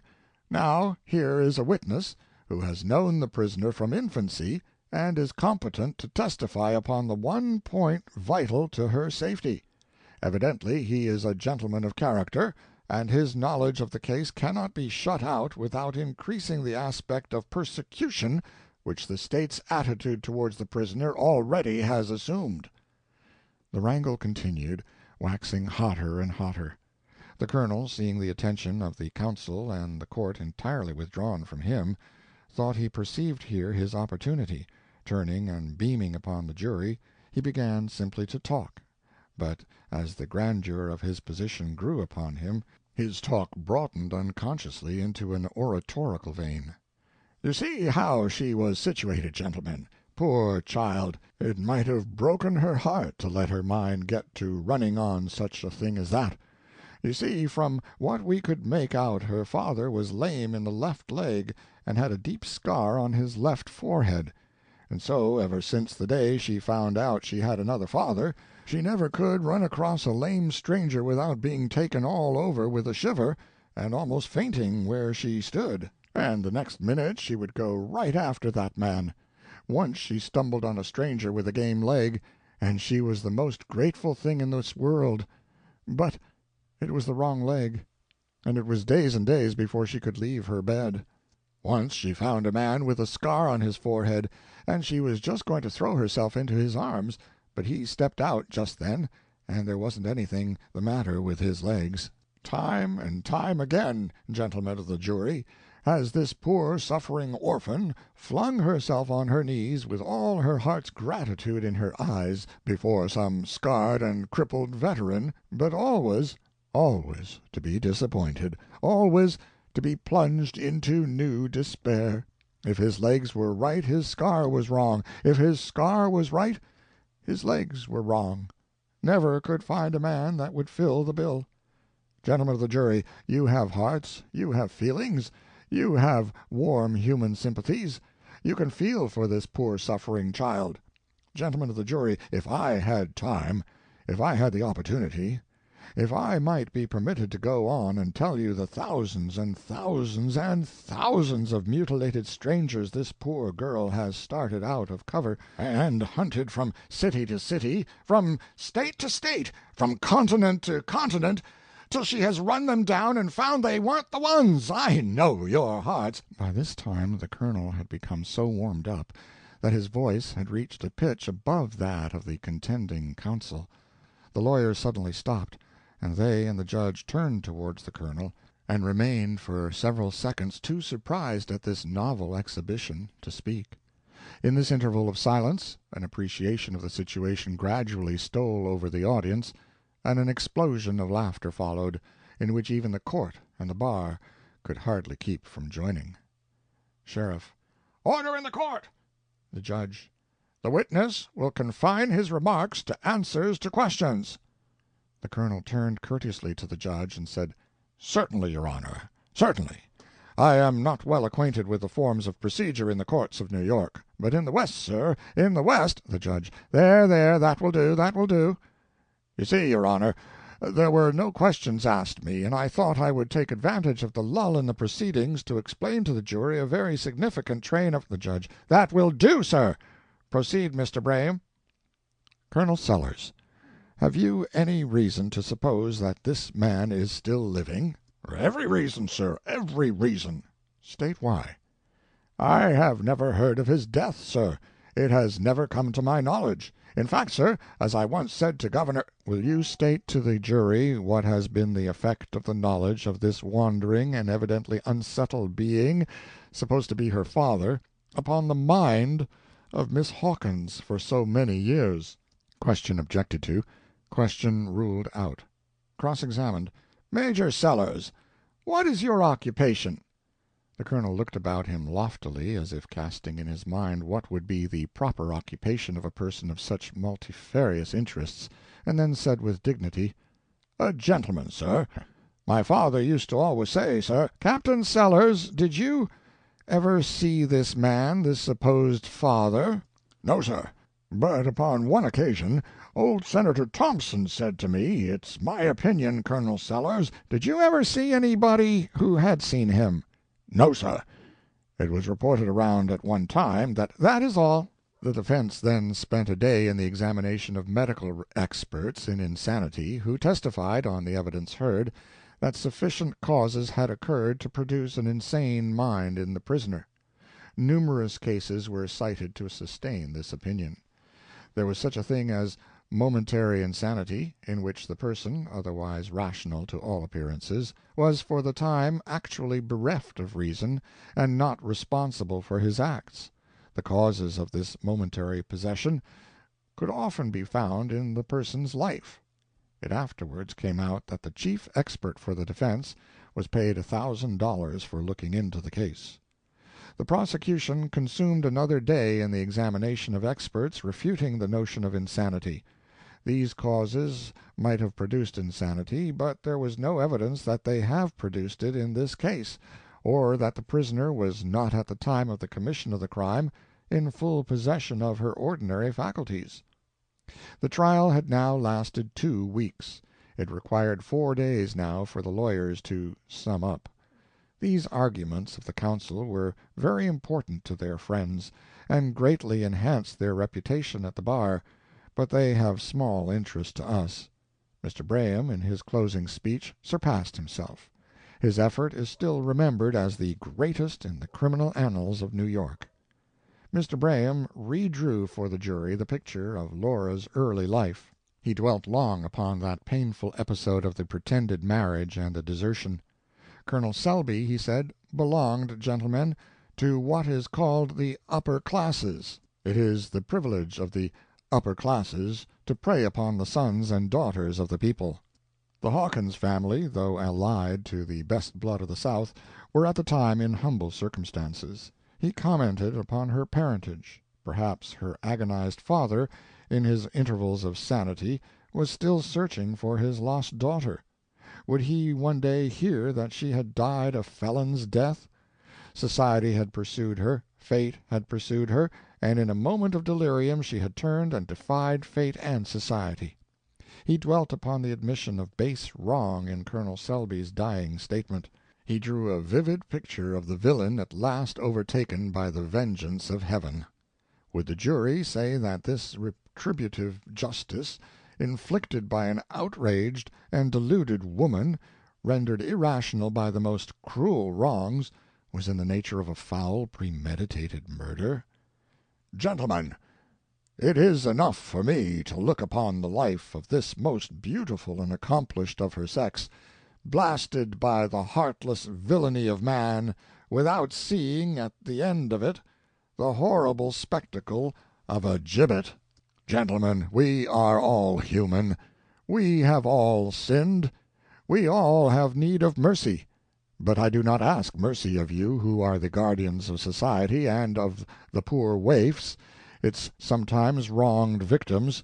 I ask only that justice which you and I shall need in that last dreadful hour, when death will be robbed of half its terrors, if we can reflect that we have never wronged a human being. Gentlemen, the life of this lovely and once happy girl, this now stricken woman, is in your hands." The jury were visibly affected. Half the courtroom was in tears. If a vote of both spectators and jury could have been taken then, the verdict would have been, "Let her go, she has suffered enough." But the district attorney had the closing argument. Calmly, and without malice or excitement, he reviewed the testimony. As the cold facts were unrolled, fear settled upon the listeners. There was no escape from the murder or its premeditation. Laura's character as a lobbyist in Washington, which had been made to appear incidentally in the evidence, was also against her. The whole body of the testimony of the defense was shown to be irrelevant, introduced only to excite sympathy, and not giving a color of probability to the absurd supposition of insanity. The attorney then dwelt upon the insecurity of life in the city, and the growing immunity with which women committed murders. Mr. McFlinn made a very able speech, convincing the reason without touching the feelings. The judge in his charge reviewed the testimony with great show of impartiality. He ended by saying that the verdict must be acquittal or murder in the first degree. If you find that the prisoner committed a homicide in possession of her reason and with premeditation, your verdict will be accordingly. If you find she was not in her right mind, that she was the victim of insanity, hereditary or momentary, as it has been explained, your verdict will take that into account. As the judge finished his charge, the spectators anxiously watched the faces of the jury. It was not a remunerative study. In the courtroom the general feeling was in favor of Laura, but whether this feeling extended to the jury, their stolid faces did not reveal. The public outside hoped for a conviction, as it always does. It wanted an example. The newspapers trusted the jury would have the courage to do its duty. When Laura was convicted, then the public would turn around and abuse the governor if he did not pardon her. The jury went out. Mr. Braham preserved his serene confidence, but Laura's friends were dispirited. Washington and Colonel Sellers had been obliged to go to Washington, and they had departed under the unspoken fear the verdict would be unfavorable. A disagreement was the best they could hope for, and money was needed. The necessity of the passage of the university bill was now imperative. The court waited for some time, but the jury gave no signs of coming in. Mr. Braham said it was extraordinary. The court then took a recess for a couple of hours. Upon again coming in, word was brought that the jury had not yet agreed. But the jury had a question. The point upon which they wanted instruction was this. They wanted to know if Colonel Sellers was related to the Hawkins family. The court then adjourned till morning. Mr. Braham, who was in something of a pet, remarked to Mr. O'Toole that they must have been deceived. That juryman with the broken nose could read. End of chapter 56. Chapter 57. The momentous day was at hand, a day that promised to make or mar the fortunes of the Hawkins family for all time. Washington Hawkins and Colonel Sellers were both up early, for neither of them could sleep. Congress was expiring, and was passing bill after bill, as if they were gasps, and each likely to be its last. The university was on file for its third reading this day, and tomorrow Washington would be a millionaire, and Sellers no longer impecunious. But this day also, or at farthest the next, the jury in Laura's case would come to a decision of some kind or other. They would find her guilty, Washington secretly feared, and then the care and the trouble would all come back again, and there would be wearing months of besieging judges for new trials. On this day also the re-election of Mr. Dilworthy to the Senate would take place. So Washington's mind was in a state of turmoil. There were more interests at stake than it could handle with serenity. He exulted when he thought of his millions. He was filled with dread when he thought of Laura. But Sellers was excited and happy. He said, "Everything is going right. Everything's going perfectly right. Pretty soon the telegrams will begin to rattle in, and then you'll see, my boy. Let the jury do what they please. What difference is it going to make? Tomorrow we can send $1 million to New York and set the lawyers at work on the judges. Bless your heart, they will go before judge after judge, and exhort and beseech and pray and shed tears. They always do. They always win, too. And they will win this time. They will get a writ of habeas corpus, and a stay of proceedings, and a supersedious, and a new trial, and a nolle prosequi, and there you are. That's the routine, and it's no trick at all to a New York lawyer. That's the regular routine. Everything's red tape and routine in the law, you see. It's all Greek to you, of course, but to a man who is acquainted with those things it's I'll explain it to you sometime. Everything's going to glide right along easy and comfortable now. You'll see, Washington. You'll see how it will be. And then, let me think, Dilworthy will be elected today, and by day after tomorrow night he will be in New York ready to put in his shovel. And you haven't lived in Washington all this time not to know that the people who walk right by a senator whose term is up without hardly seeing him will be down at the depot to say, "Welcome back, and God bless you, Senator, I'm glad to see you, sir," when he comes along back re-elected, you know. Well, you see, his influence was naturally running low when he left here, but now he has got a new 6 years' start, and his suggestions will simply just weigh a couple of tons apiece day after tomorrow. Lord bless you, he could rattle through that habeas corpus and supersedious, and all those things for Laura, all by himself if he wanted to, when he gets back. "I hadn't thought of that," said Washington, brightening. "But it is so. A newly elected senator is a power, I know that." Yes, indeed he is. Why, it is just human nature. Look at me. When we first came here I was Mr. Sellers and Major Sellers and Captain Sellers, but nobody could ever get it right, somehow. But the minute our bill went through the House I was Colonel Sellers every time, and nobody could do enough for me. And whatever I said was wonderful, sir. It was always wonderful. I never seemed to say any flat things at all. It was, Colonel, won't you come and dine with us, and Colonel, why don't we ever see you at our house, and the Colonel says this, and the Colonel says that, and we know such and such is so and so because husband heard Colonel Sellers say so. Don't you see? Well, the Senate adjourned and left our bill high and dry, and I'll be hanged if I weren't old Sellers from that day till our bill passed the House again last week. Now I'm the Colonel again, and if I were to eat all the dinners I am invited to, I reckon I'd wear my teeth down level with my gums in a couple of weeks. Well, I do wonder what you will be tomorrow, Colonel, after the President signs the bill. General, sir. General without a doubt. Yes, sir, tomorrow it will be General. Let me congratulate you, sir. General, you've done a great work, sir. You've done a great work for the Negro. Gentlemen, allow me the honor to introduce my friend General Sellers, the humane friend of the Negro.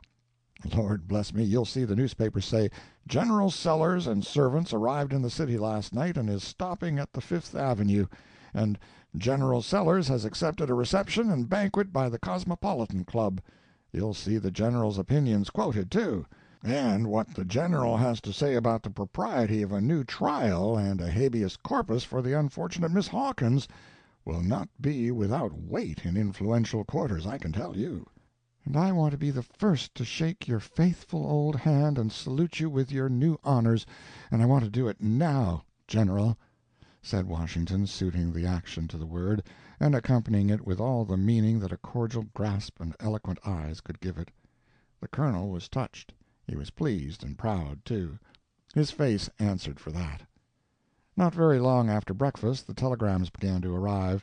The first was from Braham, and ran thus: "We feel certain that the verdict will be rendered today. Be it good or bad, let it find us ready to make the next move instantly, whatever it may be." "Well, that's the right talk," said Sellers. "That Braham's a wonderful man. He was the only man there that really understood me. He told me so himself afterwards." The next telegram was from Mr. Dilworthy. "I have not only brought over the great Invincible, but through him a dozen more of the opposition. Shall be re-elected today by an overwhelming majority."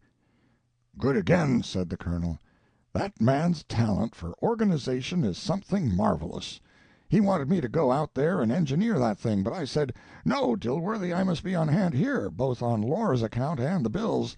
'But you've no trifling genius for organization yourself,' said I, and I was right. 'You go ahead,' said I. 'You can fix it,' and so he has. But I claim no credit for that. If I stiffened up his backbone a little, I simply put him in the way to make his fight, didn't make it myself. He has captured Noble. I consider that a splendid piece of diplomacy. Splendid, sir." By and by came another dispatch from New York. "Jury still out. Laura calm and firm as a statue. The report that the jury have brought her in guilty is false and premature." "Premature!" gasped Washington, turning white. "Then they all expect that sort of a verdict when it comes." And so did he. But he had not had courage enough to put it into words. He had been preparing himself for the worst, but after all his preparation the bare suggestion of the possibility of such a verdict struck him cold as death. The friends grew impatient now. The telegrams did not come fast enough. Even the lightning could not keep up with their anxieties. They walked the floor, talking disjointedly, and listening for the doorbell. Telegram after telegram came, still no result. By and by there was one which contained a single line: "Court now coming in after brief recess to hear verdict. Jury ready." "Oh, I wish they would finish," said Washington. "This suspense is killing me by inches." Then came another telegram: "Another hitch somewhere. Jury want a little more time and further instructions." "Well, well, well, this is trying," said the Colonel, and after a pause, "no dispatch from Dilworthy for 2 hours now. Even a dispatch from him would be better than nothing, just to vary this thing." They waited 20 minutes. It seemed like 20 hours. "Come," said Washington, "I can't wait for the telegraph boy to come all the way up here. Let's go down to Newspaper Row, meet him on the way."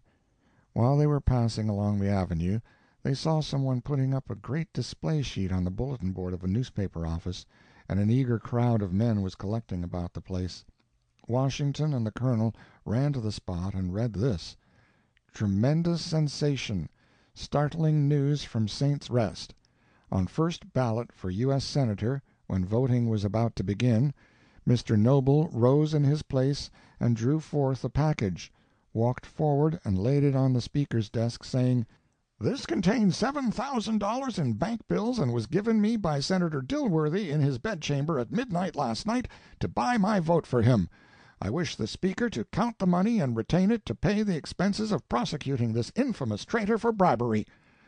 The whole legislature was stricken speechless with dismay and astonishment. Noble further said that there were 50 members present with money in their pockets, placed there by Dilworthy to buy their votes. Amidst unparalleled excitement the ballot was now taken, and J. W. Smith elected U.S. Senator, Dilworthy receiving not one vote. Noble promises damaging exposures concerning Dilworthy and certain measures of his, now pending in Congress. Good heavens and earth! exclaimed the Colonel. "To the Capitol," said Washington. "Fly!" And they did fly. Long before they got there, the newsboys were running ahead of them with extras, hot from the press, announcing the astounding news. Arrived in the gallery of the Senate, the friends saw a curious spectacle. Every senator held an extra in his hand, and looked as interested as if it contained news of the destruction of the earth. Not a single member was paying the least attention to the business of the hour. The secretary, in loud voice, was just beginning to read the title of a bill: "House Bill Number 4231, an act to found and incorporate the Knobs Industrial University. Read first and second time, considered in committee of the whole, ordered engrossed, and passed to third reading and final passage." The President: "Third reading of the bill." The two friends shook in their shoes. Senators threw down their extras and snatched a word or two with each other in whispers. Then the gavel rapped to command silence while the names were called on the ayes and nays. Washington grew paler and paler, weaker and weaker while the lagging list progressed, and when it was finished his head fell helplessly forward on his arms. The fight was fought, the long struggle was over, and he was a pauper. Not a man had voted for the bill. Colonel Sellers was bewildered and well-nigh paralyzed himself. But no man could long consider his own troubles in the presence of such suffering as Washington's. He got him up and supported him, almost carried him, indeed, out of the building and into a carriage. All the way home Washington lay with his face against the Colonel's shoulder and merely groaned and wept. The Colonel tried as well as he could, under the dreary circumstances, to hearten him a little, but it was of no use. Washington was past all hope of cheer now. He only said, "Oh, it is all over. It is all over for good, Colonel. We must beg our bread now. We never can get up again. It was our last chance, and it is gone. They will hang Laura. My God, they will hang her. Nothing can save the poor girl now. Oh, I wish with all my soul they would hang me instead." Arrived at home, Washington fell into a chair and buried his face in his hands, and gave full way to his misery. The Colonel did not know where to turn, nor what to do. The servant maid knocked at the door and passed in a telegram, saying it had come while they were gone. The Colonel tore it open and read with the voice of a man-of-war's broadside: "Verdict of jury not guilty, and Laura is free." End of chapter 57. Chapter 58. The courtroom was packed on the morning on which the verdict of the jury was expected, as it had been every day of the trial, and by the same spectators who had followed its progress with such intense interest.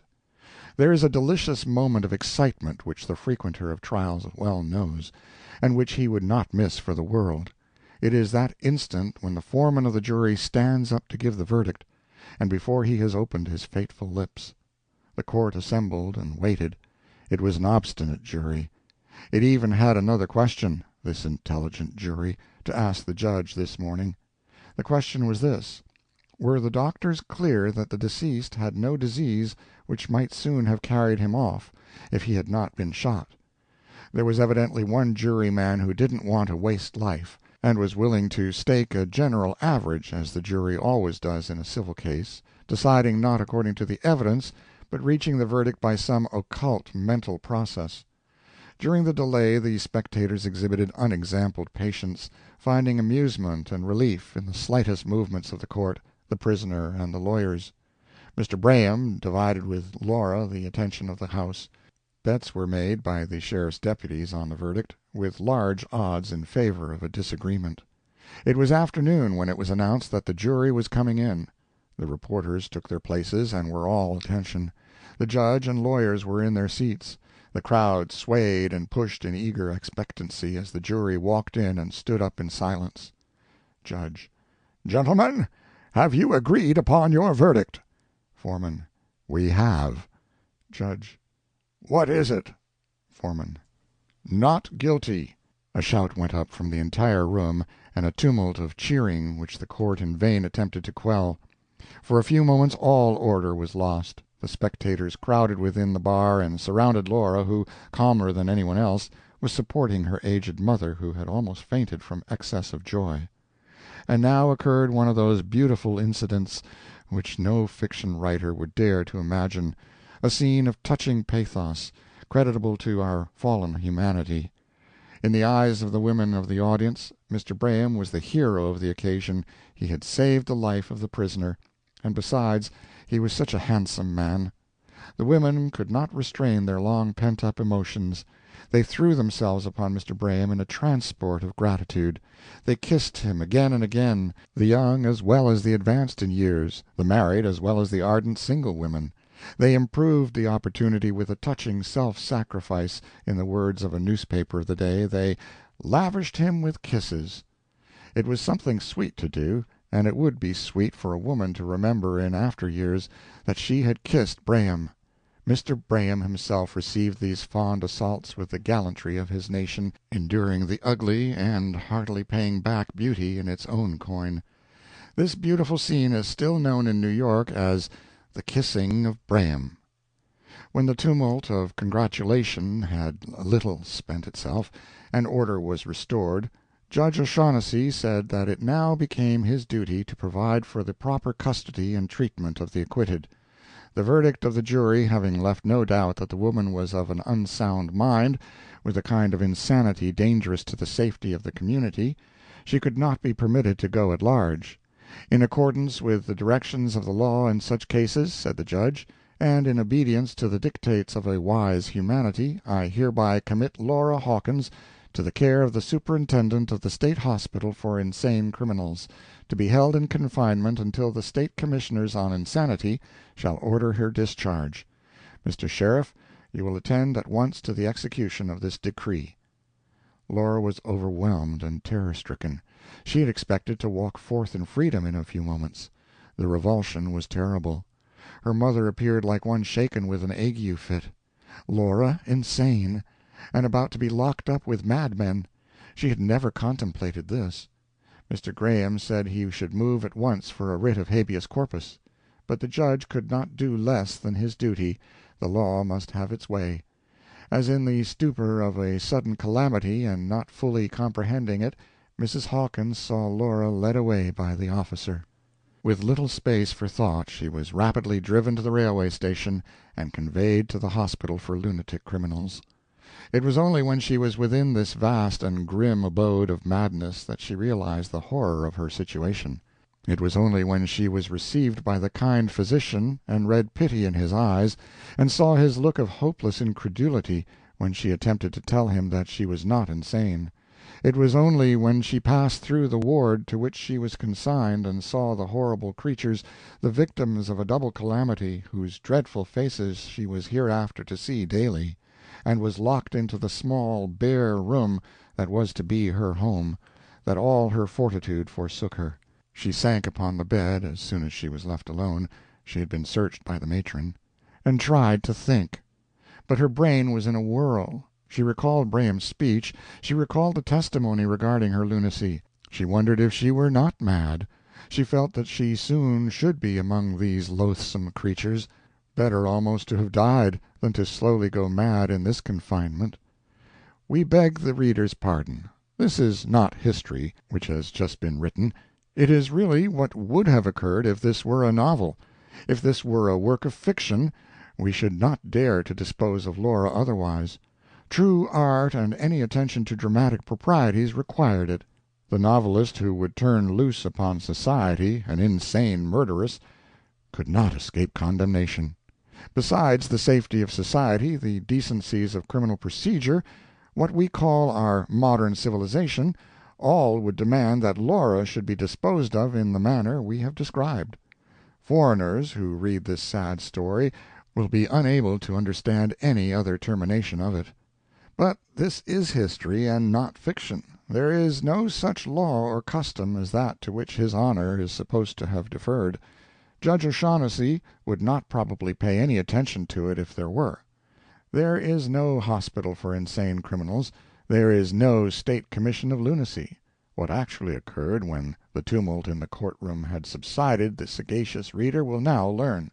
Laura left the courtroom, accompanied by her mother and other friends, amid the congratulations of those assembled, and was cheered as she entered a carriage and drove away. How sweet was the sunlight! How exhilarating the sense of freedom! Were not these following cheers the expression of popular approval and affection? Was she not the heroine of the hour? It was with a feeling of triumph that Laura reached her hotel, a scornful feeling of victory over society with its own weapons. Mrs. Hawkins shared not at all in this feeling. She was broken with disgrace and the long anxiety. "Thank God, Laura," she said, "it is over. Now we will go away from this hateful city. Let us go home at once." "Mother," replied Laura, speaking with some tenderness, "I cannot go with you. There, don't cry. I cannot go back to that life." Mrs. Hawkins was sobbing. This was more cruel than anything else, for she had a dim notion of what it would be to leave Laura to herself. "No, mother, you have been everything to me. You know how dearly I love you, but I cannot go back." A boy brought in a telegraphic dispatch. Laura took it and read: "The bill is lost. Dilworthy ruined. Signed, Washington." For a moment the words swam before her eyes. The next her eyes flashed fire as she handed the dispatch to her mother, and bitterly said, "The world is against me. Well, let it be, let it. I am against it." "This is a cruel disappointment," said Mrs. Hawkins, to whom one grief more or less did not much matter now, "to you and Washington, but we must humbly bear it." "Bear it!" replied Laura scornfully. "I've all my life borne it, and fate has thwarted me at every step." A servant came to the door to say that there was a gentleman below who wished to speak with Miss Hawkins. J. Adolph Griller was the name Laura read on the card. "I do not know such a person. He probably comes from Washington. Send him up." Mr. Griller entered. He was a small man, slovenly in dress, his tone confidential, his manner wholly void of animation, all his features below the forehead protruding, particularly the apple of his throat. Hair without a kink in it, a hand with no grip, a meek hang-dog countenance. He was a falsehood done in flesh and blood. For while every visible sign about him proclaimed him a poor, witless, useless weakling, the truth was that he had the brains to plan great enterprises and the pluck to carry them through. That was his reputation, and it was a deserved one. He softly said, "I called to see you on business, Miss Hawkins. You have my card?" Laura bowed. Mr. Griller continued to purr as softly as before. "I will proceed to business. I am a business man. I am a lecture agent, Miss Hawkins, and as soon as I saw that you were acquitted, it occurred to me that an early interview would be mutually beneficial." "I don't understand you, sir," said Laura coldly. "No? You see, Miss Hawkins, this is your opportunity. If you will enter the lecture field under good auspices, you will carry everything before you." "But, sir, I never lectured. I haven't any lecture. I don't know anything about it." "Ah, madam, that makes no difference, no real difference. It is not necessary to be able to lecture in order to go into the lecture tour. If one's name is celebrated all over the land, especially, and if she is also beautiful, she is certain to draw large audiences." "But what should I lecture about?" asked Laura, beginning in spite of herself to be a little interested as well as amused. "Oh, why, woman, something about woman, I should say. The marriage relation, a woman's fate, anything of that sort. Call it The Revelations of a Woman's Life. Now, there's a good title. I wouldn't want any better title than that. I'm prepared to make you an offer, Miss Hawkins, a liberal offer. $12,000 for 30 nights." Laura thought. She hesitated. Why not? It would give her employment, money. She must do something. "I will think of it, and let you know soon. But still there is very little likelihood that however, we will not discuss it further now. Remember that the sooner we get to work the better, Miss Hawkins. Public curiosity is so fickle. Good day, madam." The close of the trial released Mr. Harry Brierly and left him free to depart upon his long-talked-of Pacific Coast mission. He was very mysterious about it, even to Philip. "It's confidential, old boy," he said. "A little scheme we have hatched up. I don't mind telling you that it's a good deal bigger thing than that in Missouri, and a sure thing. I wouldn't take $500,000 just for my share, and it will open up something for you, Phil. You will hear from me." Philip did hear from Harry a few months afterward. Everything promised splendidly, but there was a little delay. Could Phil let him have 100, say, for 90 days? Philip himself hastened to Philadelphia, and as soon as the spring opened, to the mine at Ilium, and began transforming the loan he had received from Squire Montague into laborer's wages. He was haunted with many anxieties. In the first place, Ruth was overtaxing her strength in her hospital labors, and Philip felt as if he must move heaven and earth to save her from such toil and suffering. His increased pecuniary obligation oppressed him. It seemed to him, also, that he had been one cause of the misfortune to the Bolton family, and that he was dragging into loss and ruin everybody who associated with him. He worked on day after day and week after week with a feverish anxiety. It would be wicked, thought Philip, and impious, to pray for luck. He felt that perhaps he ought not to ask a blessing upon the sort of labor that was only a venture. But yet in that daily petition, which this very faulty and not very consistent young Christian gentleman put up, he prayed earnestly enough for Ruth, and for the Boltons, and for those whom he loved and who trusted in him, and that his life might not be a misfortune to them and a failure to himself. Since this young fellow went out into the world from his New England home, he had done some things that he would rather his mother should not know, things maybe he would shrink from telling Ruth. At a certain green age, young gentlemen are sometimes afraid of being called milksops, and Philip's associates had not always been the most select, such as these historians would have chosen for him, or whom at a later period he would have chosen for himself. It seemed inexplicable, for instance, that his life should have been thrown so much with his college acquaintance, Henry Brierly. Yet this was true of Philip, that in whatever company he had been, he had never been ashamed to stand up for the principles he learned from his mother, and neither raillery nor looks of wonder turned him from that daily habit he learned at his mother's knees. Even flippant Harry respected this, and perhaps it was one of the reasons why Harry and all who knew Philip trusted him implicitly. And yet it must be confessed that Philip did not convey the impression to the world of a very serious young man, or of a man who might not rather easily fall into temptation. One looking for a real hero would have to go elsewhere. The parting between Laura and her mother was exceedingly painful to both.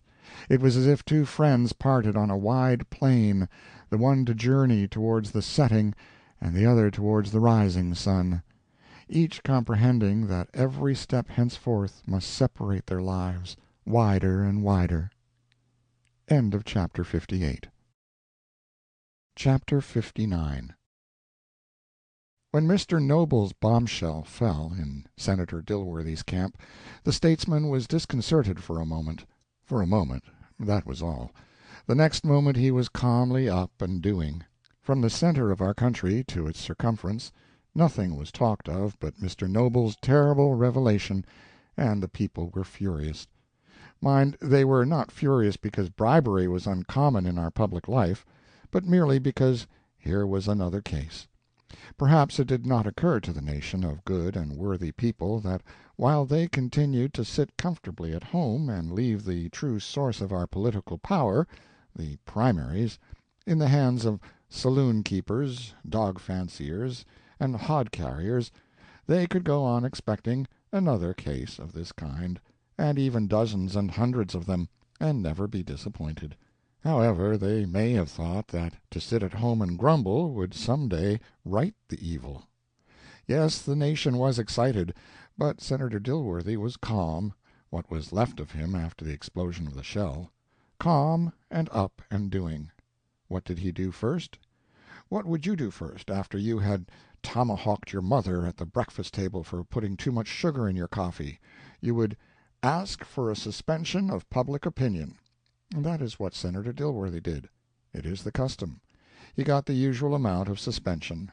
Far and wide he was called a thief, a briber, a promoter of steamship subsidies, railway swindles, robberies of the government in all possible forms and fashions. Newspapers and everybody else called him a pious hypocrite, a sleek, oily fraud, a reptile who manipulated temperance movements, prayer meetings, Sunday schools, public charities, missionary enterprises, all for his private benefit. And as these charges were backed up by what seemed to be good and sufficient evidence, they were believed with national unanimity. Then Mr. Dilworthy made another move. He moved instantly to Washington and demanded an investigation. Even this could not pass without comment. Many papers used language to this effect: Senator Dilworthy's remains have demanded an investigation.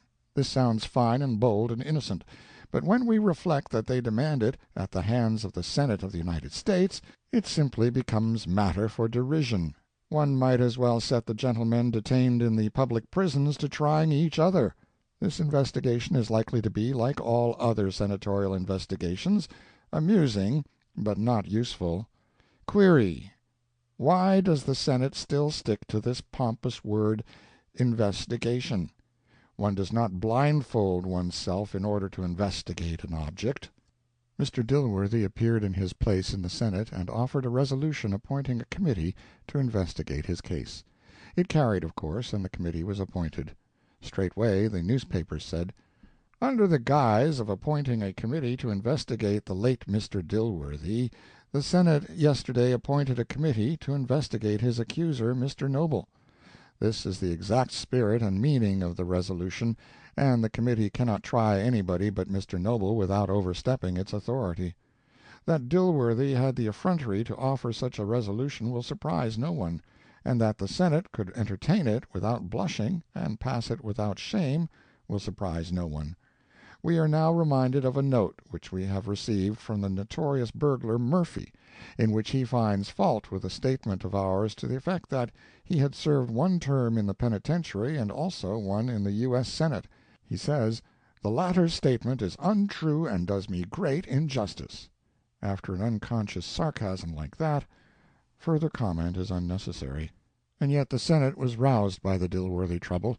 Many speeches were made. One senator, who was accused in the public prints of selling his chances of re-election to his opponent for $50,000, and had not yet denied the charge, said that the presence in the Capitol of such a creature as this man Noble, to testify against a brother member of their body, was an insult to the Senate. Another senator said, "Let the investigation go on, and let it make an example of this man Noble. Let it teach him, and men like him, that they could not attack the reputation of a United States senator with impunity."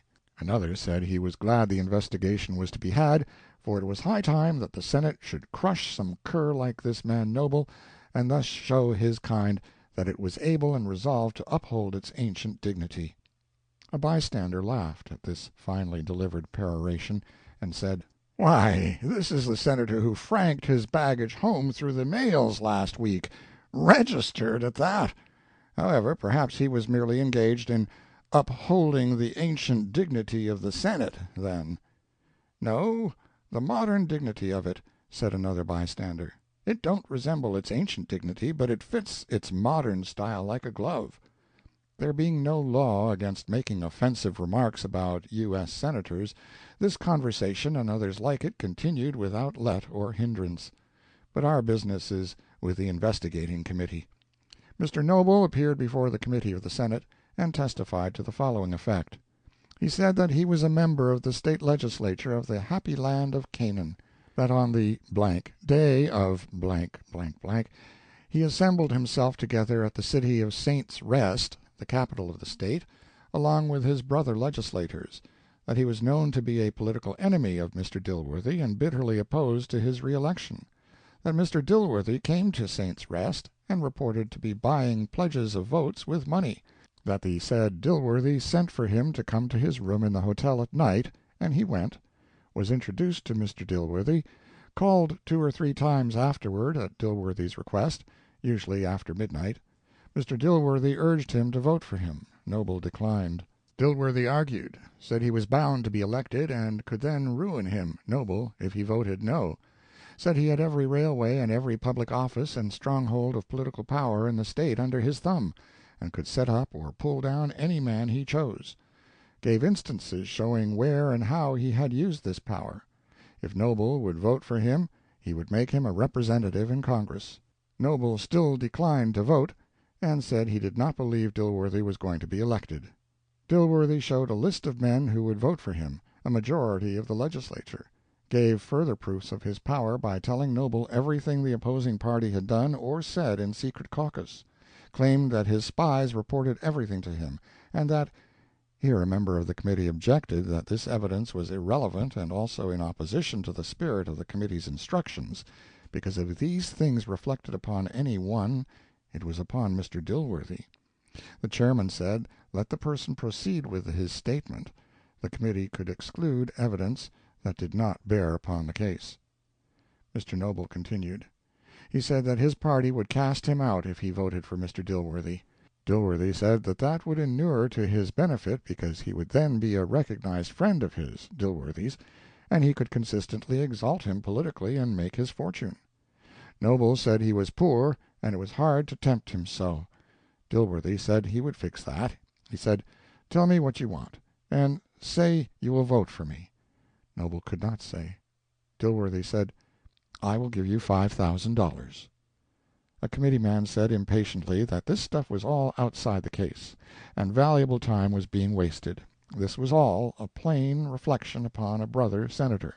The chairman said it was the quickest way to proceed and the evidence need have no weight. Mr. Noble continued. He said he told Dilworthy that $5,000 was not much to pay for a man's honor, character, and everything that was worth having.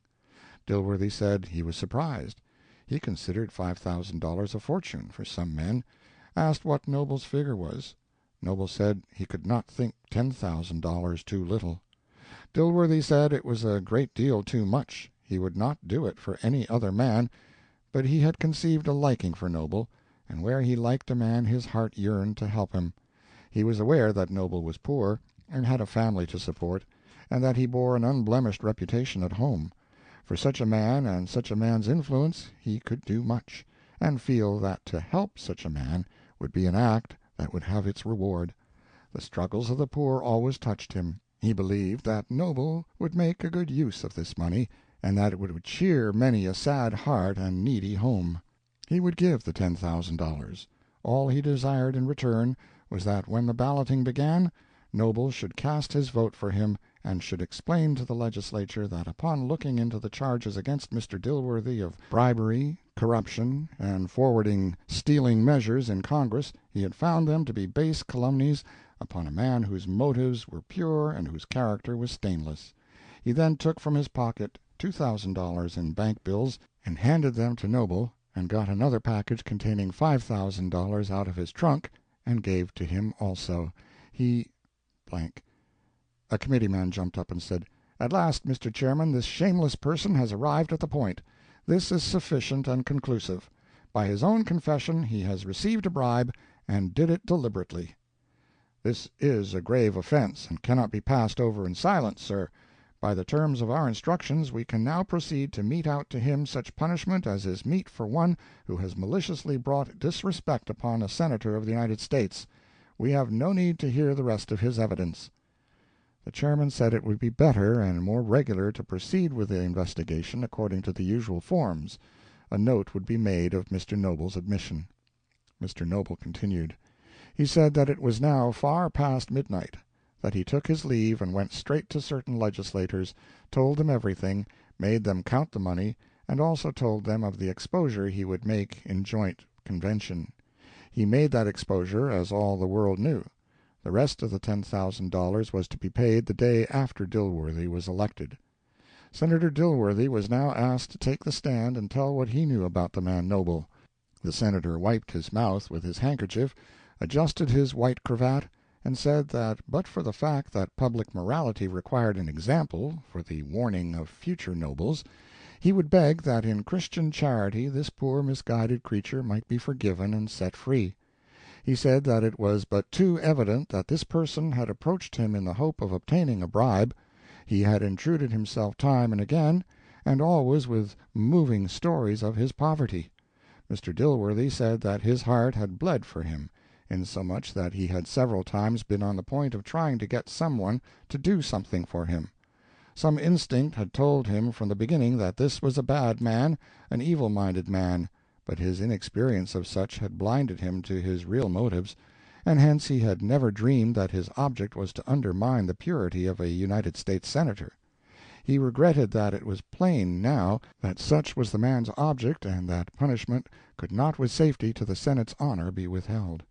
He grieved to say that one of those mysterious dispensations of an inscrutable providence which are decreed from time to time by his wisdom and for his righteous purposes had given this conspirator's tale a color of plausibility, but this would soon disappear under the clear light of truth which would now be thrown upon the case. It so happened, said the senator, that about the time in question a poor young friend of mine, living in a distant town of my state, wished to establish a bank. He asked me to lend him the necessary money. I said I had no money just then, but would try to borrow it. The day before the election a friend said to me that my election expenses must be very large, especially my hotel bills, and offered to lend me some money. Remembering my young friend, I said I would like a few thousand now, and a few more by and by, whereupon he gave me 2 packages of bills said to contain $2,000 and $5,000 respectively. I did not open the packages or count the money. I did not give any note or receipt for the same. I made no memorandum of the transaction, and neither did my friend. That night this evil man Noble came troubling me again. I could not rid myself of him, though my time was very precious. He mentioned my young friend and said he was very anxious to have the $7,000 now to begin his banking operations with, and could wait a while for the rest. Noble wished to get the money and take it to him. I finally gave him the 2 packages of bills. I took no note or receipt from him, and made no memorandum of the matter. I no more look for duplicity and deception in another man than I would look for it in myself. I never thought of this man again until I was overwhelmed the next day by learning what a shameful use he had made of the confidence I had reposed in him and the money I had entrusted to his care. This is all, gentlemen. To the absolute truth of every detail of my statement I solemnly swear, and I call Him to witness who is the truth and the loving Father of all whose lips abhor false speaking. I pledge my honor as a senator that I have spoken but the truth. May God forgive this wicked man as I do. Mr. Noble: Senator Dilworthy, your bank account shows that up to that day, and even on that very day, you conducted all your financial business through the medium of checks instead of bills, and so kept careful record of every money transaction. Why did you deal in bank bills on this particular occasion? The Chairman: The gentleman will please to remember that the committee is conducting this investigation. Mr. Noble: Then will the committee ask the question? The Chairman: The committee will, when it desires to know. Mr. Noble: Which will not be during this century, perhaps.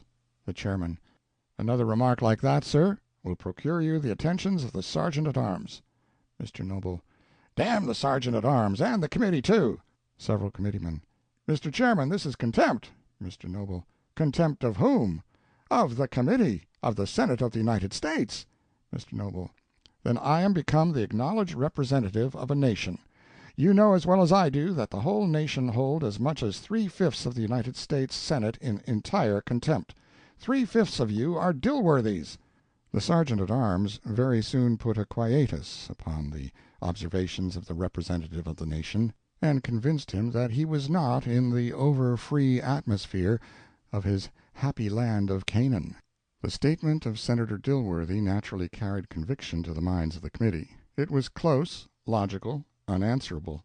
It bore many internal evidences of its truth. For instance, it is customary in all countries for business men to loan large sums of money in bank bills instead of checks. It is customary for the lender to make no memorandum of the transaction. It is customary for the borrower to receive the money without making a memorandum of it, or giving a note or a receipt for its use. The borrower is not likely to die or forget about it. It is customary to lend nearly anybody money to start a bank with, especially if you have not the bank to lend him and have to borrow it for the purpose. It is customary to carry large sums of money in bank bills about your person or in your trunk. It is customary to hand a large sum in bank bills to a man you have just been introduced to, if he asks you to do it, to be conveyed to a distant town and delivered to another party. It is not customary to make a memorandum of this transaction. It is not customary for the conveyor to give a note or a receipt for the money. It is not customary to require that he shall get a note or a receipt from the man he is to convey it to in the distant town. It would be at least singular in you to say to the proposed conveyor, "You might be robbed. I will deposit the money in a bank and send a check for it to my friend through the mail." Very well. It being plain that Senator Dilworthy's statement was rigidly true, and this fact being strengthened by his adding to it the support of his honor as a senator, the committee rendered a verdict of "not proven that a bribe had been offered and accepted." This, in a manner, exonerated Noble, and let him escape. The committee made its report to the Senate, and that body proceeded to consider its acceptance. One senator, indeed several senators, objected that the committee had failed of its duty. They had proved this man Noble guilty of nothing. They had meted out no punishment to him. If the report were accepted, he would go forth free and scatheless, glorying in his crime, and it would be a tacit admission that any blackguard could insult the Senate of the United States and conspire against the sacred reputation of its members with impunity. The Senate owed it to the upholding of its ancient dignity to make an example of this man Noble. He should be crushed. An elderly senator got up and took another view of the case.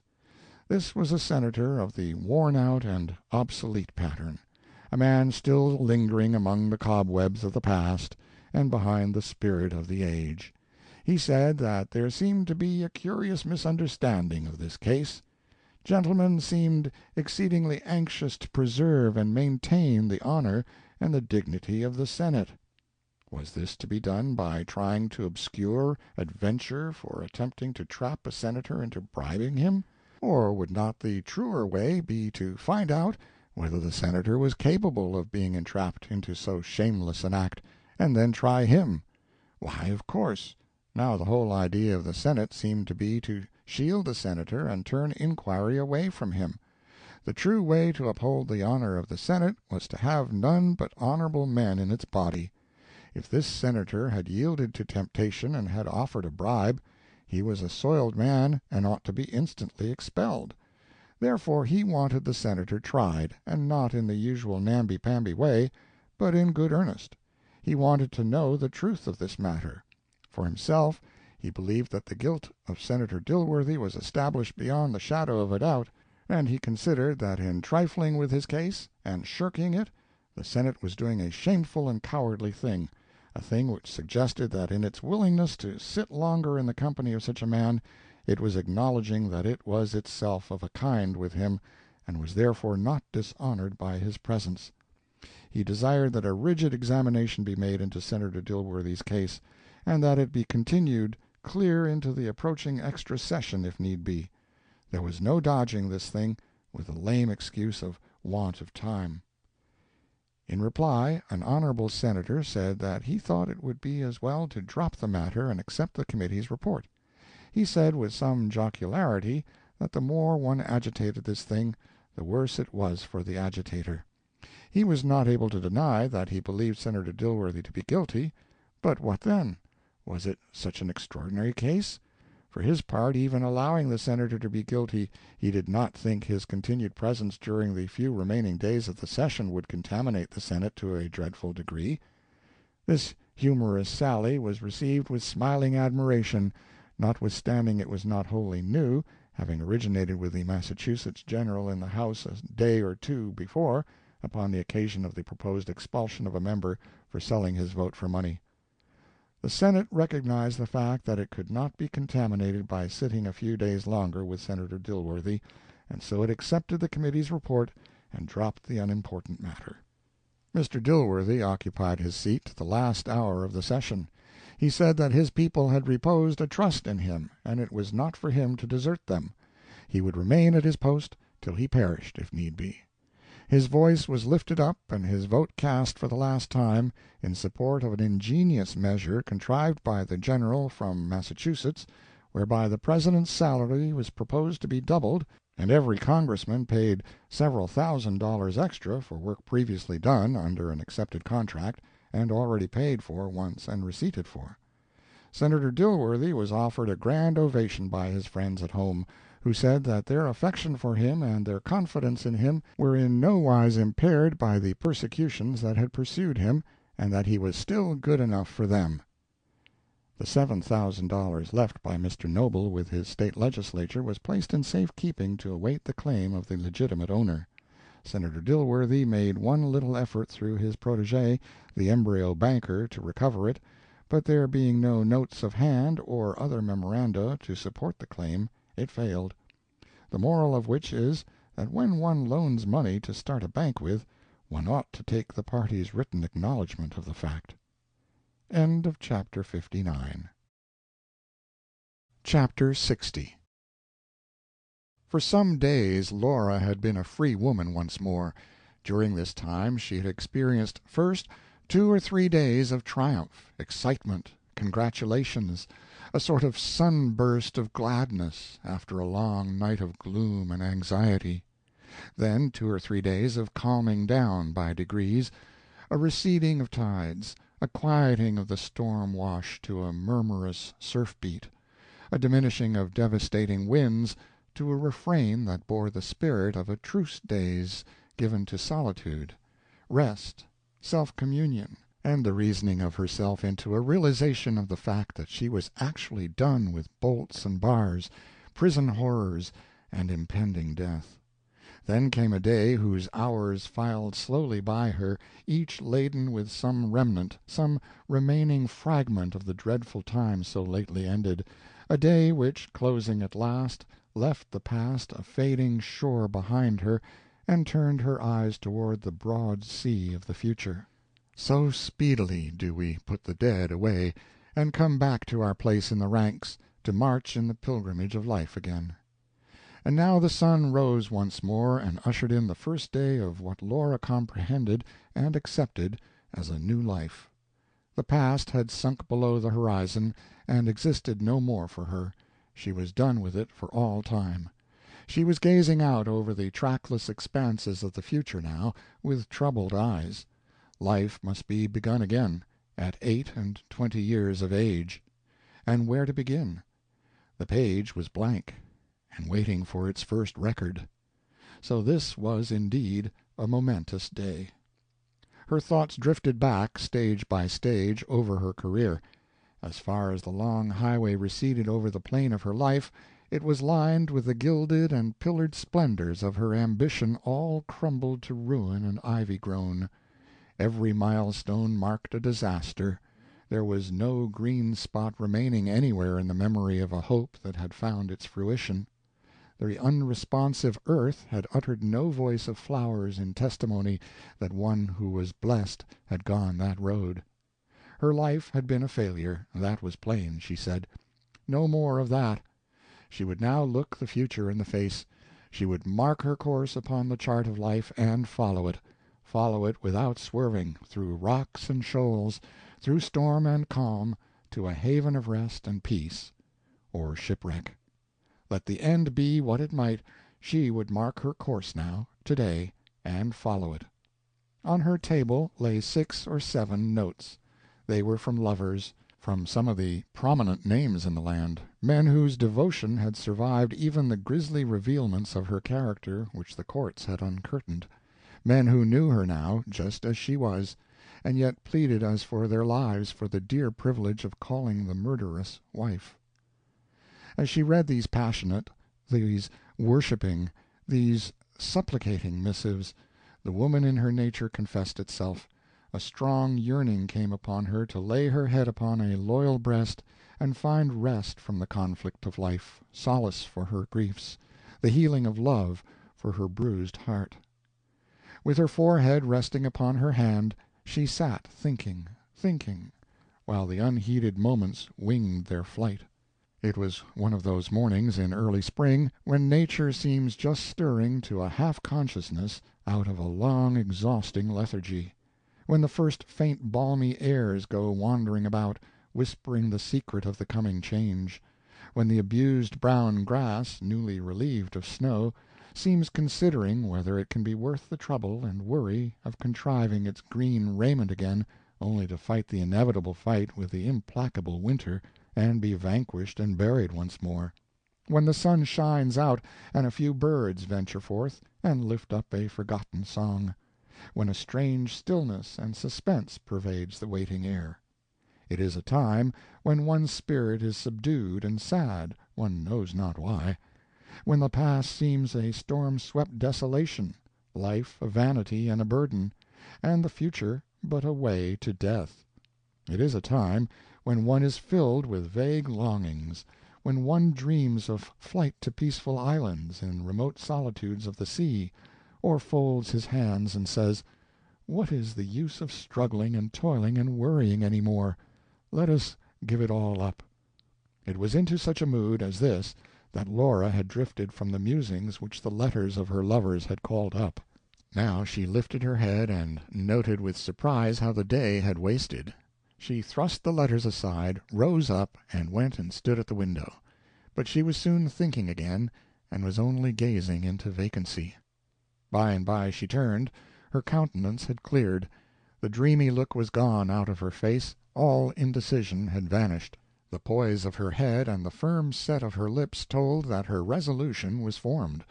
She moved toward the table with all the old dignity in her carriage, and all the old pride in her mien. She took up each letter in its turn, touched a match to it, and watched it slowly consume to ashes. Then she said, "I have landed upon a foreign shore, and burned my ships behind me. These letters were the last thing that held me in sympathy with any remnant or belonging of the old life. Henceforth that life and all that pertains to it are as dead to me and as far removed from me as if I were become a denizen of another world." She said that love was not for her. The time that it could have satisfied her heart was gone by, and could not return. The opportunity was lost. Nothing could restore it. She said there could be no love without respect, and she would only despise a man who could content himself with a thing like her. Love, she said, was a woman's first necessity. Love being forfeited, there was but one thing left that could give a passing zest to a wasted life, and that was fame, admiration, the applause of the multitude. And so her resolution was taken. She would turn to that final resort of the disappointed of her sex, the lecture platform. She would array herself in fine attire, she would adorn herself with jewels, and stand in her isolated magnificence before massed audiences, and enchant them with her eloquence and amaze them with her unapproachable beauty. She would move from city to city like a queen of romance, leaving marveling multitudes behind her and impatient multitudes awaiting her coming.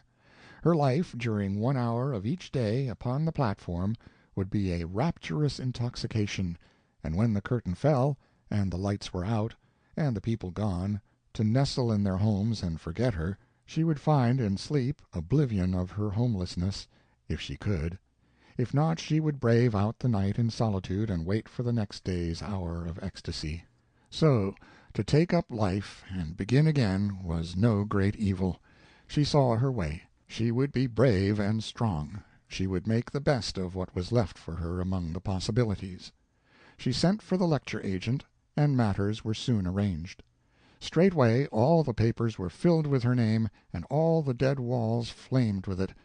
The papers called down imprecations upon her head, they reviled her without stint, they wondered if all sense of decency was dead in this shameless murderess, this brazen lobbyist, this heartless seducer of the affections of weak and misguided men.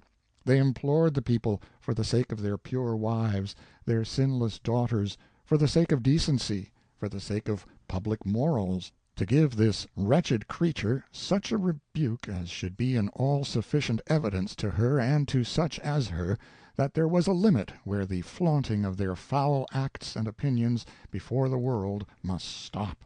Certain of them with a higher art, and to her a finer cruelty, a sharper torture, uttered no abuse, but always spoke of her in terms of mocking eulogy and ironical admiration.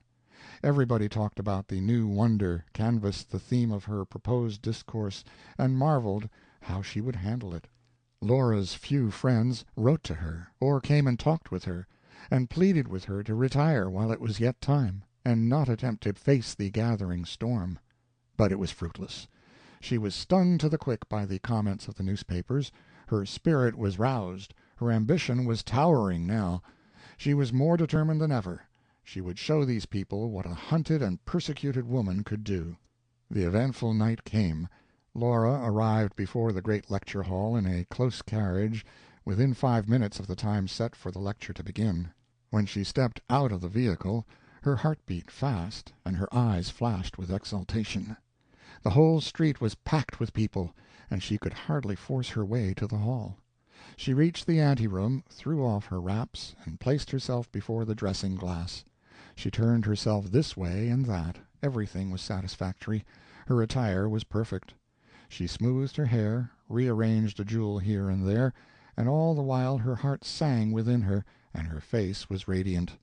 She had not been so happy for ages and ages, it seemed to her.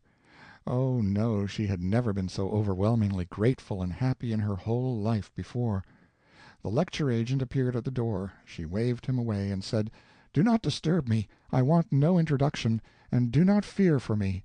The moment the hands point to 8, I will step upon the platform." He disappeared. She held her watch before her. She was so impatient that the second hand seemed whole tedious minutes dragging its way around the circle.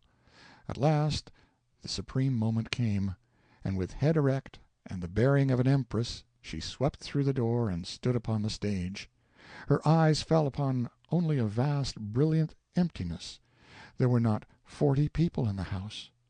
There were only a handful of coarse men and 10 or 12 still coarser women lolling upon the benches and scattered about singly and in couples. Her pulses stood still, her limbs quaked, the gladness went out of her face. There was a moment of silence, and then a brutal laugh and an explosion of catcalls and hisses saluted her from the audience. The clamor grew stronger and louder, and insulting speeches were shouted at her. A half-intoxicated man rose up and threw something, which missed her, but it bespattered a chair at her side, and this evoked an outburst of laughter and boisterous admiration. She was bewildered. Her strength was forsaking her.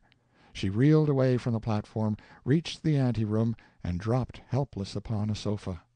The lecture agent ran in with a hurried question upon his lips, but she put forth her hands, and with tears raining from her eyes, said, "Oh, do not speak. Take me away, please, take me away out of this dreadful place.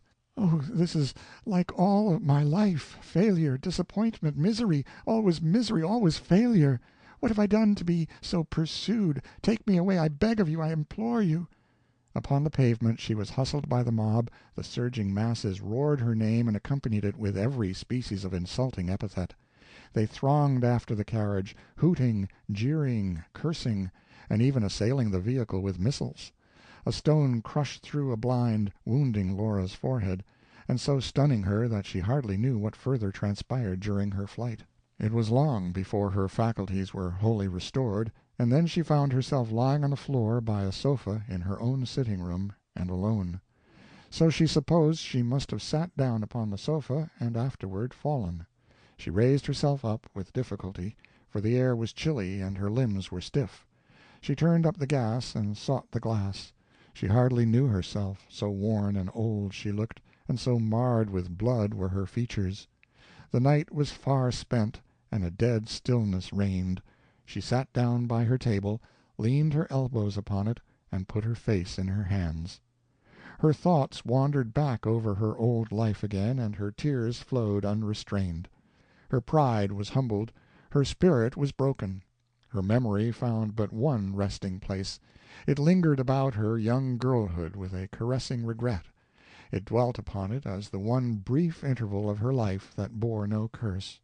She saw herself again in the budding grace of her 12 years, decked in her dainty pride of ribbons, consorting with the bees and the butterflies, believing in fairies, holding confidential converse with the flowers, busying herself all day long with airy trifles that were as weighty to her as the affairs that tax the brains of diplomats and emperors.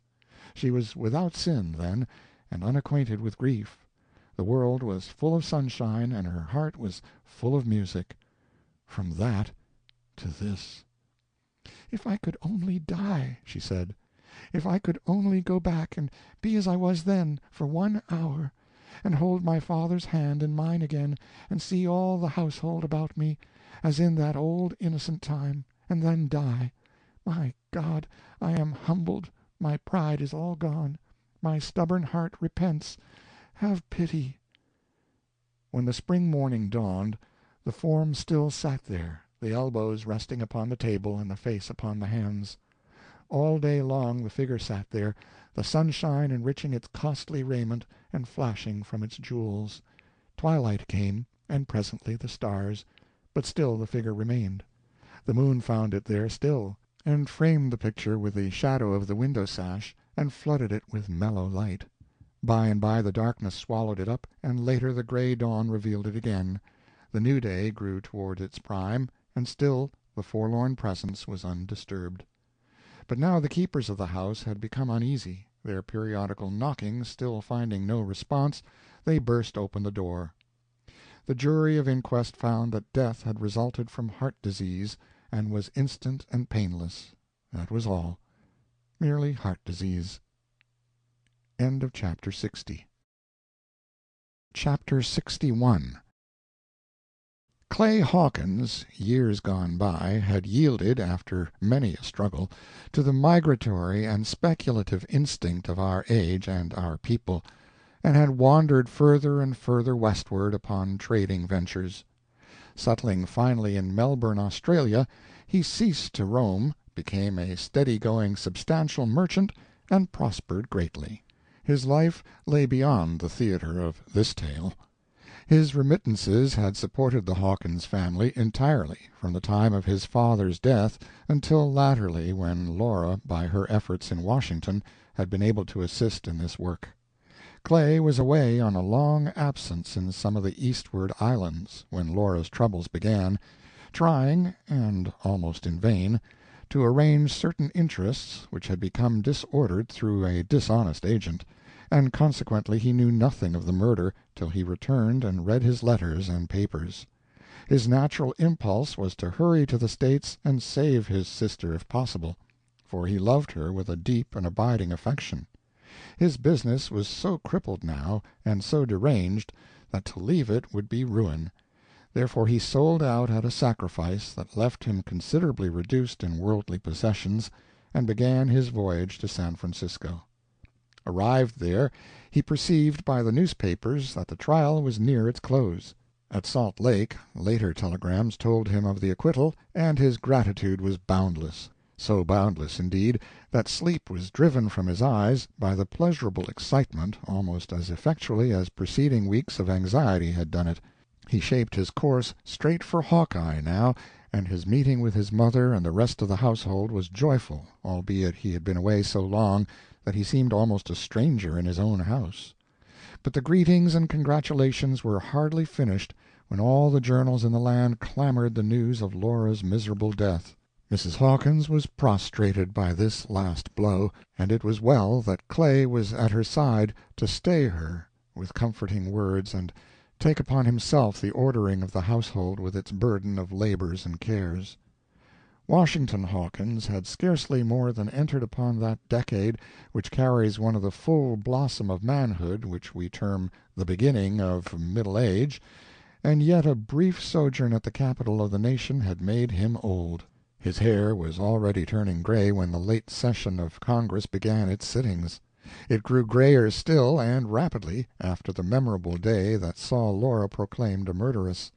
It waxed grayer and still grayer during the lagging suspense that succeeded it, and after the crash which ruined his last hope, the failure of his bill in the Senate, and the destruction of its champion Dilworthy. A few days later, when he stood uncovered while the last prayer was pronounced over Laura's grave, his hair was whiter and his face hardly less old than the venerable minister's whose words were sounding in his ears. A week after this, he was sitting in a double-bedded room in a cheap boarding-house in Washington with Colonel Sellers. The two had been living together lately, and this mutual cavern of theirs the Colonel sometimes referred to as their premises, and sometimes as their apartments, more particularly when conversing with persons outside. A canvas-covered modern trunk marked G.W.H. stood on the end by the door, strapped and ready for a journey. On it lay a small morocco satchel, also marked G.W.H. There was another trunk close by, a worn and scarred and ancient hair relic with B.S. wrought in brass nails on its top. On it lay a pair of saddlebags that probably knew more about the last century than they could tell. Washington got up and walked the floor a while in a restless sort of way, and finally was about to sit down on the hair trunk. "Stop! Don't sit down on that!" exclaimed the Colonel. "There, now, that's all right. The chair's better. I couldn't get another trunk like that, not another like it in America, I reckon." "I am afraid not," said Washington, with a faint attempt at a smile. "No, indeed. The man is dead that made that trunk and that saddlebags." "Are his great-grandchildren still living?" said Washington, with levity only in the words, not in the tone. "Well, I don't know. I hadn't thought of that.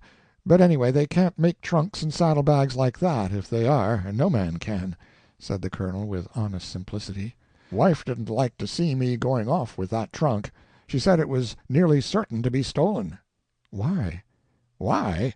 Why, aren't trunks always being stolen?" "Well, yes, some kinds of trunks are." "Very well, then. This is some kind of a trunk, and an almighty rare kind, too." "Yes, I believe it is."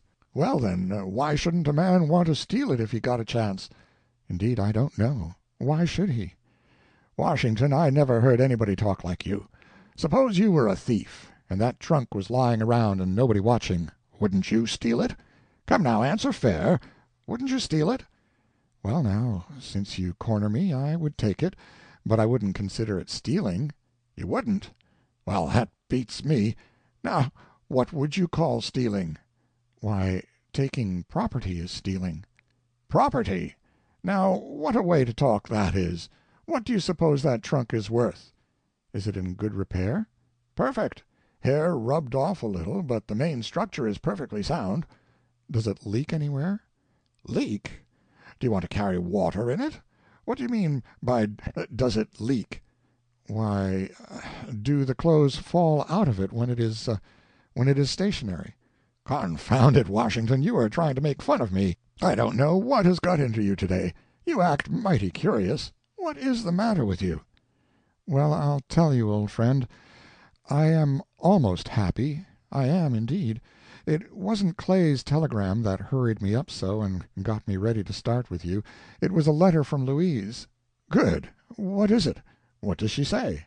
"She says come home. Her father has consented at last." "My boy, I want to congratulate you. I want to shake you by the hand. It's a long turn that has no lane at the end of it, as the proverb says, or somehow that way. You'll be happy yet, and Beriah Sellers will be there to see, thank God." "I believe it. General Boswell is pretty nearly a poor man now. The railroad that was going to build up Hawkeye made short work of him, along with the rest. He isn't so opposed to a son-in-law without a fortune now." "Without a fortune, indeed!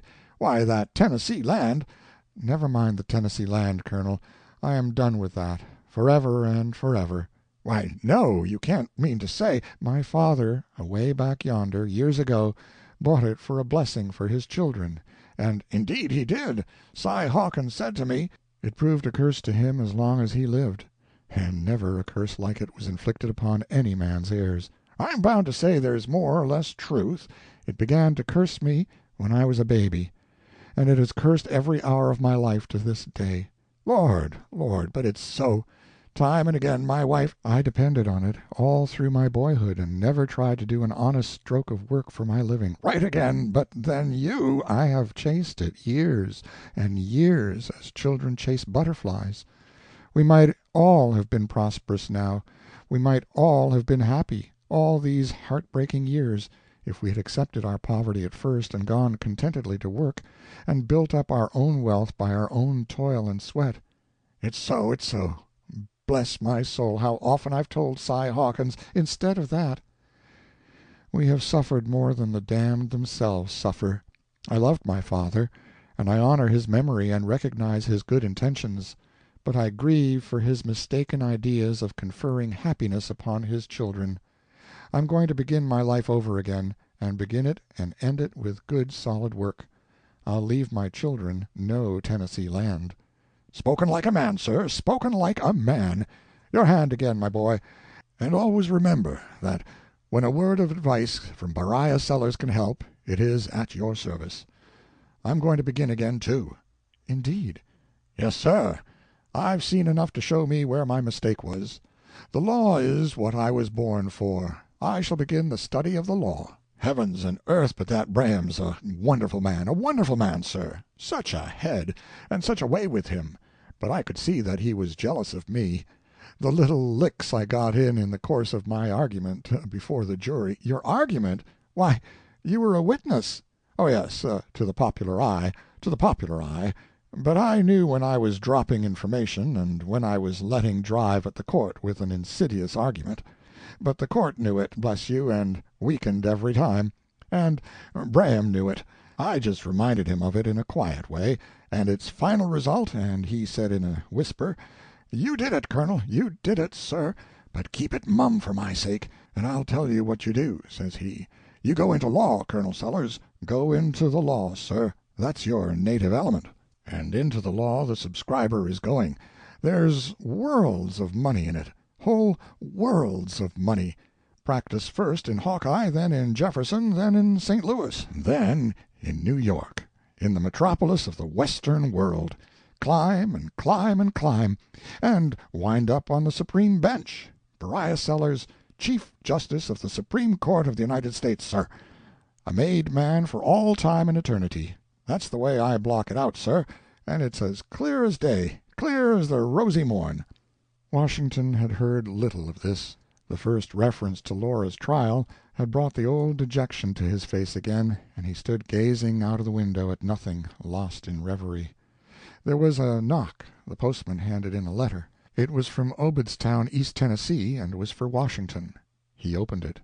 There was a note saying that enclosed he would please find a bill for the current year's taxes on the 75,000 acres of Tennessee land belonging to the estate of Silas Hawkins, deceased, and added that the money must be paid within 60 days, or the land would be sold at public auction for the taxes, as provided by law. The bill was for $180, something more than twice the market value of the land, perhaps. Washington hesitated. Doubts flitted through his mind. The old instinct came upon him to cling to the land just a little longer and give it one more chance. He walked the floor feverishly, his mind tortured by indecision. Presently he stopped, took out his pocketbook, and counted his money. $230. It was all he had in the world. 180 from 230, he said to himself. 50 left. It is enough to get me home. Shall I do it or shall I not? I wish I had somebody to decide for me. The pocketbook lay open in his hand, with Louisa's small letter in view. His eye fell upon that, and it decided him. "It shall go for taxes," he said, "and never tempt me or mine any more." He opened the window and stood there tearing the tax bill to bits and watching the breeze waft them away till all were gone. "The spell is broken, the lifelong curse is ended," he said. "Let us go." The baggage wagon had arrived. 5 minutes later the two friends were mounted upon their luggage in it and rattling off toward the station, the Colonel endeavoring to sing "Homeward Bound," a song whose words he knew, but whose tune, as he rendered it, was a trial to auditors. Chapter 61. Chapter 62. Philip Sterling's circumstances were becoming straitened. The prospect was gloomy. His long siege of unproductive labor was beginning to tell upon his spirits. But what told still more upon them was the undeniable fact that the promise of ultimate success diminished every day now. That is to say, the tunnel had reached a point in the hill which was considerably beyond where the coal vein should pass, according to all his calculations, if there were a coal vein there, and so every foot that the tunnel now progressed seemed to carry it further away from the object of the search.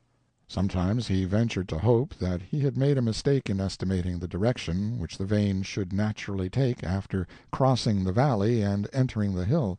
Upon such occasions he would go into the nearest mine on the vein he was hunting for, and once more get the bearings of the deposit and mark out its probable course. But the result was the same every time. His tunnel had manifestly pierced beyond the natural point of junction, and then his spirits fell a little lower. His men had already lost faith, and he often overheard them saying it was perfectly plain that there was no coal in the hill. Foremen and laborers from neighboring mines, and no end of experienced loafers from the village, visited the tunnel from time to time, and their verdicts were always the same and always disheartening. "No coal in that hill." Now and then Philip would sit down and think it all over, and wonder what the mystery meant. Then he would go into the tunnel and ask the men if there were no signs yet. None. Always none. He would bring out a piece of rock and examine it, and say to himself, "It is limestone. It has crinoids and corals in it. The rock is right." Then he would throw it down with a sigh and say, "But that is nothing. Where coal is, limestone with these fossils in it is pretty certain to lie against its foot casing. But it does not necessarily follow that where this peculiar rock is, coal must lie above it or beyond it. This sign is not sufficient." The thought usually followed, "There is one infallible sign. If I could only strike that." 3 or 4 times in as many weeks he said to himself, "Am I a visionary? I must be a visionary. Everybody is in these days. Everybody chases butterflies. Everybody seeks sudden fortune, and will not lay one up by slow toil. This is not right. I will discharge the men and go at some honest work. There is no coal here. What a fool I have been! I will give it up." But he never could do it. A half-hour of profound thinking always followed, and at the end of it he was sure to get up and straighten himself and say, "There is coal there. I will not give it up, and coal or no coal, I will drive the tunnel clear through the hill. I will not surrender while I am alive." He never thought of asking Mr. Montague for more money. He said there was now but one chance of finding coal against 999, that he would not find it, and so it would be wrong in him to make the request and foolish in Mr. Montague to grant it. He had been working 3 shifts of men. Finally the settling of a weekly account exhausted his means. He could not afford to run in debt, and therefore he gave the men their discharge. They came into his cabin presently, where he sat with his elbows on his knees and his chin in his hands, the picture of discouragement, and their spokesman said, "Mr. Sterling, when Tim was down a week with his fall, you kept him on half wages, and it was a mighty help to his family. Whenever any of us was in trouble, you've done what you could to help us out. You've acted fair and square with us every time, and I reckon we are men and know a man when we see him. We haven't got any faith in that hill, but we have a respect for a man that's got the pluck that you've showed. You've fought a good fight with everybody agin you, and if we had grub to go on, I'm damned if we wouldn't stand by you till the cows come home. That is what the boys say. Now, we want to put in one parting blast for luck. We want to work 3 days more, and if we don't find anything, we won't bring in no bill against you. That is what we've come to say." Philip was touched. If he had had money enough to buy 3 days' grub, he would have accepted the generous offer, but as it was, he could not consent to be less magnanimous than the men, and so he declined in a manly speech, shook hands all around, and resumed his solitary communings. The men went back to the tunnel and put in a parting blast for luck anyhow. They did a full day's work, and then they took their leave. They called at his cabin and gave him a good-bye, and were not able to tell him their day's effort had given things a mere promising look. The next day Philip sold all the tools but 2 or 3 sets. He also sold one of the now deserted cabins as old lumber, together with its domestic wares, and made up his mind that he would buy provisions with the trifle of money thus gained, and continue his work alone. About the middle of the afternoon he put on his roughest clothes and went to the tunnel. He lit a candle and groped his way in. Presently he heard the sound of a pick or a drill, and wondered what it meant. A spark of light now appeared in the far end of the tunnel, and when he arrived there he found the man Tim at work. Tim said, "I'm to have a job in the Golden Briar mine by and by, in a week or 10 days, and I'm going to work here till then. A man might as well be at something, and besides, I consider that I owe you what you paid me when I was laid up." Philip said no, he didn't owe anything, but Tim persisted, and then Philip said he had a little provision now, and would share. So for several days Philip held the drill and Tim did the striking. At first Philip was impatient to see the result of every blast, and was always back and peering among the smoke the moment after the explosion. But there was never any encouraging result, and therefore he finally lost almost all interest, and hardly troubled himself to inspect results at all. He simply labored on, stubbornly and with little hope. Tim stayed with him till the last moment, and then took up his job at the Golden Briar, apparently as depressed by the continued barrenness of their mutual labors as Philip was himself. After that Philip fought his battle alone, day after day, and slow work it was. He could scarcely see that he made any progress. Late one afternoon he finished drilling a hole which he had been at work at for more than 2 hours. He swabbed it out, and poured in the powder and inserted the fuse. Then he filled up the rest of the hole with dirt and small fragments of stone, tamped it down firmly, touched his candle to the fuse, and ran. By and by the dull report came, and he was about to walk back mechanically and see what was accomplished, but he halted. Presently turned on his heel and thought rather than said, "No, this is useless, this is absurd. If I found anything, it would only be one of those little aggravating seams of coal, which doesn't mean anything, and—" By this time he was walking out of the tunnel. His thought ran on, "I am conquered. I am out of provisions, out of money. I have got to give it up, all this hard work lost. But I am not conquered. I will go and work for money, and come back and have another fight with fate. Ah me, it may be years, it may be years." Arrived at the mouth of the tunnel, he threw his coat upon the ground, sat down on a stone, and his eye sought the westering sun and dwelt upon the charming landscape which stretched its woody ridges, wave upon wave, to the golden horizon. Something was taking place at his feet which did not attract his attention. His reverie continued, and its burden grew more and more gloomy. Presently he rose up and cast a look far away toward the valley, and his thoughts took a new direction. "There it is. How good it looks! But down there is not up here. Well, I will go home and pack up. There is nothing else to do." He moved off moodily toward his cabin. He had gone some distance before he thought of his coat. Then he was about to turn back, but he smiled at the thought, and continued his journey. Such a coat as that could be of little use in a civilized land. A little further on he remembered that there were some papers of value in one of the pockets of the relic, and then, with a penitent ejaculation, he turned back, picked up the coat, and put it on. He made a dozen steps, and then he stopped very suddenly. He stood still a moment, as one who is trying to believe something and cannot. He put a hand up over his shoulder and felt his back, and a great thrill shot through him. He grasped the skirt of the coat impulsively, and another thrill followed. He snatched the coat from his back, glanced at it, threw it from him, and flew back to the tunnel. He sought the spot where the coat had lain. He had to look close, for the light was waning. Then, to make sure, he put his hand to the ground, and a little stream of water swept against his fingers. "Thank God, I've struck it at last!" He lit a candle and ran into the tunnel. He picked up a piece of rubbish cast out by the last blast, and said, "This clayey stuff is what I've longed for. I know what is behind it." He swung his pick with hearty good will till long after the darkness had gathered upon the earth, and when he trudged home at length, he knew he had a coal vein, and that it was 7 feet thick from wall to wall. He found a yellow envelope lying on his rickety table, and recognized that it was of a family sacred to the transmission of telegrams. He opened it, read it, crushed it in his hand, and threw it down. It simply said, "Ruth is very ill." End of chapter 62. Chapter 63.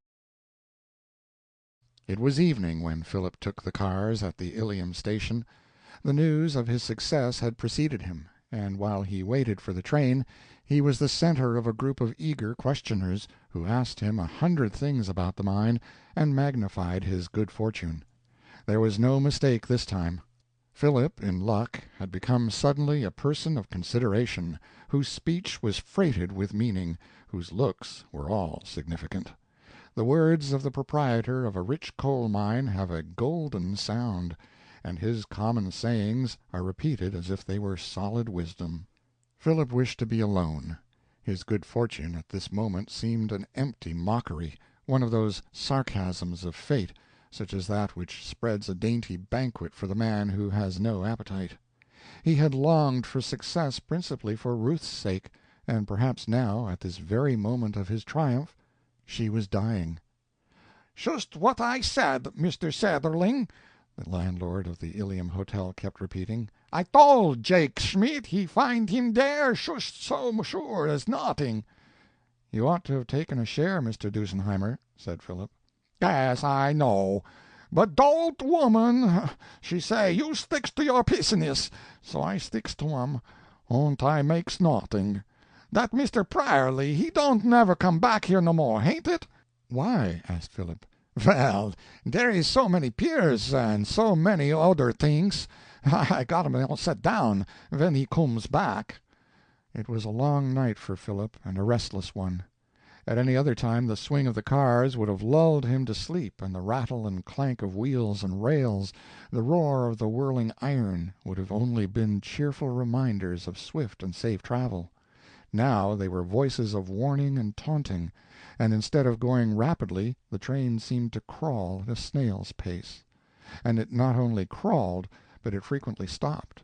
And when it stopped it stood dead still, and there was an ominous silence. Was anything the matter, he wondered? Only a station, probably. Perhaps, he thought, a telegraphic station. And then he listened eagerly. Would the conductor open the door and ask for Philip Sterling and hand him a fatal dispatch? How long they seemed to wait! And then, slowly beginning to move, they were off again, shaking, pounding, screaming through the night. He drew his curtain from time to time and looked out. There was the lurid skyline of the wooded range along the base of which they were crawling. There was the Susquehanna gleaming in the moonlight. There was a stretch of level valley with silent farmhouses, the occupants all at rest, without trouble, without anxiety. There was a church, a graveyard, a mill, a village. And now, without pause or fear, the train had mounted a trestle-work high in air, and was creeping along the top of it, while a swift torrent foamed 100 feet below. What would the morning bring? Even while he was flying to her, her gentle spirit might have gone on another flight, whither he could not follow her. He was full of foreboding. He fell at length into a restless doze. There was a noise in his ears as of a rushing torrent when a stream is swollen by a freshet in the spring. It was like the breaking up of life. He was struggling in the consciousness of coming death, when Ruth stood by his side, clothed in white, with a face like that of an angel, radiant, smiling, pointing to the sky and saying, "Come." He awoke with a cry. The train was roaring through a bridge, and it shot out into daylight. When morning came, the train was industriously toiling along through the fat lands of Lancaster, with its broad farms of corn and wheat, its mean houses of stone, its vast barns and granaries, built as if for storing the riches of Heliogabalus. Then came the smiling fields of Chester, with their English green, and soon the county of Philadelphia itself, and the increasing signs of the approach to a great city. Long trains of coal cars, laden and unladen, stood upon sidings. The tracks of other roads were crossed. The smoke of other locomotives was seen on parallel lines. Factories multiplied, streets appeared, the noise of a busy city began to fill the air, and with a slower and slower clank on the connecting rails and interlacing switches the train rolled into the station and stood still. It was a hot August morning. The broad streets glowed in the sun, and the white-shuttered houses stared at the hot thoroughfares like closed bakers' ovens set along the highway. Philip was oppressed with the heavy air. The sweltering city lay as in a swoon. Taking a street-car, he rode away to the northern part of the city, the newer portion, formerly the district of Spring Garden, for in this the Boltons now lived, in a small brick house befitting their altered fortunes. He could scarcely restrain his impatience when he came in sight of the house. The window shutters were not bowed, thank God for that. Ruth was still living, then. He ran up the steps and rang. Mrs. Bolton met him at the door. "Thee is very welcome, Philip." "And Ruth?" "She is very ill, but quieter than she has been, and the fever is a little abating. The most dangerous time will be when the fever leaves her. The doctor fears she will not have strength enough to rally from it. Yes, thee can see her." Mrs. Bolton led the way to the little chamber where Ruth lay. "Oh," said her mother, "if she were only in her cool and spacious room in her old home! She says that seems like heaven." Mr. Bolton sat by Ruth's bedside, and he rose and silently pressed Philip's hand. The room had but one window. That was wide open to admit the air, but the air that came in was hot and lifeless.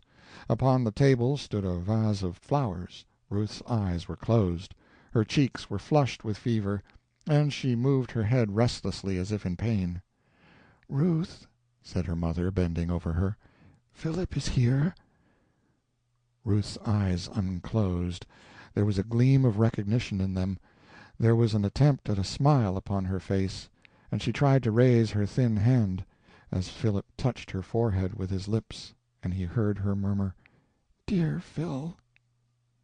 There was nothing to be done but to watch and wait for the cruel fever to burn itself out. Dr. Longstreet told Philip that the fever had undoubtedly been contracted in the hospital, but it was not malignant, and would be little dangerous if Ruth were not so worn down with work, or if she had a less delicate constitution. "It is only her indomitable will that has kept her up for weeks, and if that should leave her now, there will be no hope. You can do more for her now, sir, than I can." "How?" asked Philip eagerly. "Your presence, more than anything else, will inspire her with a desire to live." When the fever turned, Ruth was in a very critical condition. For 2 days her life was like the fluttering of a lighted candle in the wind. Philip was constantly by her side, and she seemed to be conscious of his presence, and to cling to him, as one borne away by a swift stream clings to a stretched-out hand from the shore. If he was absent a moment, her restless eyes sought something they were disappointed not to find. Philip so yearned to bring her back to life, he willed it so strongly and passionately, that his will appeared to affect hers, and she seemed slowly to draw life from his. After 2 days of this struggle with the grasping enemy, it was evident to Dr. Longstreet that Ruth's will was beginning to issue its orders to her body with some force, and that strength was slowly coming back. In another day there was a decided improvement. As Philip sat holding her weak hand and watching the least sign of resolution in her face, Ruth was able to whisper, "I so want to live. For you, Phil." "You will, darling, you must," said Philip, in a tone of faith and courage that carried a thrill of determination, of command, along all her nerves. Slowly Philip drew her back to life, Slowly she came back, as one willing but well nigh helpless. It was new for Ruth to feel this dependence on another's nature, to consciously draw strength of will from the will of another. It was a new but a dear joy to be lifted up and carried back into the happy world, which was now all aglow with the light of love, to be lifted and carried by the one she loved more than her own life. "Sweetheart," she said to Philip, "I would not have cared to come back but for thy love." "Not for thy profession?" "Oh, thee may be glad enough of that some day, when thy coal bed is dug out, and thee and father are in the air again." When Ruth was able to ride, she was taken into the country, for the pure air was necessary to her speedy recovery. The family went with her. Philip could not be spared from her side, and Mr. Bolton had gone up to Ilium to look into that wonderful coal mine and to make arrangements for developing it and bringing its wealth to market. Philip had insisted on reconveying the Ilium property to Mr. Bolton, retaining only the share originally contemplated for himself, and Mr. Bolton, therefore, once more found himself engaged in business and a person of some consequence in Third Street. The mine turned out even better than was at first hoped, and would, if judiciously managed, be a fortune to them all. This also seemed to be the opinion of Mr. Bigler, who heard of it as soon as anybody, and, with the impudence of his class, called upon Mr. Bolton for a little aid in a patent car-wheel he had bought an interest in. That rascal Small, he said, had swindled him out of all he had. Mr. Bolton told him he was very sorry, and recommended him to sue Small. Mr. Small also came with a similar story about Mr. Bigler, and Mr. Bolton had the grace to give him like advice. And he added, "If you and Bigler will procure the indictment of each other, you may have the satisfaction of putting each other in the penitentiary for the forgery of my acceptances." Bigler and Small did not quarrel, however. They both attacked Mr. Bolton behind his back as a swindler, and circulated the story that he had made a fortune by failing. In the pure air of the Highlands, amid the golden glories of ripening September, Ruth rapidly came back to health. How beautiful the world is to an invalid whose senses are all clarified, who has been so near the world of spirits that she is sensitive to the finest influences, and whose frame responds with a thrill to the subtlest ministrations of soothing nature. Mere life is a luxury, and the color of the grass, of the flowers, of the sky, the wind in the trees, the outlines of the horizon, the forms of clouds, all give a pleasure as exquisite as the sweetest music to the ear famishing for it. The world was all new and fresh to Ruth, as if it had just been created for her, and love filled it till her heart was overflowing with happiness. It was golden September also at Fallkill, and Alice sat by the open window in her room at home, looking out upon the meadows where the laborers were cutting the second crop of clover. The fragrance of it floated to her nostrils. Perhaps she did not mind it. She was thinking. She had just been writing to Ruth, and on the table before her was a yellow piece of paper with a faded four-leafed clover pinned on it, only a memory now. In her letter to Ruth she had poured out her heartiest blessings upon them both, with her dear love forever and forever. "Thank God," she said, "they will never know." They never would know, and the world never knows how many women there are like Alice, whose sweet but lonely lives of self-sacrifice, gentle, faithful, loving souls, bless it continually. "She is a dear girl," said Philip, when Ruth showed him the letter. "Yes, Phil, and we can spare a great deal of love for her. Our own lives are so full." End of Chapter 63. Appendix. Perhaps some apology to the reader is necessary in view of our failure to find Laura's father. We supposed, from the ease with which lost persons are found in novels, that it would not be difficult. But it was. Indeed, it was impossible. And therefore the portions of the narrative containing the record of the search have been stricken out, not because they were not interesting, for they were, but inasmuch as the man was not found after all, it did not seem wise to harass and excite the reader to no purpose.